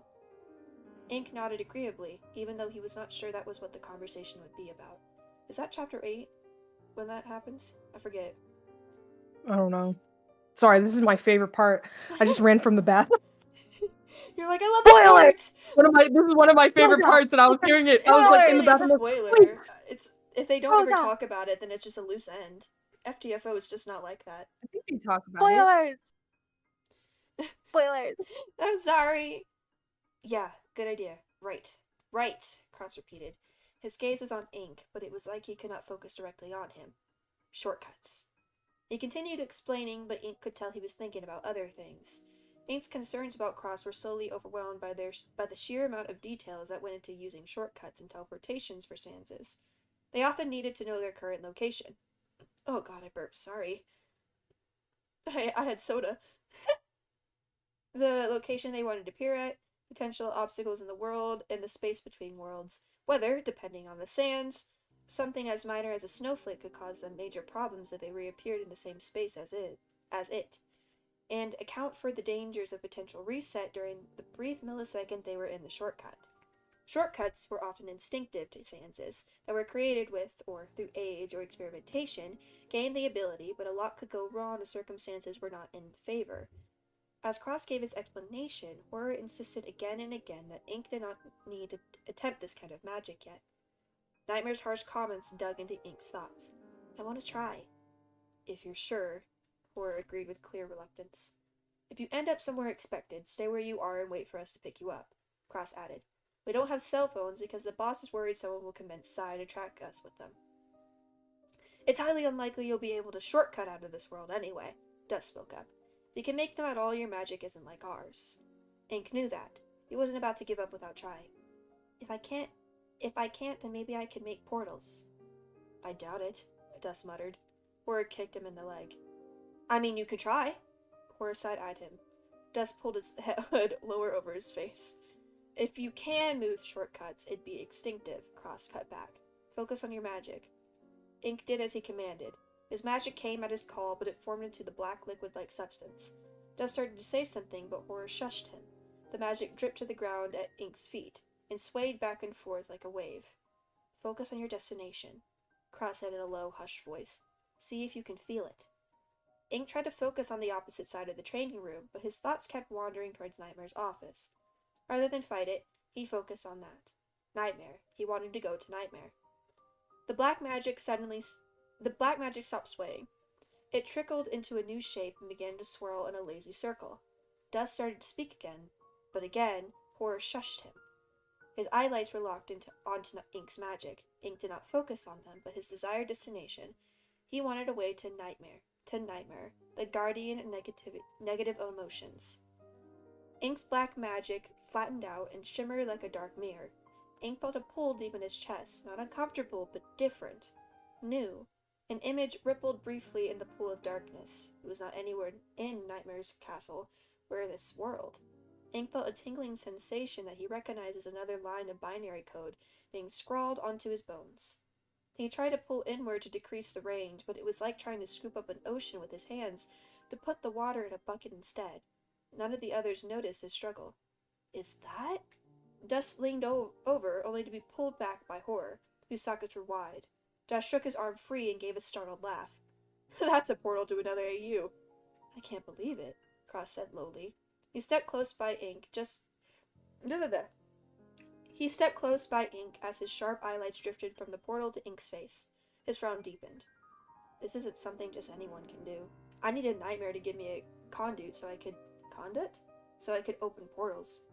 Oh, don't be such a downer, Dust got between them, grinning at Ink. You can actually do it. This is huge. Great job, kid. Dust gave Ink a hearty shove to the shoulder. That would have been great if Ink did not stagger forward and step into the portal. With no ground beneath his 1 foot, he completely unbalanced and fell through. The last thing Ink saw before darkness overtook him was Dust's horrified face. As soon as Ink was submerged, he felt the black magic dissolve. Ink did not have time to panic before he landed in water. No, he appeared inside water. The water was cold. Ink opened his mouth and took in a lungful of water instead of releasing a startled yelp. He floundered briefly, but quickly broke through the surface into the air, coughing loudly. Thankfully, the water was shallow enough for him to stand in. Ink looked around to see he was in a strange version of waterfall. Instead of blue echo flowers, the ones he spotted on the shore of the river were a fiery orange. This AU was called a nightmarish negative tale. It was a neutral timeline. The human Frisk had been killed by Asgore, but their soul had shattered before the barrier could be broken. They could not come back. Could not? Yes, they could not because something had gone wrong in the code. They could not reset to bring themselves back. Ink put a hand to his head and staggered over to the edge of the river. Maybe it was more of a stream since he could stand in it. What was the difference between a river and a stream again? Anyway, all Ink knew was that it was dark and the water was icy cold. A stream is a lot more shallow, actually. So, you know. Anyways, Ink made it to a small area by the river, or stream, and pulled himself up with what looked like a broken piece of a bridge. It was a little more than a side cavern with nothing but an isolated bench. Ink checked underneath it, but there was nothing there. He was not sure why he thought there might be. Ink considered trying to make another portal, but decided not to risk it in case he ended up somewhere more hazardous than a shallow river. Horror and the others would come find him. Cross said to stay where he was if he got lost, so Ink sat on the bench. His clothes were soaked, and he heard his bones rattling as he shivered. He wondered if Nightmare could sense how frightened he was. He had been determined to open a portal, but he did not expect to successfully do it, or even be capable of such magic at all. Ink huddled on the bench and consoled himself that at least Nightmare would be pleased that he was able to make portals like he wanted. Ink shivered, rubbing at his arms, and felt frost on them. The water was freezing on his clothes. Were all waterfall areas this cold? Ink had no experience with this, but the fiery orange hues of the echo flowers did not match the chill in the air at all. The dark stones did, though. Ink remembered what echo flowers did, and made a mental note not to speak or make noise. He did not want to attract any attention, or leave any signs behind once Horror or the others came for them. For him, sorry. Forcibly made him non-binary there. Hopefully, Dust would not get in trouble. The shove had been a friendly and congratulatory thing. Oh, I can't speak. Dust did not intend for Ink to fall in, he was sure. Ink kept shivering, and his breath puffed in front of his mouth. Bits of ice floated downstream in front of him and disappeared under the stone wall. The stream must flow down a waterfall into another cave. It was a good thing he had been pulled down there.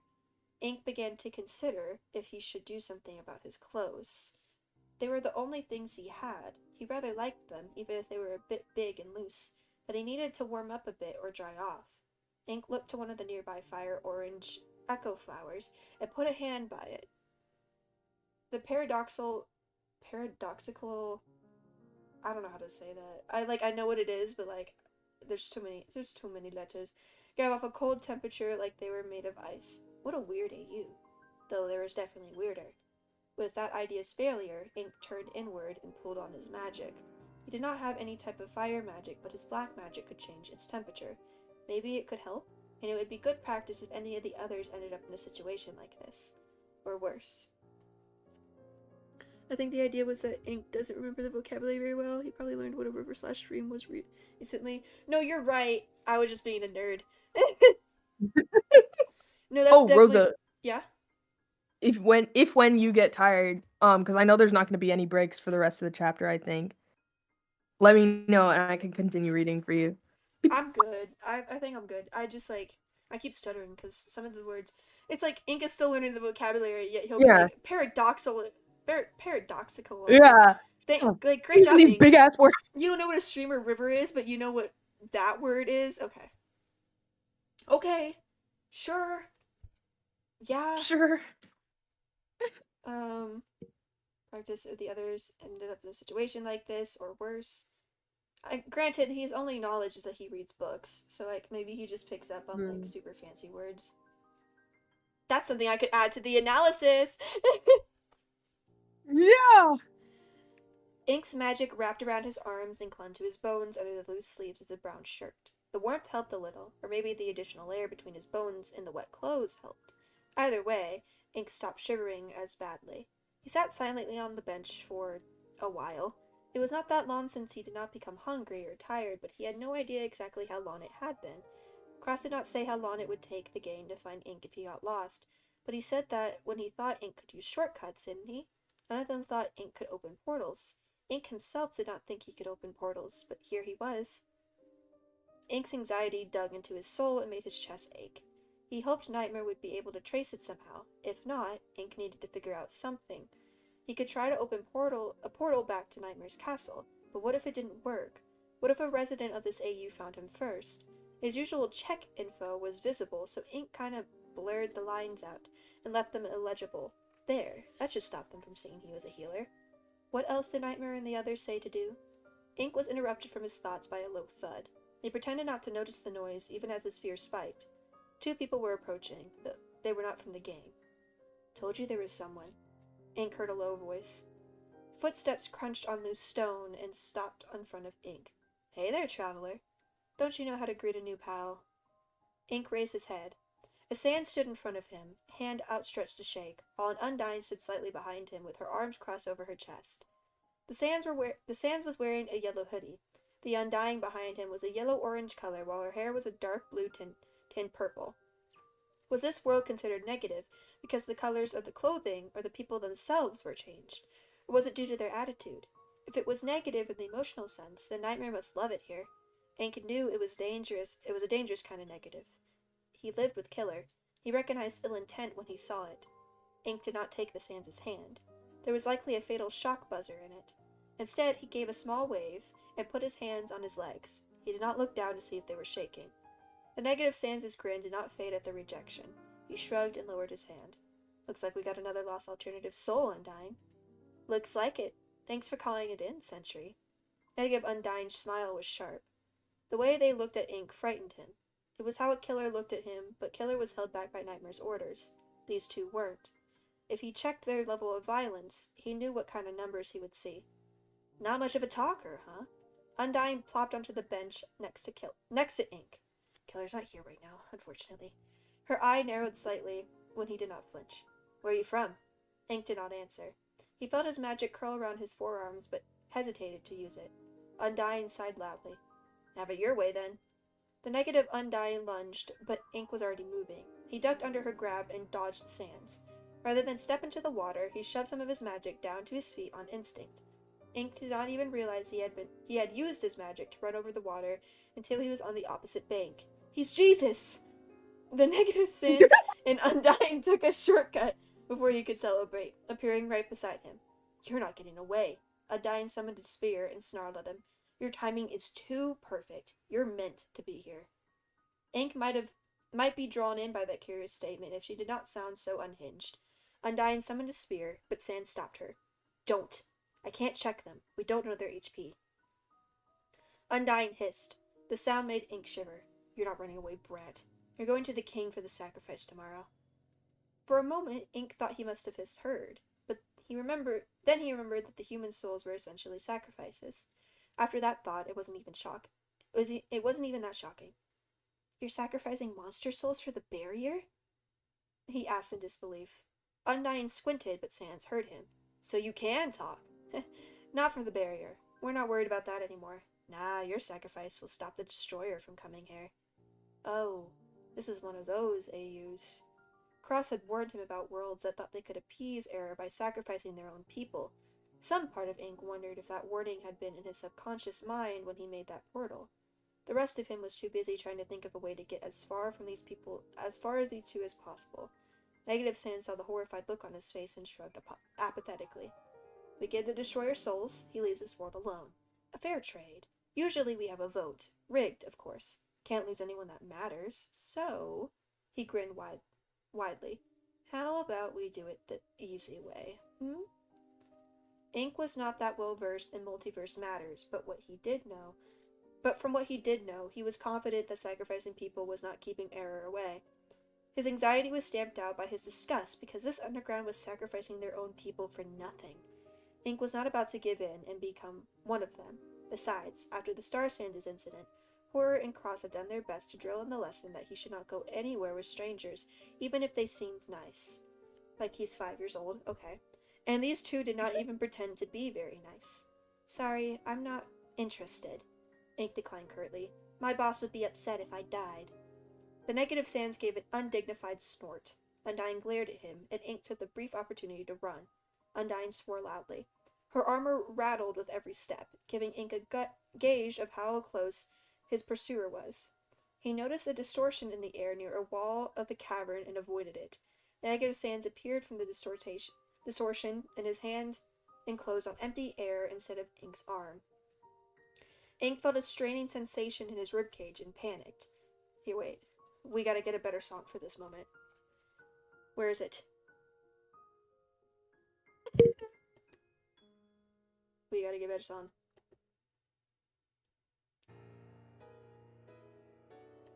We're actually gonna have this.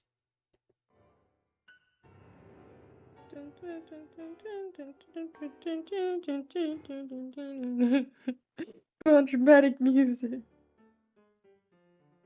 The dramatic music. The dramatic music. I put on Megalovania, but I don't feel like it's playing very loud. There we go. I can hear it now.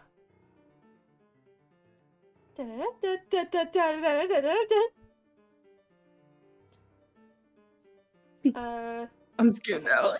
Ink felt a straining sensation in his rib cage and panicked. His dark green magic encased his soul, but he, for a moment, thought he saw blue, not blinding white. Ink kept the magic up just in case. He couldn't afford to collapse now. If he could make it to Hotland, Undyne might falter in her pursuit. Negative Sans would be another problem. Could Ink's chains hold him? He saw another distortion and dodged, only to collide with Undyne. Considering their different sizes and Undyne's armor, Ink fell to the ground. Got you! Undyne's hand latched onto his wrist. Remembering his training, Ink got his feet under him, grabbed Undyne's forearm with his free hand, and sent some ice-cold magic in the joints in her armor. The unexpected chill would not hurt, but she yelped and released him. You pest! Her armored foot connected with Ink's midsection. You're gonna die just like the others. She kicked him again. Ink rolled at the blow and took the opportunity to chain her other foot to the ground. Undyne almost tripped as he tried to attack again. Sans, you useless trash bag, grab him! He did something to make himself dark green. I can't change it. Negative Sans snarled back. Just stop. Negative Sans stopped yelling. Negative Undyne stopped trying to free herself. Ink felt cold. A flicker of white appeared in the corner of his socket and he sensed magic. The magic was wrong. A strange, glitched tear appeared in the cavern ceiling of a nightmarish negative tail. From within it, a bit of a black skull and a single haunting red socket was visible. A distorted yellow-ringed blue eyelight stared down at them, observing them in silence before it shrank to a deranged pinprick. Black, dust-covered skeletal fingers grasped the edge of the portal, not reacting as the edge cut into his hand and what looked like glitching blood dripped down his phalanges. Those fingers tore the portal open wide, releasing a pulse of corrupted magic that caused several echo flowers to instantly die, and the dark skeleton stepped through. His black jacket was torn, and the blue ends of its sleeves splattered with monster dust and specks of brownish-red dried blood. His pants were even more discolored, more gray than black, and so stained by what must be blood that they clung to the red bones of his legs. One of his shoes were gone, and the strip of fabric round his neck, which might have been a scarf once, was so tattered it resembled a bloody blue bandage more than anything else. Even with his blue-lined hood pulled up over his skull and covering his face in shadow, he was easy to identify. It was Error. The destroyer was here. The image Jess had shown Ink had not been able to accurately display the pure corruption of the destroyer. The rawness Error's magic gave off was nothing compared to Error himself. Simply looking at him made thousands of needles pricked every inch of Ink's bones and dug into his eye sockets like they were trying to drill themselves into his mind.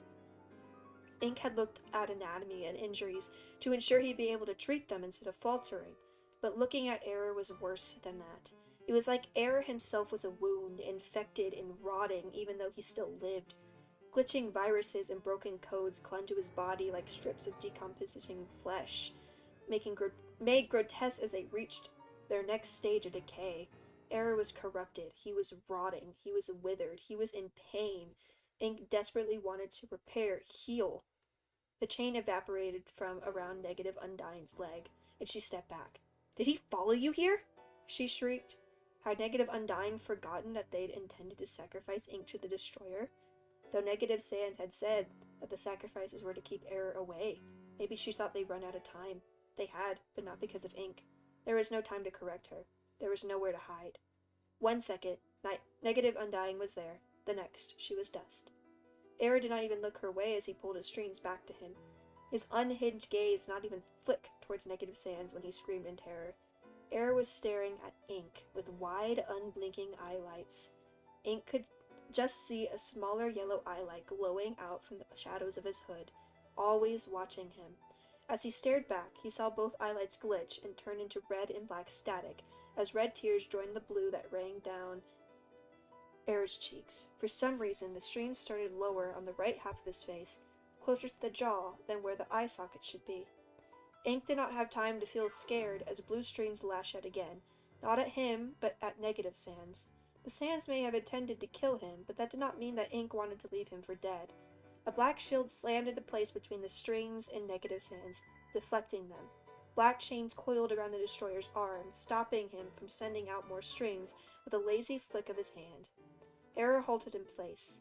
Like Killer, he tugged at the chain in annoyance and paused when they failed to break. Error stared at them with a tenuous kind of bewilderment as he pulled against the chain a couple more times. His confusion quickly shifted into something much more dangerous. Ink ran over to Negative Sans, and he held out a hand. "Come with me. I can create a—" The Negative Sans shoved him to the ground and ran off. He did not even look back as he made it 4 steps. Then a string wrapped around the Sans' soul, and he was dust. Hold on. Okay. Ink did not have the opportunity to feel anything for the monsters that wanted to kill him. Strings wrapped around his legs and bound them together. Ink cried out as he was pulled off his feet to the ground. The strings stayed away from his upper body and his soul, allowing him to yank at them with his hands as he tried to make sense of Error's actions. Then he realized these strings did not lead to Error. They led to another glitched, corrupted portal. Through the crack, he saw white. No! Ink's fingers left furrows in the dirt as he clogged at it. Trying and failing to get a good enough purchase to hold on, as the strings dragged him towards the portal to the anti-void. Error watched him with wide, bleeding eye sockets and an even bigger smile, rocking in place and humming lowly to himself as Ink screamed, "Help me! Help me, please! Help me, please!" the Echo Flowers whispered mournfully. But nobody would. Ink was on his own. Nightmare said he would be rescued, but he had no idea where Ink was. Ink was going to die. Error was going to pull him into the anti-void, torture him, and kill him. Horror wanted Ink to live. Nightmare wanted Ink to live. Cross and dusted too. Ink refused to die here. Ink stopped trying to halt the strings and pulled on his magic. With a slash of his hand, he summoned his shield like dust, swung a knife. Oh, that probably should be Killer. Like Killer swung a knife. I don't know why it says dust. His magic followed his will and cut through the strings as it created a wall between him and Error. Distortion flickered in front of Ink, and Error appeared with it, smile gone and features twisted into a rapid snarl. Blue strings lunged for Ink, and Ink threw up his arms on instinct. The black magic he had around his forearms shot up and whispered through the strings, cutting them. They fluttered to the ground. Both Ink and Error stared at the cut strings in shock. Ink recovered first and shoved himself to his feet, taking off. He straightened and healed his damaged fingers as he ran. The acidic corruption of Error's magic followed Ink as he dodged the blue strings without looking back. He had to hide. If Error was that set on torturing Ink before killing him, he wouldn't want to accidentally murder him while destroying this world. Ink might have time to grab some of the AU's residents before it was too late. Surely Nightmare would not be too angry to have more people. If he was, Ink would accept his punishment. These people may not be kind, but they deserved a chance. Streams exploded from the river at Ink's left and wrapped around his upper body, dragging him backwards. Ink's soul was visible, but it was still covered by his dark green magic. The strings stayed away from it anyway. It seemed Error did not want to try to accidentally kill him. Probably. Ink hid his soul again just to be safe, unsure if it would do anything, but too terrified not to try. Ink summoned more chains and slashed at the strings, but more strings replaced every one he broke. Soon he was close enough to see Error's blood-stained face, his too wide smile replaced by a horrible, empty expression that reminded Ink far too much of them. Error was humming again, softly and eerily serene as Ink was pulled closer and closer. Ink could see what lay hidden underneath the fabric of Error's hood now. Why did my music change again? I hate Spotify. I fucking hate Spotify. Are you sure you're putting it on No, loop? probably not. Because there's a difference between loop and like the loop. I don't know how to describe it. Okay. Sure. Like it'll loop this. There's like a loop for like the playlist, and then a loop for the specific song. Oh, did we lose somebody? We're gonna try again. I think we lost Null. We did? We did lose Null. Null's Null. They're not just muted? They just left? Yeah. Okay, go DM them. I'm gonna continue reading. Hey. Error's right eye socket was broken. Nearly half of his skull was gone. The jagged edges of the hole went so far that they had almost reached from the top of his head all the way down to his jaw. Unlike Horror's broken skull, Error's looked infected as glitches, dust, and blood constantly dripped from the injury. There was supposed to be a song. The desire to repair the damage overrode Ink's desire to get away, and he stopped struggling. Error smiled wide. A purple bone impacted the ground in front of Error and exploded.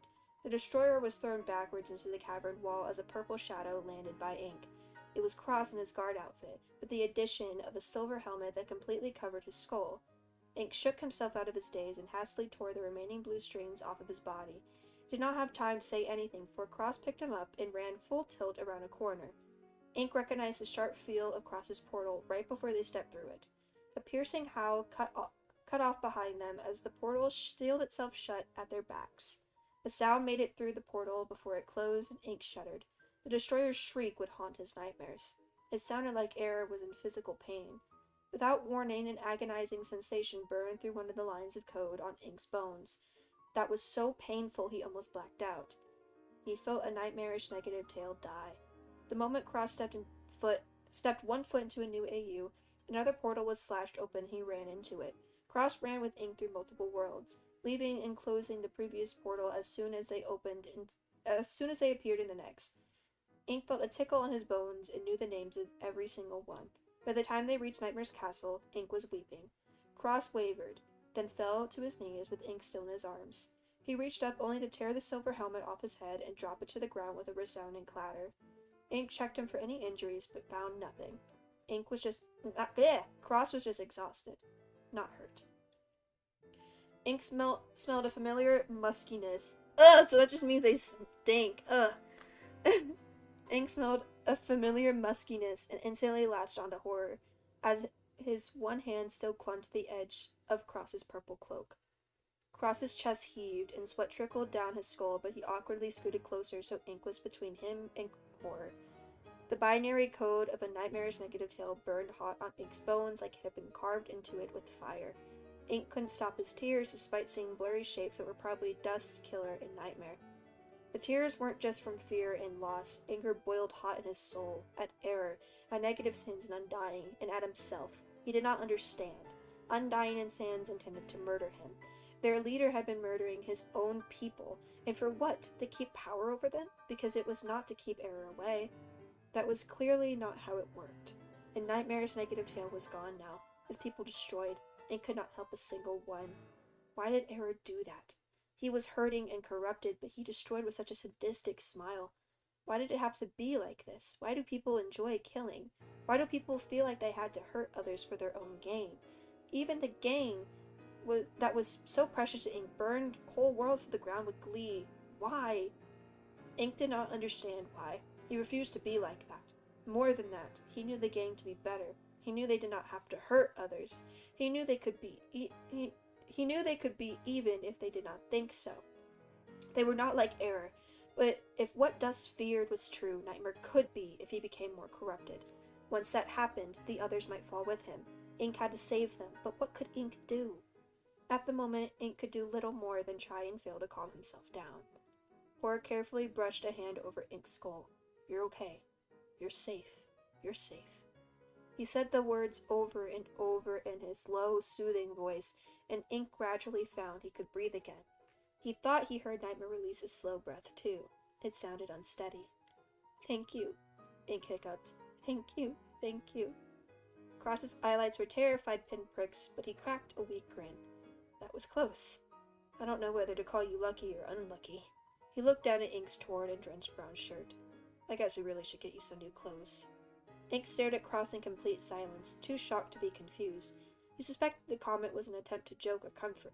Might have been more efficient if Cross wasn't visibly shaking. Ink's alive, Dust mentioned meekly. His hood was pulled so far over his face that his eye sockets were not visible, and he clutched at his torn red scarf. That counts for something. Killer made a scoffing sound, but Ink saw him vanish a magic knife. Had he been ready to attack in case something followed them through the portal? Ink did not have time to think about it, as a familiar coat was draped over him. Okay, time to change the music again. We're not locked in now. Not locked in. We're not locked in.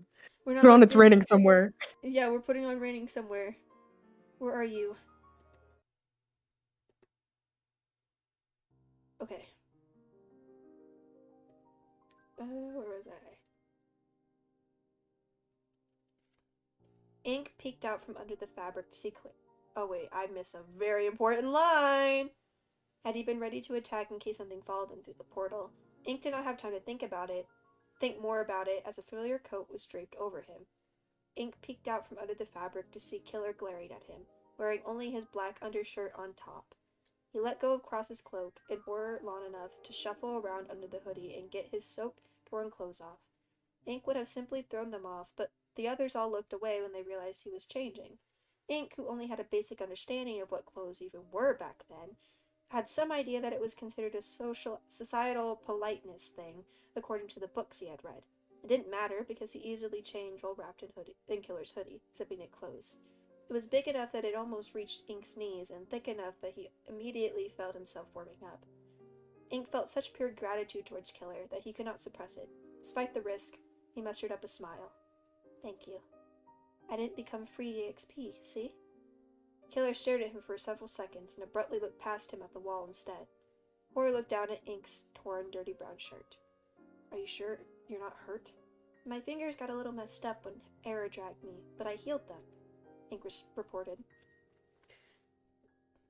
Dust grimaced. Sorry. Horror stilled for half a second before he continued brushing his hand down Ink's skull and back. The motion was steady, rhythmic, and comforting. Soon the tight sensation in Ink's soul and throat eased. Your terror drew my attention just in time. Nightmare's voice was level and his face was stoic, but his tentacles quivered in agitation. Ink knew he was hiding his own distress. Cross left before I could. I glared briefly at Cross, who stared right back, jaw set in a stubborn line. Nightmare's cyan eyelight shifted back to Ink. The fact that Error did not kill you right away means that he likely recognized you were not of that world. His feature darkened. Error has a habit of targeting outsiders first and taking them to the anti-void before he destroys the AU. Nightmare carefully knelt beside Ink, Cross, and Horror. His tentacles curved back and away behind him. As he slowly reached out, they all remained still as Nightmare's thumb brushed over the black splotch on Ink's cheek. Error saw your face. It was not a question, but Ink nodded. Nightmare closed his eye socket and sighed heavily. He may try to find you. Can you fight, Error?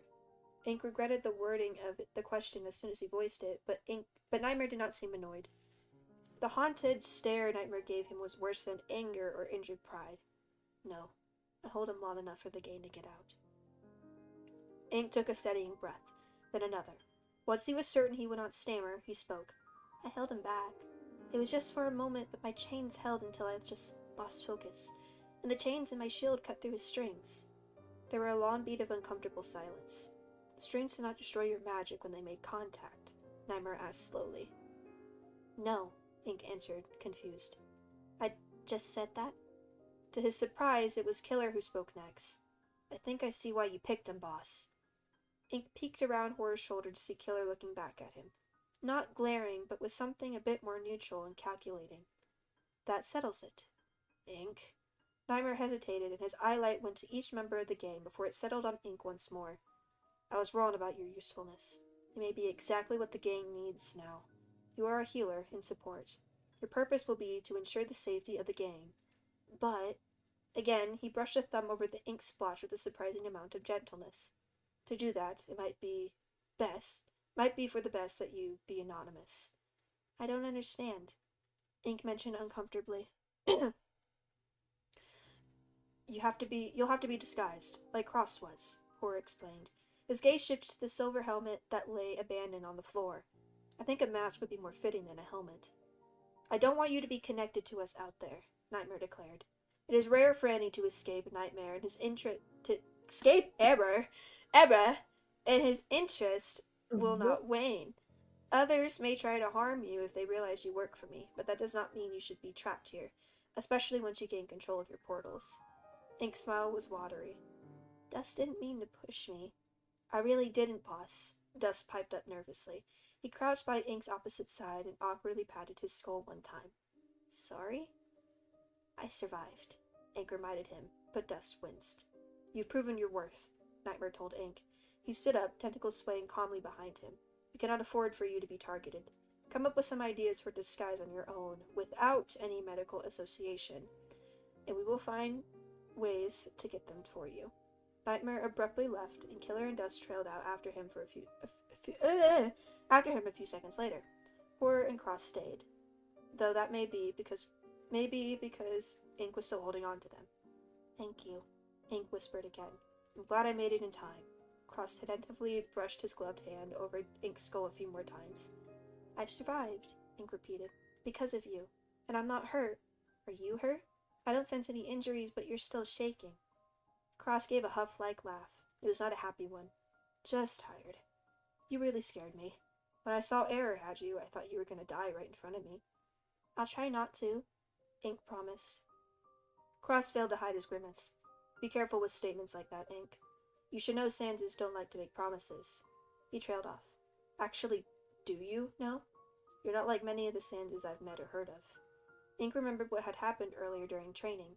He leaned against Horror's side and peered up at Cross's inscrutable face. You said you wanted to talk later. Is it later? Maybe, Cross hedged. Would you be willing to talk about your past? He just almost died. I don't know if this is a great time, guys. Because you want to trauma dump real quick. I love FTFO.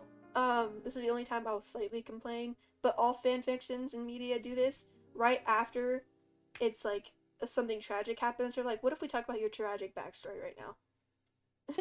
Guys, this is not the time. Like, give it a sec. You want to re-traumatize yourself after being traumatized? Yeah. Ink watched him carefully. Would you? Cross looked at Horror in a way. I don't know. Guess you haven't figured it out. We don't talk about the past, and we don't ask where someone came from.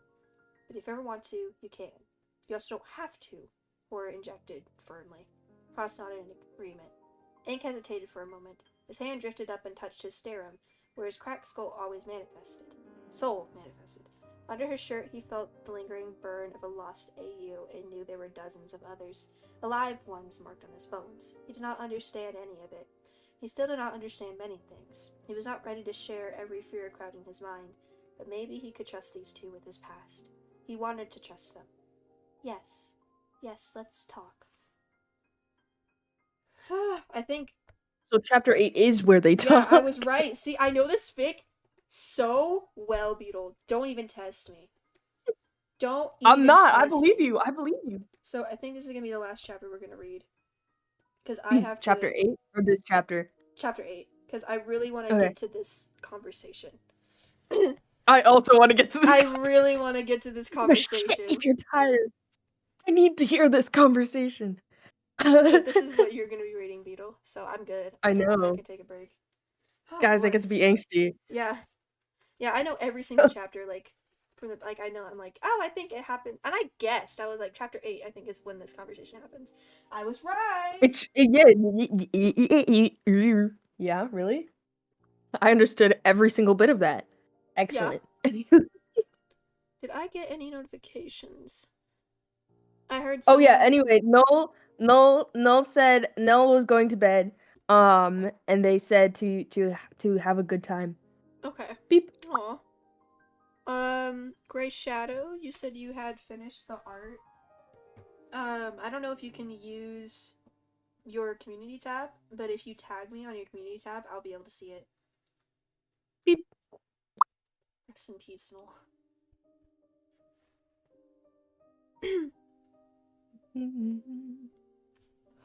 Okay. Or whatever, social media. Yeah, or whatever. Well, not Instagram, because I don't use Instagram.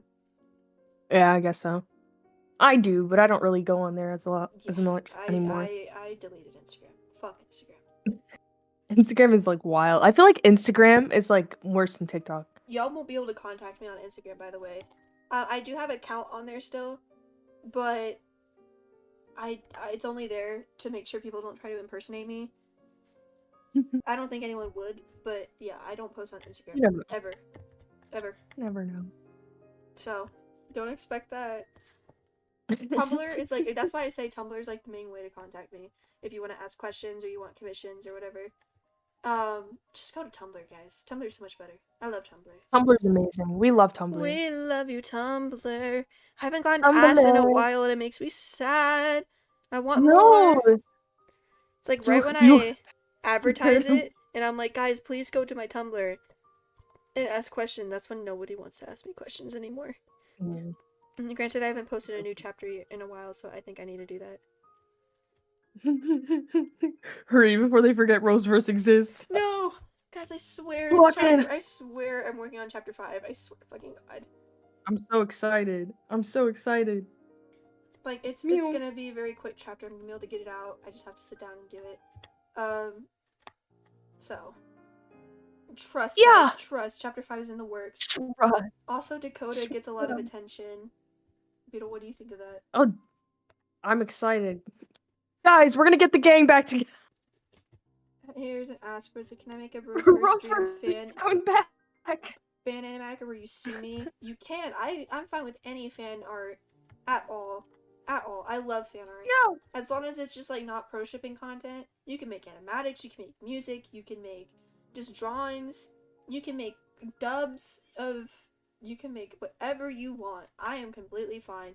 You can even make ship content that as long as it's legal. Legal? Don't be weird with Roseverse. Yeah, that is like the main rule. Yeah, just don't be weird and you're fine. You're fine. I think I've made it so clear that if Pro Shipper still follows me at this point, that's crazy. Like, I say it every single stream, like, I hate Pro Shippers, so if, like, somehow y'all are still out there... Pro Shippers here. Y'all are still out there, I'm just shocked. Like, guys, like, what? Why are you here? You're not welcome. We don't accept your kind here. We hold hands in my brain right now. Completely fine. I'm fine with legal ships like that. I really don't care.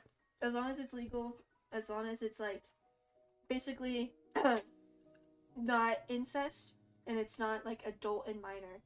I had to make it clear in the Elsewhere video, because people were like, oh, but, like, not, like, they didn't say this, but I was really worried. I was like, guys, don't ship, like, Orchid and, like, Korokara. Like, technically you could, but Korokara sees all the people in Elsewhere as, like, her children.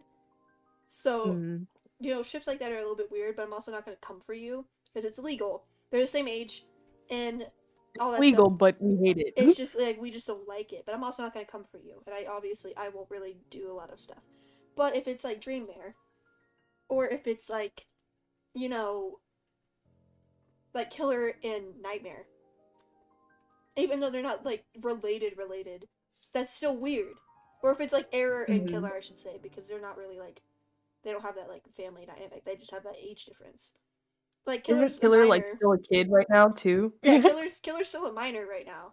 And also, like, and Error's not. So, like, stuff like that would be really weird. And I would not be okay with that, and you would get blocked immediately. But that's, like, that's what pro shipping is. That's what I consider it.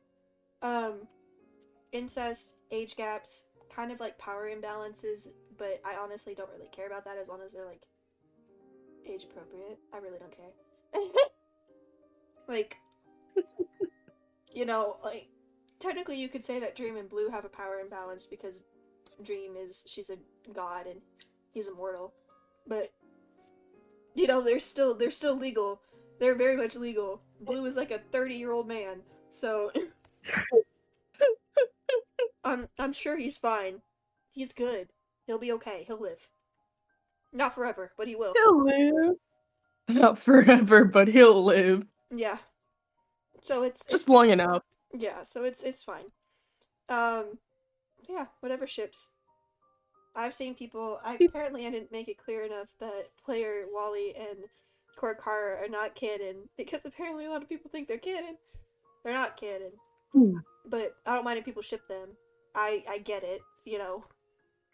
They're not, and like honestly, chapter 5 there's gonna be a scene where you're just like, what the fuck? Because it's like they're just very domestic, but they're just like friends. They're like vibing. Yeah, they're just roommates, guys. Yeah, they're just vibing. Roommates. So it's just up to you what you think, and those are legal, and they're also on like the same like level, because in the same power level, the same age, yada yada. So like, yeah, that's all I gotta say. Human. I remember you are pacifist. Human. I've been thinking of that today. I remember you're genocides. Ink, I remember you pacifist. Ink, I remember you do not kill. Human, I remember your genocides. Okay. I'm just holding up the big thumbs up. It's in my brain. Anyway, let's read chapter 8, you guys. Yeah. Let's read chapter 8. It's chapter 8 time. Chapter 8. From nothing. I wonder what that means. Ink had been in Horror's room at Nightmare's castle before. He cleaned up almost everywhere except Killer's room, Nightmare's room, and the lab, so this space was familiar to him.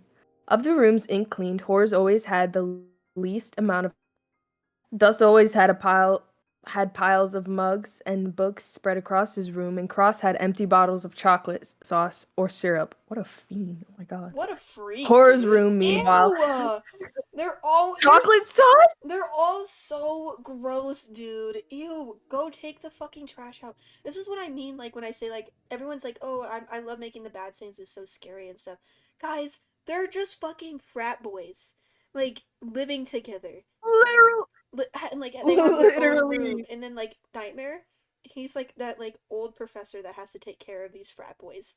They're disgusting. I hate them. That's why I made Roseverse horror an adult and like have children, because I don't want him to indulge in the frat boyness of Dust and Killer and Cross. I can't handle that. I can't, and I don't think Nightmare could either. So Horror cleans up because he has to tell his children to clean up, and he would be a hypocrite now if he didn't clean up, and they did, and his 6-year-old's too smart and calls him out on that, so he has to clean up now. They're so gross. I hate them, dude. Disgusting. Clean your fucking room. I would expect Cross to be clean. I think if he had his own freedom like that, he wouldn't be. He would start slacking. I don't know. No, maybe it's just me, Rosa. Maybe it's just me, but I feel like dude. Cross, out of all of them, should have like a pretty clean room because of that military background. That bed is gonna be made, in my personal opinion. It should be. Anyway. Them, dude. Ugh. That's why they stink. That's why they stink. I hate them. Anyways, go on. Why do they stink though? I'm like thinking about it, like because they don't. I know do what their the smell of bone is. Oh, that's true. But like, oh wait, they do sweat. They do sweat, but it's magic. But does magic stink? Then you have to think about the technicality of magic. They kill people. They kill people. Beetle. Oh, that's true. I forgot. Yeah. And then people have juices. How the fuck are you barely on chapter 8? It's been 4 hours. Your bum ass not reading. We're about to finish it too. Morg, stop. They're so long. These chapters are so long, Morg. They're very long chapters, and we also ramble and talk a lot during it. We you know, like book club. Yeah, we do that. We talk to our nearest person next to us about what we have just read. Stop being judgmental. We're almost done, and once we finish this chapter, we'll be free to call with, so you can stop being pissy. Yeah. So stop distracting us, Morgs. You start like it's your fault. Anyway. Where am I? Chocolate syrup. Dust always had piles of mugs and books spread around his room, and Cross had empty bottles of chocolate sauce or syrup.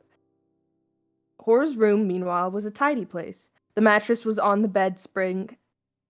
The bed itself was made, and there were not any weapons laying around or stuck in the walls. The others don't even have a fucking bed spring? Are you fucking serious right now? You're fucking lying to me right now. So are they just laying, like, with, like, no sheets? Just a dingy-ass mattress. Wait, what is a spring?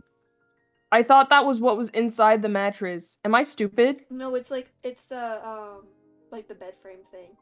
Like, and this Why is, isn't it called the bed frame then? Because there's also one that just, like, you set your mattress on top of, like, the spring things. It's called a bed spring rather than just a bed frame. Oh, you mean a box? The box? Kinda, yeah. These guys are just gross. I fucking hate them. Ugh. You know what? They're so...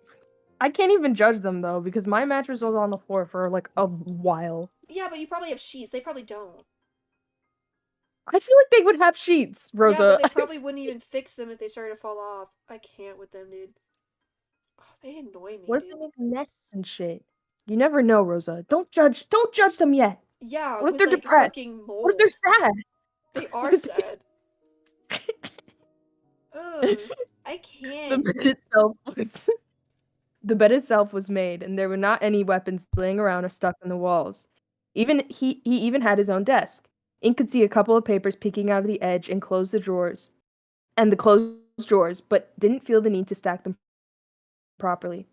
There was only one chair by the mirror that Cross took, so Ink and Horror sat on the bed. Even though Ink was still wearing Killer's coat, which was really long on him, Cross had grabbed a pair of shorts for Ink. They were practically pants on him, and he had to pull the drawstring out a lot to make them stay up. Ink's old brown clothes were probably ruined. They had gotten pretty wet and torn and dirty between his dives into the river and when air dragged him across the ground in waterfall. While he picked up the shorts, Cross had changed into his usual outfit. I don't know why I said it like that. As well, with his fluffy hood pulled up over his hood. What? Over his skull. Over his hood. The blue blanket on Horror's bed was fluffy and soft. Ink's bones burned from the destruction of a nightmarish negative tale. That's something. But he distracted himself from that by poking at the blanket until Horror coughed into his hand. Got that from my Toriel's world. She'd probably make you one if you want. What would she want in return? Ink asked. The question threw Horror off, but he recovered quickly. Nothing. Ink frowned and thought, I thought people who were nice wanted something, though. A lot of them do. Cross slouched in the desk chair and crossed his arms. All my glasses on, that's why I'm struggling. You haven't had... I bought you those fucking glasses, Beetle, and you never used them. I had grabbed them and everything and cleaned them off and set them to the side, waiting my turn, and then forgot. I wanted to be, like, a really good friend, right? And so my benevolent little ass bought Beetle glasses, and they don't use them. They don't ever use them. I do. I wear them to work every day that I work, and then anytime I read, I use them. I swear. Just sometimes I forget. Okay. Sometimes I forget. I'm sorry. Anyway. Oh, okay, yeah, that's better. You think? Did you not have them on last time we read? I did not. Oh my god, Beetle. No, wait, no, the last time I did have them on, but then the time before that I didn't. I don't know. Anyway. We only did it twice. They've been on and off. I've read through... This is my third time. I mean, like, out loud on stream. Yeah, this is my third time reading out loud on stream. I know, but I'm asking about last stream. Did you have them on? Oh, last stream? No. No, I did not. Put them on. My bad. They're on. They're on. Read. Glasses on. Come on, Takir! On! Anyway. No one will get that reference. Anyway. Nightmare said Nightmare said you offer protection to AU. Oh, wait, I missed a whole paragraph. I thought people who are nice want something, though. A lot of them do. Cross slouched in the desk chair, he crossed his arms. Since you're one of Nightmare's gang, she'd make it as a thanks. Nightmare said you offer protections to AUs? Ink recalled, but what does that mean? Cross and Horror looked at each other, then back at Ink. Are you stalling, Ink? Horror asked gently. We don't have to talk about your past if you don't want to. Ink had not considered it stalling. He had just had a lot of questions still. He supposed an explanation about his past would help them understand why he asked about so many things, but he liked those gang-related questions answered first. He explained only that last bit to Horror, who seemed satisfied with his answer, and nodded to Cross. Before I explain why the gang's protects certain worlds, I guess I should start with what corrupted and obliteration means for AUs. Cross began in the tone he often took while training Ink. The corrupted and corrupted timelines are people and timelines that have become badly glitched. Some symptoms of glitches are the appearance of empty copies of monsters or the fallen human that mindlessly attacks everything, void leakage into the world, deteriorating locations and people, and broken resets. Obliteration timelines are worlds whose code has become so glitched and corrupted that even true resets can't fix it. The corruption gets worse and worse until one day the AU self-destructs and takes everyone with it. As Cross spoke, Ink realized he already knew what corruption was. It was part of the wrongness he sensed, like Air's Warp's magic. Ink could not figure out how to explain how he could sense that, and their conversation had already been derailed, so he kept those thoughts to himself. No one could repair those AUs? He had to confirm, distraught. No. Not even the likes of Core can repair their codes. Obliteration timelines are doomed, but corrupted glitches, mostly the ones that are empty copies of residents, can be fought and destroyed. Some AUs are naturally negative, and those are the ones we defend. To them, we offer our protection from the corrupted glitches. In exchange, they give us things in return, primarily supplies if they can afford it, and their negativity. Think of it as a protection racket. It was a concept Ink knew from the steampunk fantasy books he had read. The character that offered such protection did it for monetary reasons. He wasn't the worst, but still, expecting compensation for helping rubbed Ink the wrong way. He should know by now that such deals were how the multiverse worked. It was why Nightmare helped him out, after all. Cross grimaced. That's why, and that's what it is, and you know it, Horror said calmly. We protect negative AUs from corrupted glitches. In exchange, they are under Nightmare's control. It was not altruistic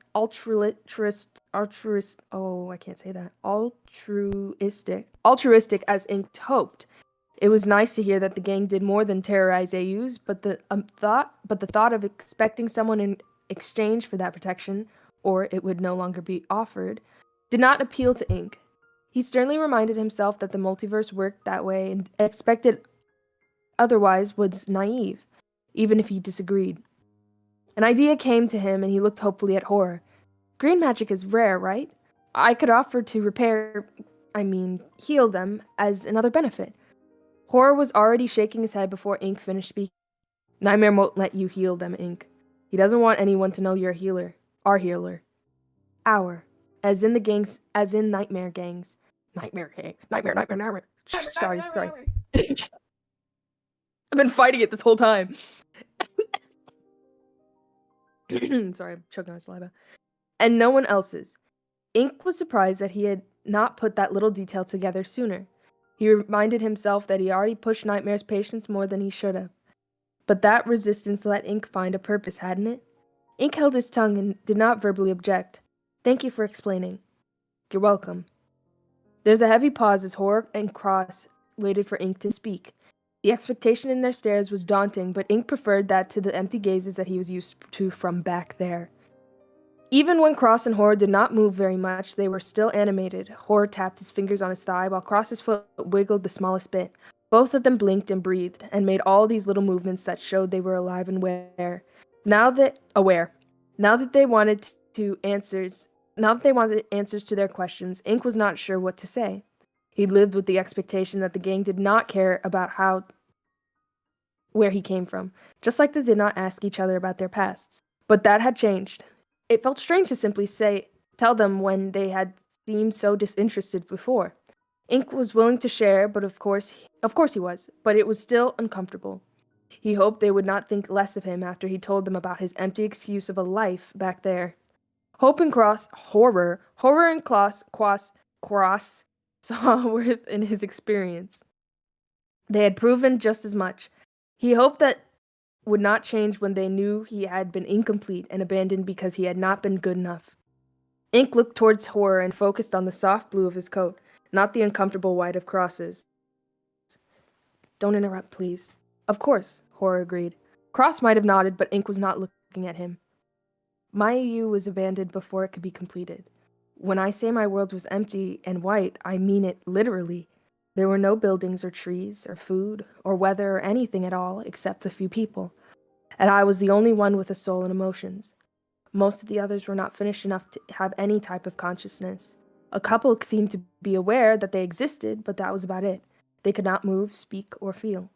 White, white, white, abandoned, with no name, no sound, no companions, no care, no hope. Ink did not look up at their faces, even though he knew there would be emotions there. The faces would be different, the eyes would be different, and the stares would be different, but he did not want to look up. He looked down at the dark wooden floor, the blue bedspread, and Cross's booted foot. He breathed the musky smell of Horror's jacket and the fresh air that came through the open window. If he looked up, he could see Horror's face with his red eyelight, and Cross's face with his bright red scar, not the blank, empty stares of the white sketches. And that was if they had a face at all. Ink's chest felt tight. He paradoxically wrapped his arms around his ribs and squeezed to try to make the sensation go away. It's so easy to read your expressions and emotions, he commented without looking up at their blank expressions. All those little facial movements show so much. Did you know Nightmare's tentacles show his emotions even if he's trying to hide them on his face? You're all so expressive. It's wonderful. Oh, wait, go back. Cross's voice sounded strained. Wow, really? Strained, Swings. like Ink did some... Fighting.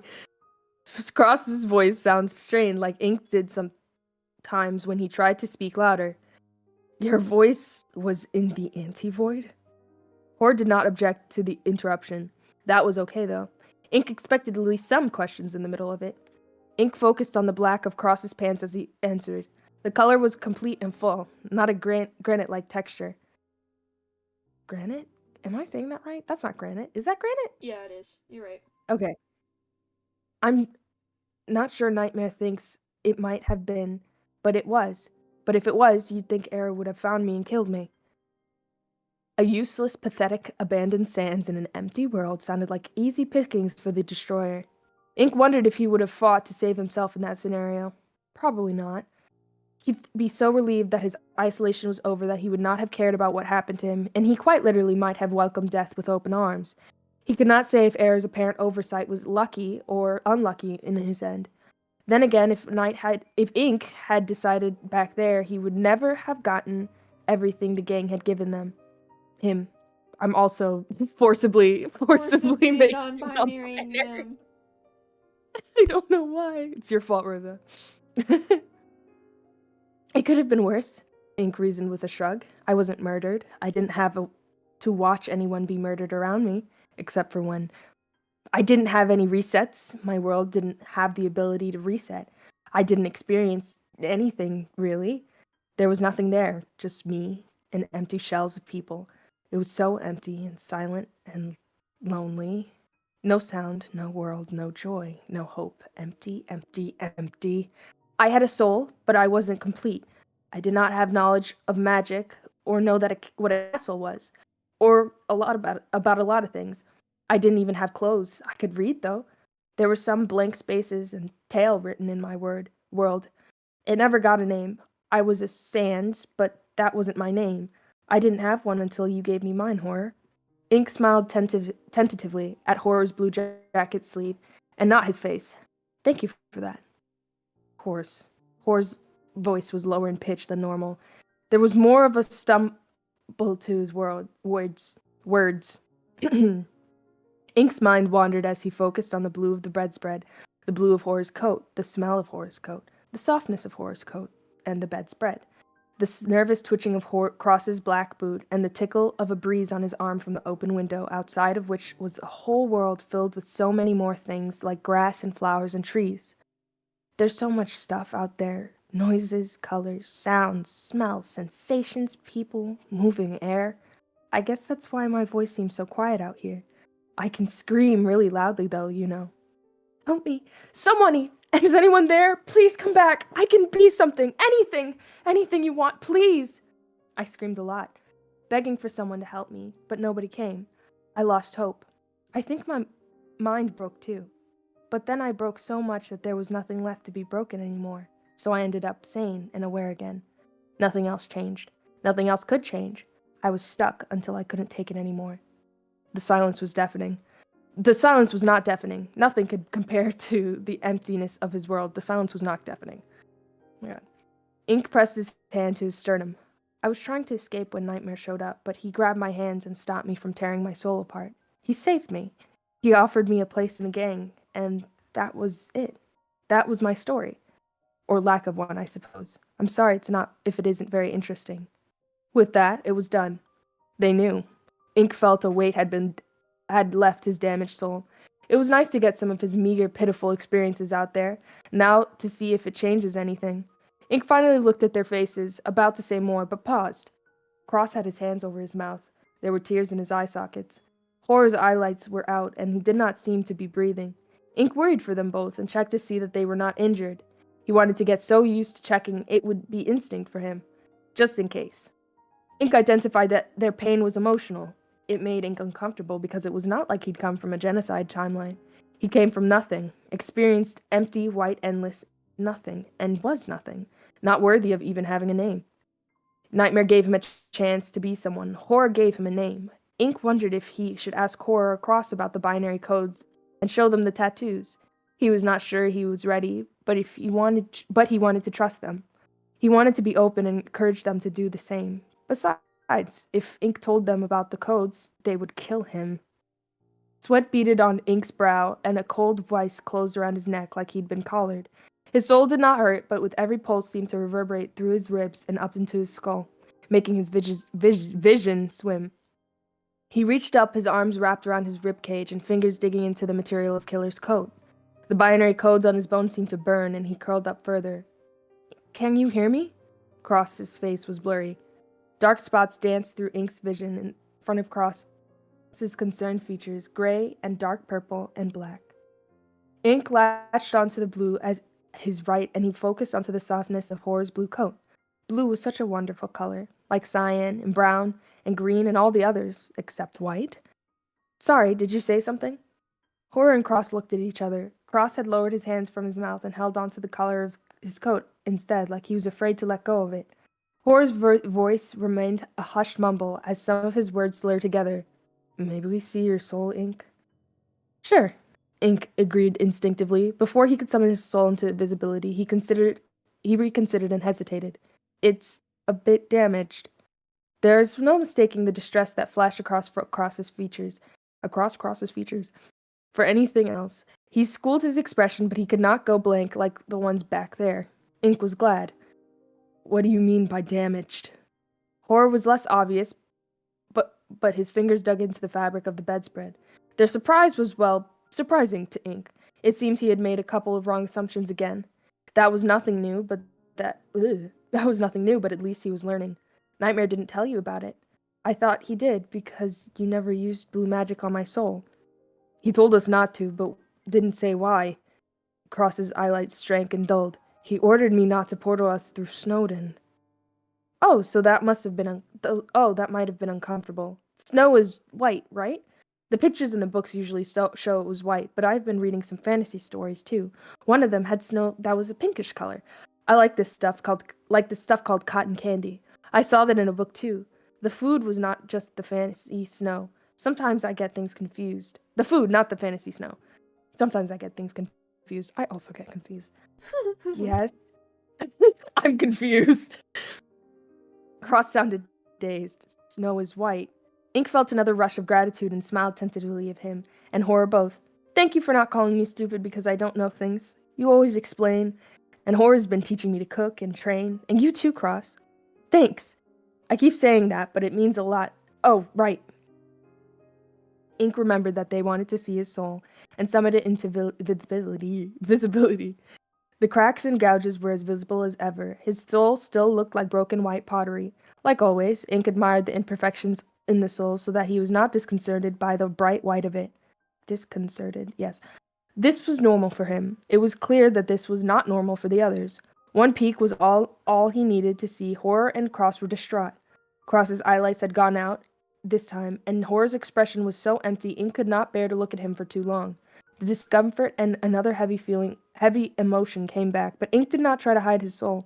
He knew what shame felt like. He knew it whenever he failed at his magic lessons or when somebody called him stupid. He felt it when he realized they weren't coming back. Ink did not understand why he felt it now, but he acknowledged it. It was there, and since it was definitely a negative-leaning emotion. So this is my soul, he said awkwardly in ensuing silence.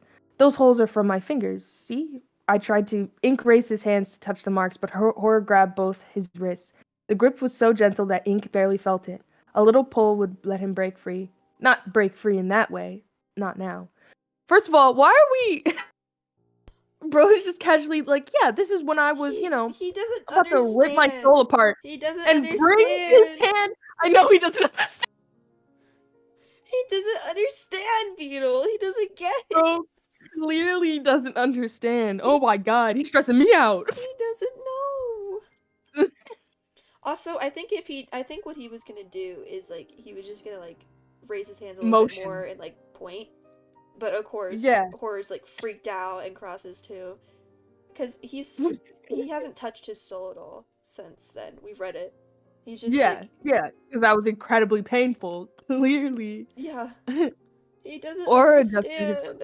He doesn't understand what's so bad. He doesn't really I think also, and I'm gonna add this into my essay. But by the way, this is another reason why I like these live streams, because you guys get to see stuff that I'm gonna talk about. Ink doesn't fully understand what he tried to do until later on. And he still doesn't understand right now.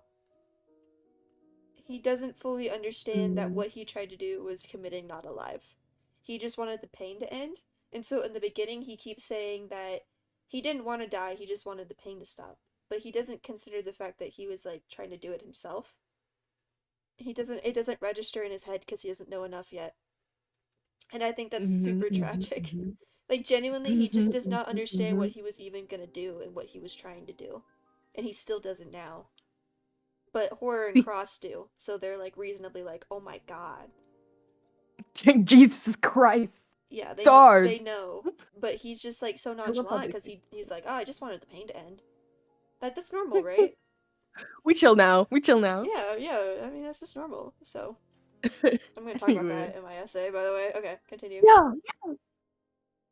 Horror adjusted his hold, and Ink found himself pulled into a tight hug. Now he'd gotten hugs twice in one day. Ink would love for it to happen more if it did not include awkward conversations and attacks by the Destroyer as a prerequisite. I almost said that word correctly the first time. I was so excited. Prerequisite. Damn! He eagerly snuggled into the warmth of the blue jacket and realized Horror was trembling. Ink had read up on souls as a part of his medical research and guessed one of Horror's concerns. Don't worry, my soul is cracked like that because of what happened, not because I'm losing the will to live. My health and magic haven't been affected either. I mean, I did not know magic existed back there in order to compare my power to what I can do now, but I'm not weakening or falling down or anything. I've practiced tracking my vitals so I can be ready when I need to help you guys. My soul is stable, it's just damaged. Except for the incident with the white light, but Ink was not sure how to explain that when he had no idea what it was, how it happened, or why, and the thought of mentioning anything that might do with codes made it hard for him to breathe. Horror turned his head and laid his cheek atop Ink's skull. Please be honest with me. Do you ever think about destroying your soul now? Ink was about to give an answer, but checked himself. It would be best to encourage honesty, since he would need others to be honest with him about their own medical issues. Maybe subconsciously? You said not to tear apart my soul if Eric caught me, so I guess it wasn't what you expected me to say. It wasn't. Horse sounded very sad and very tired. Promise me you won't do that again. I won't, Ink agreed easily. If Era drags me to the even if Era drags me to the anti-void. You want me to live, and I want to live too. There's so much out here to live for, you know. The worlds were too personal to say out loud. A weight had been lifted off of Ink's soul, and that was true. But it felt strange to open up about what happened back there. Ink had been alone for so long. Now two others knew what he came from. Knew what he came from. Okay, I was right the first time. It made it all feel more real. Ink tapped the back of Cross's hand. Do you want to speak now? Cross appeared dazed. Huh?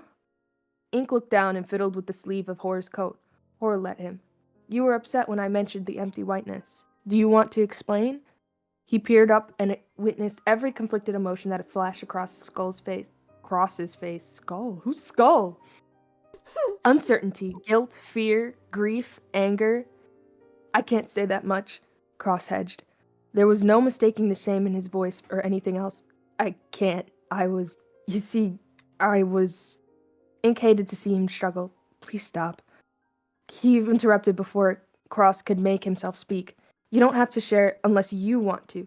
If you ever want to. I'll need to know health history so I'll know how to help you, but you don't need to share everything if you don't feel like it. Cross's relief was palpable.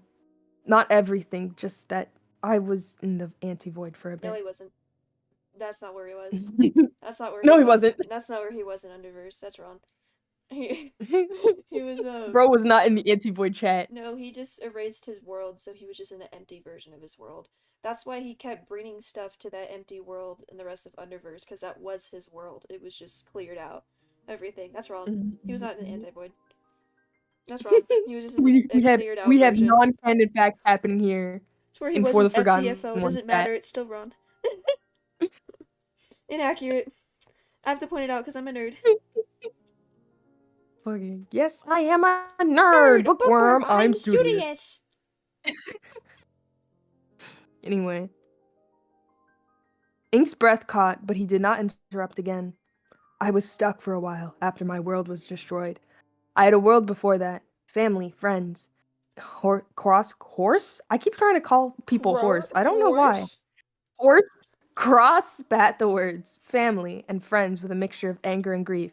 I wasn't completely alone like you. I had someone with me, but if you ever have problems, you think about that place, you can talk to me. I might understand. Cross sounded uncertain as he said that, but Inks felt wonderfully warm? Ink felt wonderfully warm. That is a typo. I'm stupid. There is slight typos sometimes in here. It is a fanfic. Makes me think I'm going crazy. I don't think he wanted to hug yeah. Cross, but he was not sure if it would be welcomed right now. Instead, he held onto his hand and gave it a light squeeze. Thank you. You can come to me too if you need help. Cross looked conflicted all over again. Do you have any questions, Ink? Horror rumbled, drawing Ink's attention to him. Anything at all? Ink did have a question, but he was not sure if he should ask it. Cross was already uncomfortable. Can I ask Cross about more recent things? Horror seemed surprised by that question. Depends, Cross responded. He did not seem as pained as when he tried to talk about his past. What is it? Ink mentally went over how to ask his question before voicing it. Hit me. Do you want to tell me why you kept following me before? Horror made a low noise. It might have been a sigh or a laugh. Or both. Could it be both? Cross froze up. His jaw clenched and he avoided looking at Ink as his discomfort revealed his guilt. You, noticed me? No shit, Ink he noticed, you dumbass. Ink nodded and waited patiently. I just wanted to make sure that you were okay after the star seances, Cross said evasively. Cross was hiding something. I was okay. Ink did not press. Thank you for your concern. They didn't hurt me or try to capture me like Air did. Ink could not repress a shiver as he recalled the corruption of Air's presence. He was not looking forward to experiencing that toxic aura again. But Air also had been injured. Not that Nightmare would let Ink even get close to healing him. Ink was the Nightmare's gang's healer. For no one else. For now. Ooh, for now. Ooh, for now. Oh, right. Nightmare wanted him to come up with a disguise. I need to go to the library to look up disguise things, Ink blurted. Do you think Dusk would help? Dusk? Dust would help? Dusk? Dust. You can always ask him, Horror mentioned. Right. Ink hesitated, then wrapped his arms around Horror's middle. Thank you for listening and being here. He got up and held Cross as well for just a second before he hurried out the door to the library. Dust was busy reading his own book when Ink got there. Ink got there with the code's outline of Paps by his shoulder. Paps was as shadowy as ever, other than the vague outline of codes that made up his form. Ink wondered if he would become more visible if he traveled to Dusttail. Now was not the time to think on it. Dust's gaze was unblinking and intense as he gripped the book tightly. He might be in one of his moods. Best not to bother him. Ink grabbed the steampunk fantasy book he had picked up earlier and sat by Dust, leaving an empty chair between them. The cover that had drawn his attention before still caught his eye, primarily the style of the protagonist. From that, he could surmise so far, steampunk was associated with fantasy and technology, not specifically medicine and healing. So cute, dude. He's so fucking cute, dude. Oh, I just want to adopt Ink got up and grabbed another book. This one was filled with medical texts, along with the origin of several symbols of health and healing. Nightmare said that he did not want Ink to have obvious healer traits to his outfit. That did not mean Ink could have none at all. He just needed us to be subtle about it and adapt a functional style of misdirection. He could not look like a healer, but he damn well would be one, necessities included. Ink opened the books and began to flip through their pages. Let me read this part. You can read it. Rosa, Okay. I love this part. Let's get creative. I love it. It's my favorite part. I'm out of Arizona. Kill, die. Okay. It took a few minutes for Cross and Horror to gather their thoughts enough to speak. As they sat in stunned silence, Cross idly wondered what Nightmare was sensing from them both. He felt emotionally drained and knew Horror was as well, but they had learned hung heavy in the air between them. Cross was selfishly glad that his own past had not been added on top of that. There was no way around it. Either Ink was so desperate that he hoped that destroying his soul would make something change, or he wanted to die to end his isolated existence. Yup, clocked it. Cross knew a bit about the kind of misery the anti-void could bring out, but he had Excara with him in his self-inflicted personal hell. Enemies they may be, it was at least something. Ink had been alone, completely and utterly abandoned. His puzzlement about things that should be basic knowledge was now an obvious sign that he had come from almost literally nothing. They were not dealing with a traumatized Sans who had a unique way of looking at the world. They were dealing with a traumatized Sans who has to learn how the world works from almost the ground up. Before, Ink had seemed naive and sheltered. The truth was much more complicated and much more alarming to boot. Ink wasn't aware of basic things because he was flighty. He was unaware because he never got the chance to experience any of it. Cross tried to imagine what it would be like if he woke up in the anti-void with no memories and knew his mind would have been fractured long before anyone reached him. The isolation had been hard enough with Excara. It could have been so much worse for Ink out here. If not for his surprising amount of will, Nightmare could have molded him into whatever he wanted, consciously or otherwise on the part of their boss. The idea disturbed Cross more than he would ever admit out loud. Cross looked at Horror, and Horror stared back with hollow eye sockets. A sickened sense of understanding passed between them as they both realized that most of Ink's first experiences with touch were getting hit. How did we not ruin him? Cross wondered out loud. Ink is stubborn in his own way. That didn't feel good enough to Cross. It wasn't good enough. Ink shouldn't have to be stubborn to be happy. Did he ever have the chance to be happy in that empty white world? Cross highly doubted it. Maybe we should offer more benign physical contact? Cross offered helplessly. You know, pats on the head, arm around the shoulders, maybe pull him around by his hand or something. I've already been doing that. Cora did not intend for the comment to be painful, but Cross felt a little bit worse when he heard it. He knew Ink craved contact, but he did not stop to wonder why. He hadn't cared to. Nightmare's gang consisted of murderers and screw-ups, but now they had to teach someone how to be a functional person. Cross had no delusions about his own stability. He was aggressive, paranoid, quick to anger, and prone to snapping when pressed. Cross's relationship with his father was worse than dysfunctional. His relationship with his brother Papyrus was even worse than that in some ways. No, it wasn't. It was actually really healthy. Towards the end, at least. Yeah, that's true. Cross closed his eye sockets and saw hundreds of blasters point down at him. He reopened them before they could fire. Killer was unstable and knife-happy on a good day. Dust was comparatively passive and content to listen to Paps, but he was listening to a hallucination of his dead brother. Nightmare could be calm and collected, but he was volatile in his own right, particularly when Dream was involved. The only one that was remotely functional was Horror, and even he had bad days where he lost control. Cross felt utterly out of his depth. Ink's good. He's so determined not to hurt that he became a healer. He deserves so much more than us. Ink would disagree with you, Horror said. He doesn't know any better. Cross growled. He did not mean for it to be anything more than a snappish retort, but they were both hit with how true that was. The silence lingered as they became lost in their own thoughts. Cross found himself swept up to not only what was, but what might have been if things were a little different and Nightmare did not find Ink first. Could I have found him? Cross dismissed the idea as soon as it came. Exploring the anti-void was a quick way to get himself killed. Not to mention, it was impossible to navigate for anyone, except maybe Error. Even if the destroyed exhale and Ink's empty and abandoned world had both been in the same dimension, the chances of Cross stumbling upon it were 0. Cross did not have the omnipresence to locate Ink, but he knew someone that did. The better question was whether Core and Dream could have found Ink. They might not be capable since his AU did not fully form, and according to Dream, Core could not see or go into those kind of places.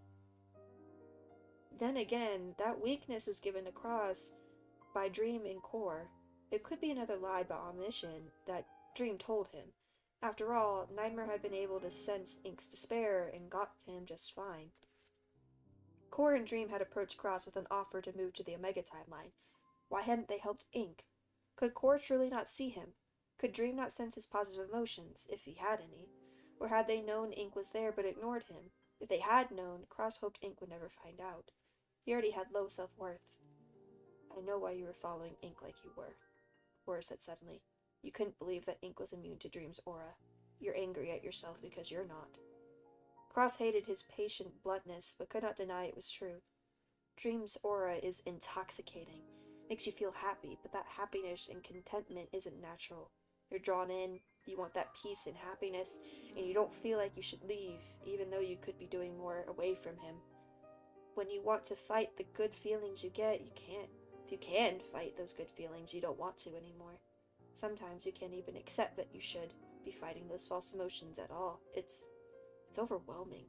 Nightmare's influence shields us from its effects now, but I'll never forget it. Cross's mouth twisted into a self-deprecating sneer. And then there's Ink, who is immune. Completely immune. It wasn't fair. It wasn't fair to be upset with Ink for his immunity. Except Cross was not upset with Ink, but with his own weakness. It was ridiculous to think about what if, but Cross wondered how much time he wouldn't have wasted if he had not been snared by Dream's aura. He had been so convinced that helping Dream gave him the opportunity to fix his home, the home he destroyed. What a sick joke. Nightmare does not blame you for fighting against us, Horror murmured. Cross glared at his own reflection in the mirror.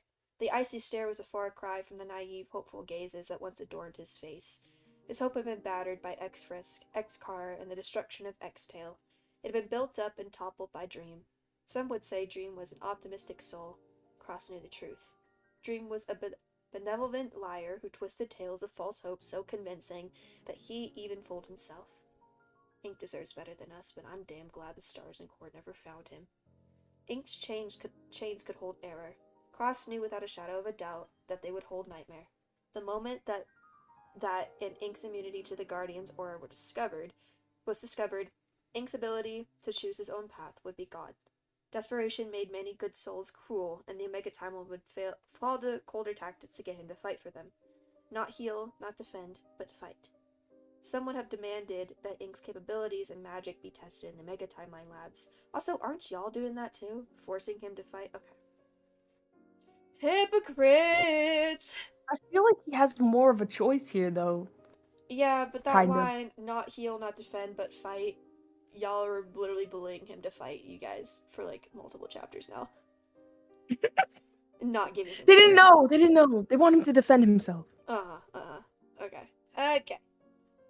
Their proposal would have been rejected, of course, but there were many that would coincidentally look the other way if something happened.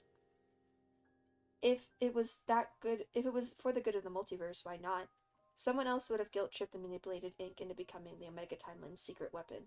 They would have told Ink that he'd been a hero and implied that he was the most selfish scum in the multiverse if he refused to kill for them. Then Dream would unknowingly step in and as the kinder one that called Ink special and wistfully lamented about how he could help so many people. Willingly or through ignorance, those separate parties would press and press until Ink cracked. But there was a problem with that hypothetical plan. Ink would not crack. Not in the way the Omega Timeline would want. Ink would not harm for Nightmare. He sure as hell would not harm for Dream, Core, their lackeys. Ink would rather die. For a moment, Cross closed his eye sockets and saw Ink, alone, desperate and broken in an endless white void, dig his fingers into his damaged soul and pull. Cross forced them back open and swallowed his nausea. He was already going to have his usual nightmares and more nightmares about Error's attack on Ink. He did not need to give himself any more ammunition. Cross finally admitted to himself what had been bothering him since that encounter with Dream in the Aftertale AU.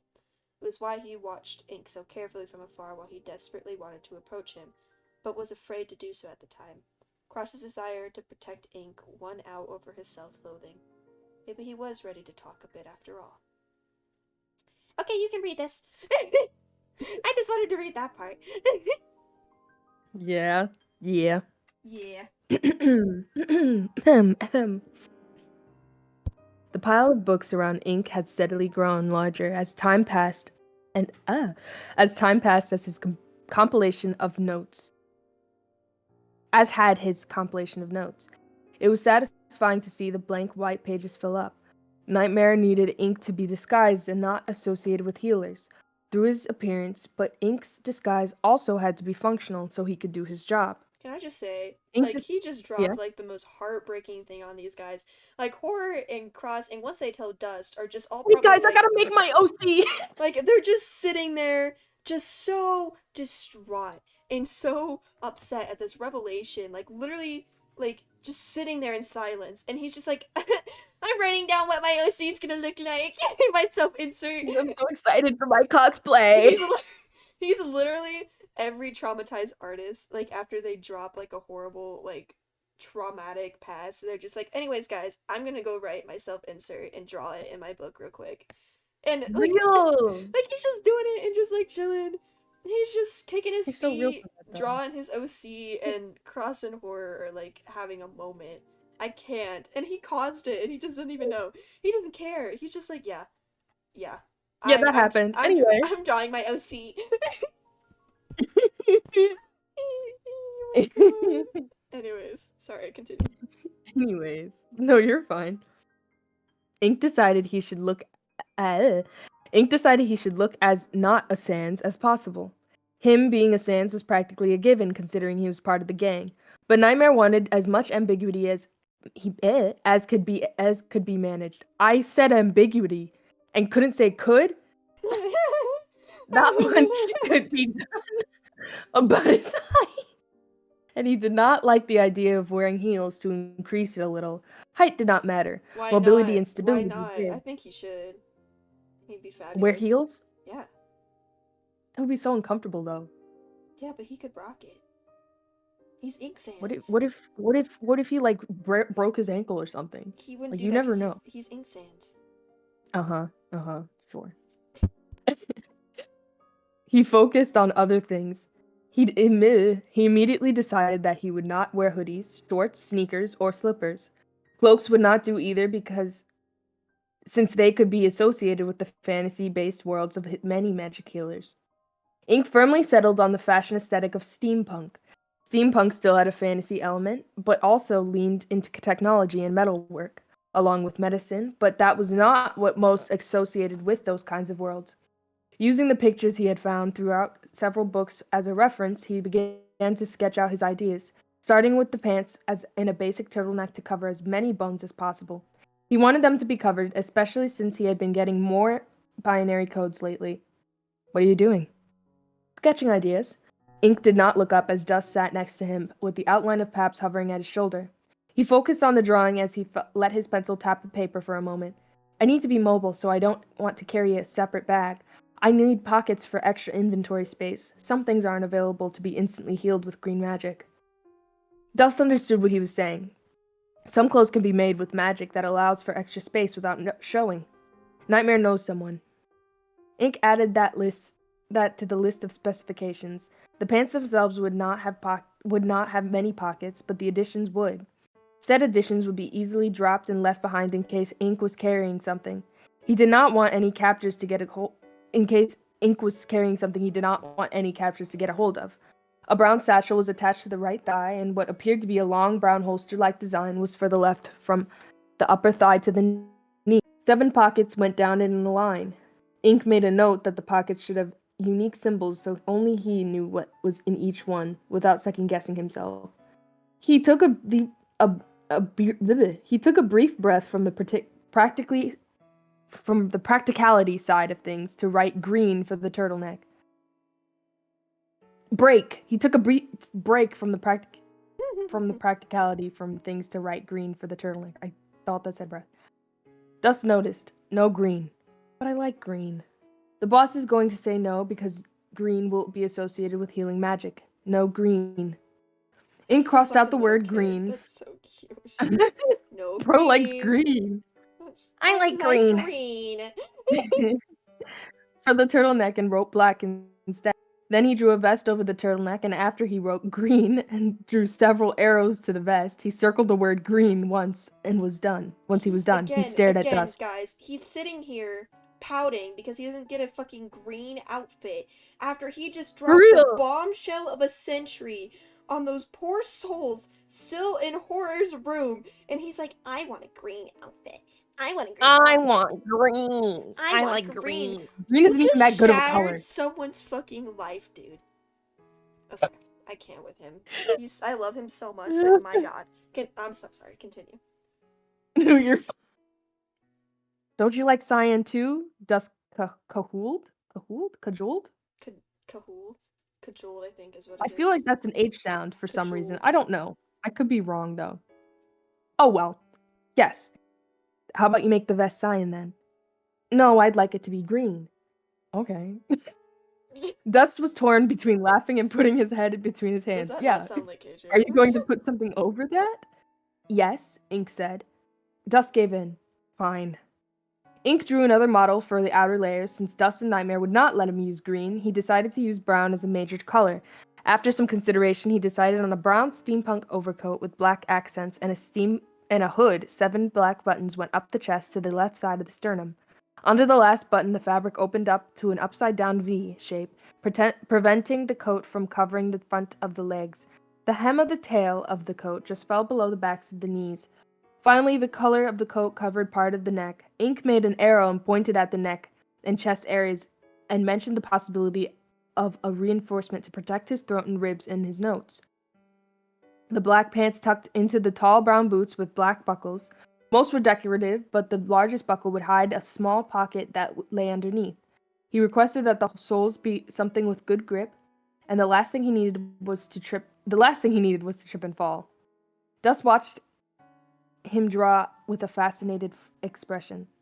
I didn't know you could draw. I like to fill in the empty margins of my notes with little sketches. Bro's name is Ink, but he was I didn't named know you Ink could because he has draw. like an ink splash. He has an ink splash on his face. That's why his name is Ink. That's why horror named him Ink. They didn't name him Ink because he could draw. It's I just know, but you would convenient. think if he had a fucking ink splotch, you would tie two to two together and be like, oh yeah, this guy can probably draw. I mean, you never. It's like looking at someone. That's like looking at someone and just immediately going like, "Oh my gosh, they're this, so they must That's do how that." it works you know? in Undertale!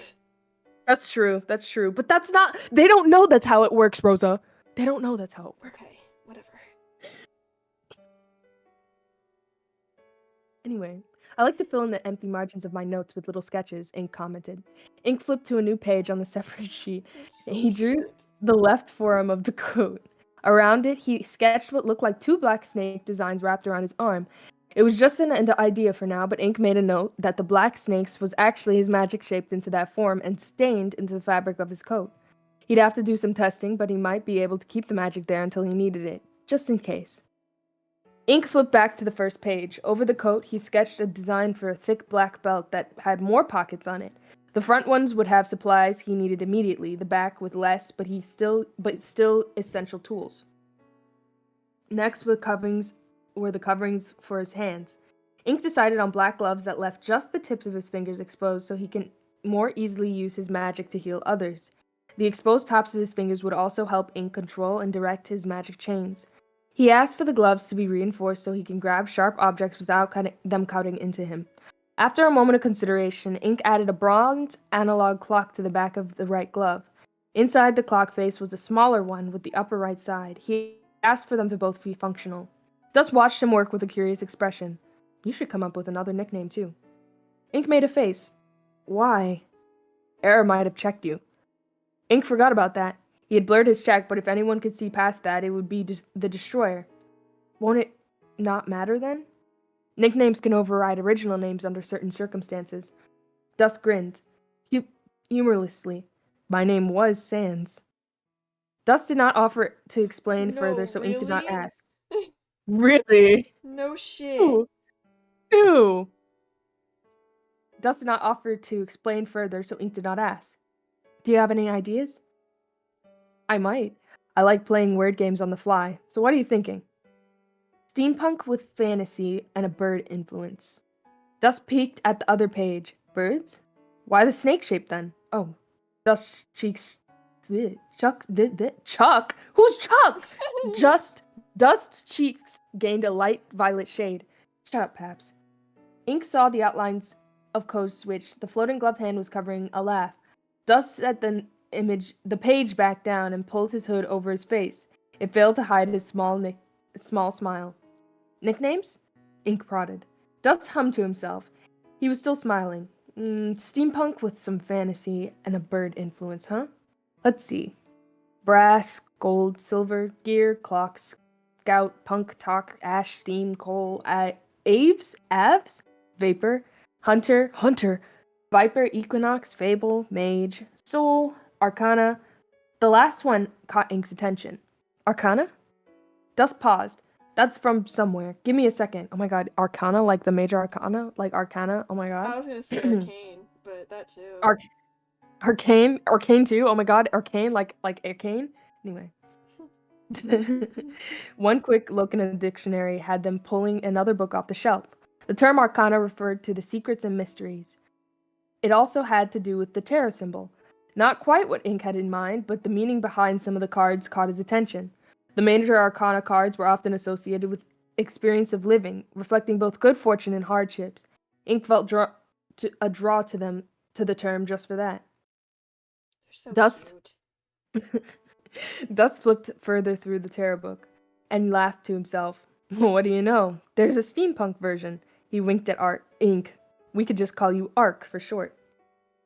Ink, Arc, short for Arcana, and Shield. 3 different names for different situations.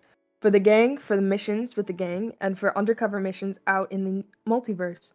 A name and 2 nicknames. Ink once had no name at all. Now he had 3. So Ink sniffled and rubbed at his eye sockets. Thank you for giving it to me. Dust kept smiling, but tilted his skull indicated confusion. That was a weird way to put it, but sure. Oh shit. You'll find out soon, bud.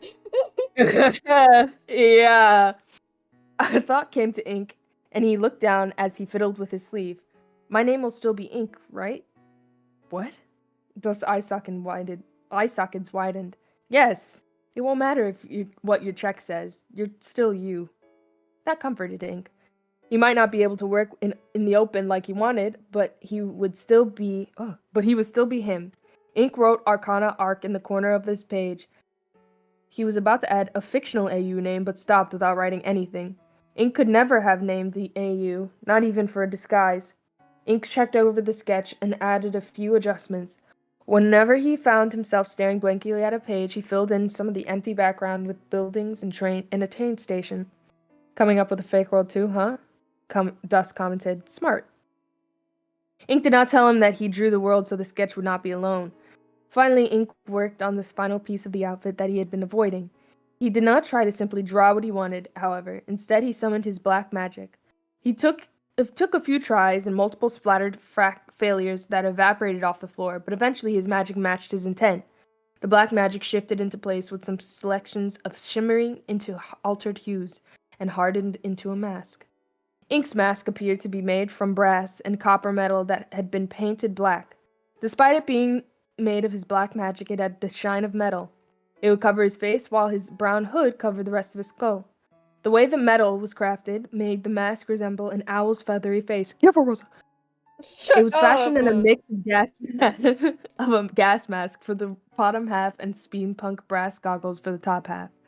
Ink's highlights would not be visible through the goggles' dark lenses, which was another necessity to keep him from being instantly identified as a sans. The bottom half of the mask had two symmetrical valves for exhalation and inhalation. Both were flatter than the versions he saw in the more realistic books. Ink wondered if he could have them actually be functional, since some AUs were apparently toxic. He made a note of it in the corner of a page that held the snake design. There was a bit of metal between the valves of the mask that looked like an owl's beak. Since his mask was made from black magic, he could easily remove the mask to reveal his face and replace it in a moment's notice. It also meant that his enemies would be unlikely to be able to tear it off of him. Ink tried the magic and looked at Dust. Dust did a double take. Well, now you have the sans glare down pat. That might be almost as scary as your other glare. Ink pulled the mask up and let it rest atop his skull. What glare? Dust squinted at him suspiciously. Did he think Ink was joking? Remember how I said you were taking the meta stuff seriously? You got a little intense. Ink kept waiting. Do you really not know? Dust wondered. Come here. Dust led him to his own room and nudged him in the front of the mirror. Ink stared at his reflection uncertainly. Dust hovered at his shoulder and held the sides of his skull to keep him facing forward. His smile fell. By the way, Cross fell and smacked his skull again on the edge of the table this time. He's been hiding it. He what? Ink hissed. Again? Why would Cross hide it? He'd nearly collapsed the last time, and at this rate, Ink was going to have to constantly scan Cross and make sure he wasn't hiding injuries. Why would he keep doing this? Ink was distracted from his anger and frustration by his reflection. His eye sockets were always black, but now they were like an abyss. He had always, as though the light around them was being sucked into the darkness, and wisps of black magic shimmered at the edges of his sockets. And from within those abysses were circular eyelights that glowed a vibrant green. Cross isn't injured, Dust stated. I just wanted you to see. He leaned over so his chin rested on top of Ink's head. The color of the glow usually depends on the traits of a skeleton's magic. I guess you could say you would have ended up having to wear a mask anyway. Ink blinked in surprise. The shadows and green glow vanished from his eye sockets. He squinted at his reflection, but he could not make the green return. After giving up, he craned his neck and looked at Dust. Are healers really that rare? Dust released a heavy breath. Yeah, they are. Ink considered that and looked at the owl steampunk mask he still held. It stared back at him, serene but inscrutable. To allies, it would be a sign of comfort. To others, it would be eerie and ominous. Nothing about the outfit that he had drawn screamed healer or medic, but that was what he needed if he wanted to keep the gang and himself safe. Ink thought about how he had smudged his check before to blur it out. He focused on that sensation, feeling the codes, and attached it to the mask he held. Ink put the owl mask back on and soon lifted it off his face. It remained attached to the top of his head. The gang can't have a green magic healer, so how about a black magic doctor? The type that you aren't really sure that they're allowed to practice medicine, or if a doctor refers to a scientist with questionable methods. I can make my green magic dark enough that it almost looks black. Dust looked from the mask to Ink, laughed quietly. You got some ideas from that book, huh? Yes, Ink said honestly. The Mad Doctor is actually one of the heroes because even though the protagonists thought they were doing something that they had to do, they were actually causing damage to... Geez, don't spoil it for me, Dust joked. He nudged the mask with his hand and blinked in surprise when it did not budge. When he realized he could not move it, his grin was wide. I think the bus is gonna like this. Nightmare did like it, or as close to like as he could like anything. He was surprised that Ink had compiled what he had wanted so soon. Other than a scowl when he saw the green vest, Nightmare did not disapprove of anything in the design. He even let Ink keep the vest that color. Nightmare was also as close to approving as Ink had ever seen from him. He let Ink keep the mask and arm design drawing, but took the bigger sketch, saying that he had someone who could make the requested clothing. It would be ready before the gang's next mission. Wow, really? Mission. Ink still had hated that he had to hide and that the gang was going to attack more AUs. It did not stifle his excitement It did not stifle his excitement so much that it was crushed completely. He was finally going to be out there. He was finally going to be able to help. Not as many people as he would have liked, but still. He could have helped the ones that had helped him so much. Ink returned to his room for the night. Someone had left him a black long-sleeve shirt and light brown pants to replace the clothes that he had lost, and a note. The note was from Horror, who told him that these were from Cross for him to borrow. Both of them had noticed... Oh, I lost where I was, sorry. Both of them had noticed that Ink seemed like the color, so they decided on those pants for him. Horror promised to take Ink shopping so he could get clothes that actually fit him. Ink ignored the borrowed outfit for now and put his usual brown pajama set on. He left his room and cautiously approached the one that belonged to Killer with his coat in hand. Ink dithered outside a little before he hung the coat on the hook on the door and left without going inside. He knew Killer would not want to talk to him yet or hear his thanks. Maybe someday that might change. With that done, he went back to his room and inspected his ribs. Burned into his ribs were what was once the codes for a nightmarish negative tale.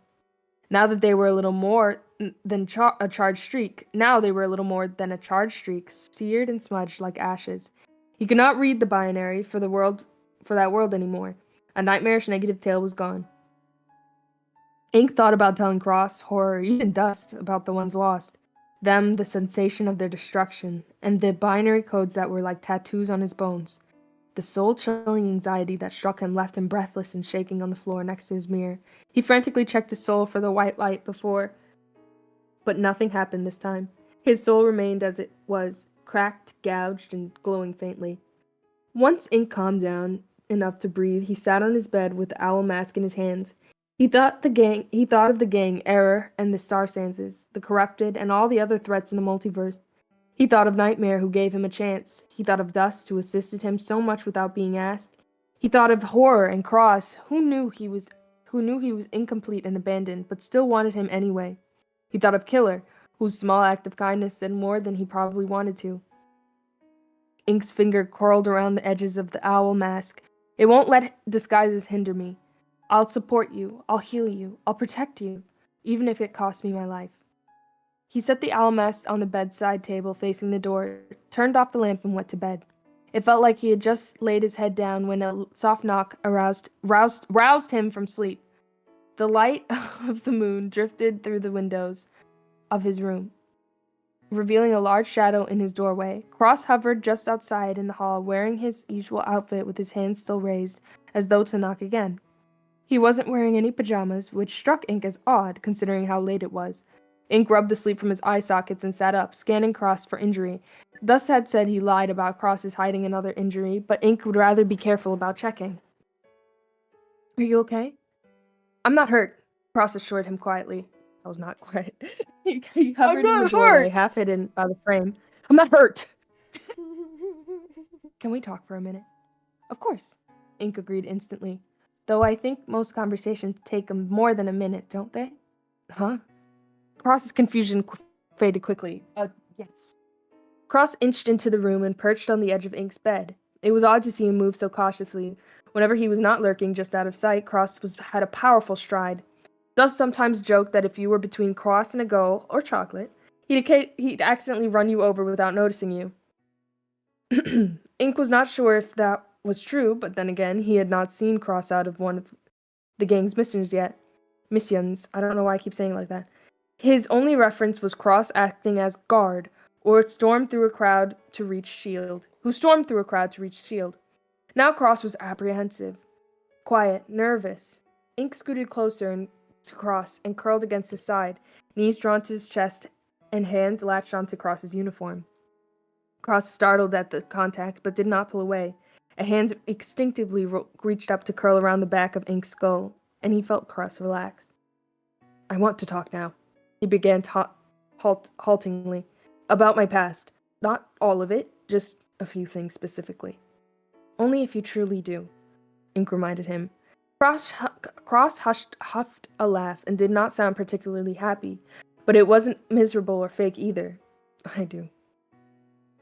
Ink waited patiently. The moonlight did not illuminate much, but it let him see every conflicted emotion on Cross's face.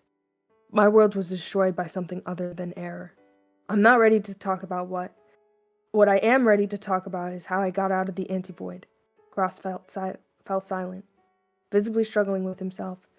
Ink interrupted to insist that Cross did not need to push himself to share if it was this difficult for him. Cross continued before he could bring it up. Dream removed me from the anti-void, and I chose to be a member of the Star Sanses. His eyelights vanished, and his sockets faded into black. At least, I thought I chose it. I honestly don't know if I actually chose anything. The remaining drowsiness faded from Ink's mind, and his eye sockets widened from shock. Cross's smile was bitter. His eye sockets remained empty, hollow black. Did you know that Dream's aura used to be stronger? In fact, it was so strong, it would force positive emotions inside his friend to make sure I stayed happy whether I should be or not. That's where we end! Dun dun dun! You guys get left on a cliffhanger. Yep. Unless you continue reading the fic. I don't really care. Unless you go and read the fic, which is in the link on the pinned comment. But we're gonna stop there because we have been live for a total 5 hours! For 6 hours, actually. This is the longest live stream we've ever done. And I don't know how we were able to do it for this long. I really don't. The termination. But yeah, we were live for 6 hours. This was really fun. I'm hoping that we can do this every Friday or Saturday. I can't give us all a ton. Because usually Beetle gets off work pretty late, and I don't like doing it without Beetle because it's like a me and Beetle thing. I usually am not working on Saturdays, and I don't work Friday. Yeah. For next week. So next week, let me actually check my schedule so I can give a for sure day. So I'm not just lying out of my ass. I'm also like not working all week, so there's that. I don't work till the 7th. Yeah.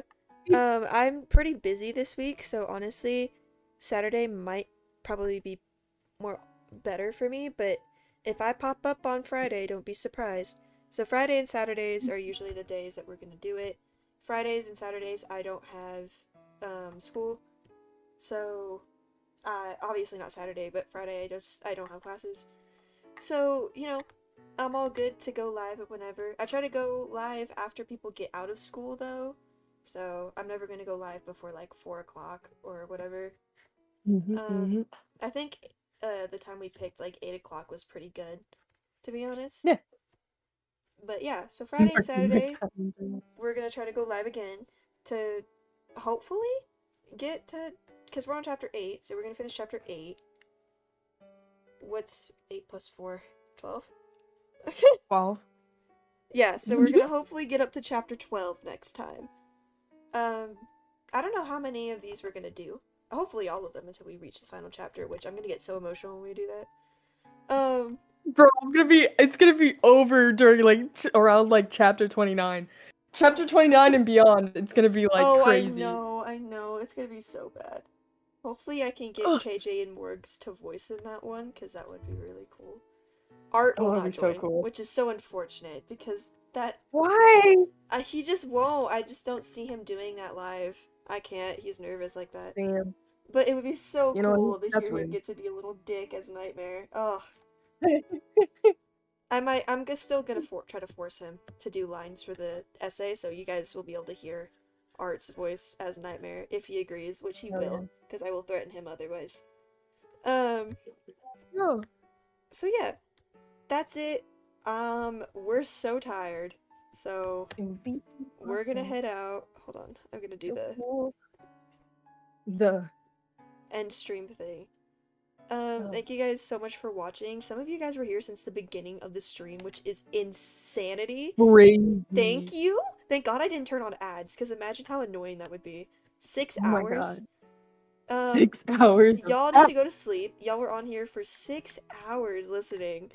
Thank you though. It was so much fun. I had a blast. Tell your friends to join us Friday and Saturday for another reading. I don't know if we're gonna read 6 hours. We might try to start a little earlier then, and all that stuff. I'm gonna get a green apple from the Student Union building. Don't even worry about green. It. So. I'm gonna eat my potato chips. Good night, everyone. Because it actually helps coat your throat. Potato oil. chips? Yes. When you drink water, it actually isn't as helpful for your voice as you would think. Like being hydrated is very helpful. But it does tend to like dry out your vocal cords. But if you eat like something oily like a potato chips, that's what I do. It helps coat your throat and it won't dry out as quickly. Interesting. I have potato chips. I never even knew that. But I like green apples better because it keeps me hydrated. Green apples, guys, they help. Okay. But like it has to be actual green apples. I don't know why. It just does that. Anyways, I'm rambling because I'm tired. I have to go do laundry. Oh yeah. So, good night, everybody. Love y'all.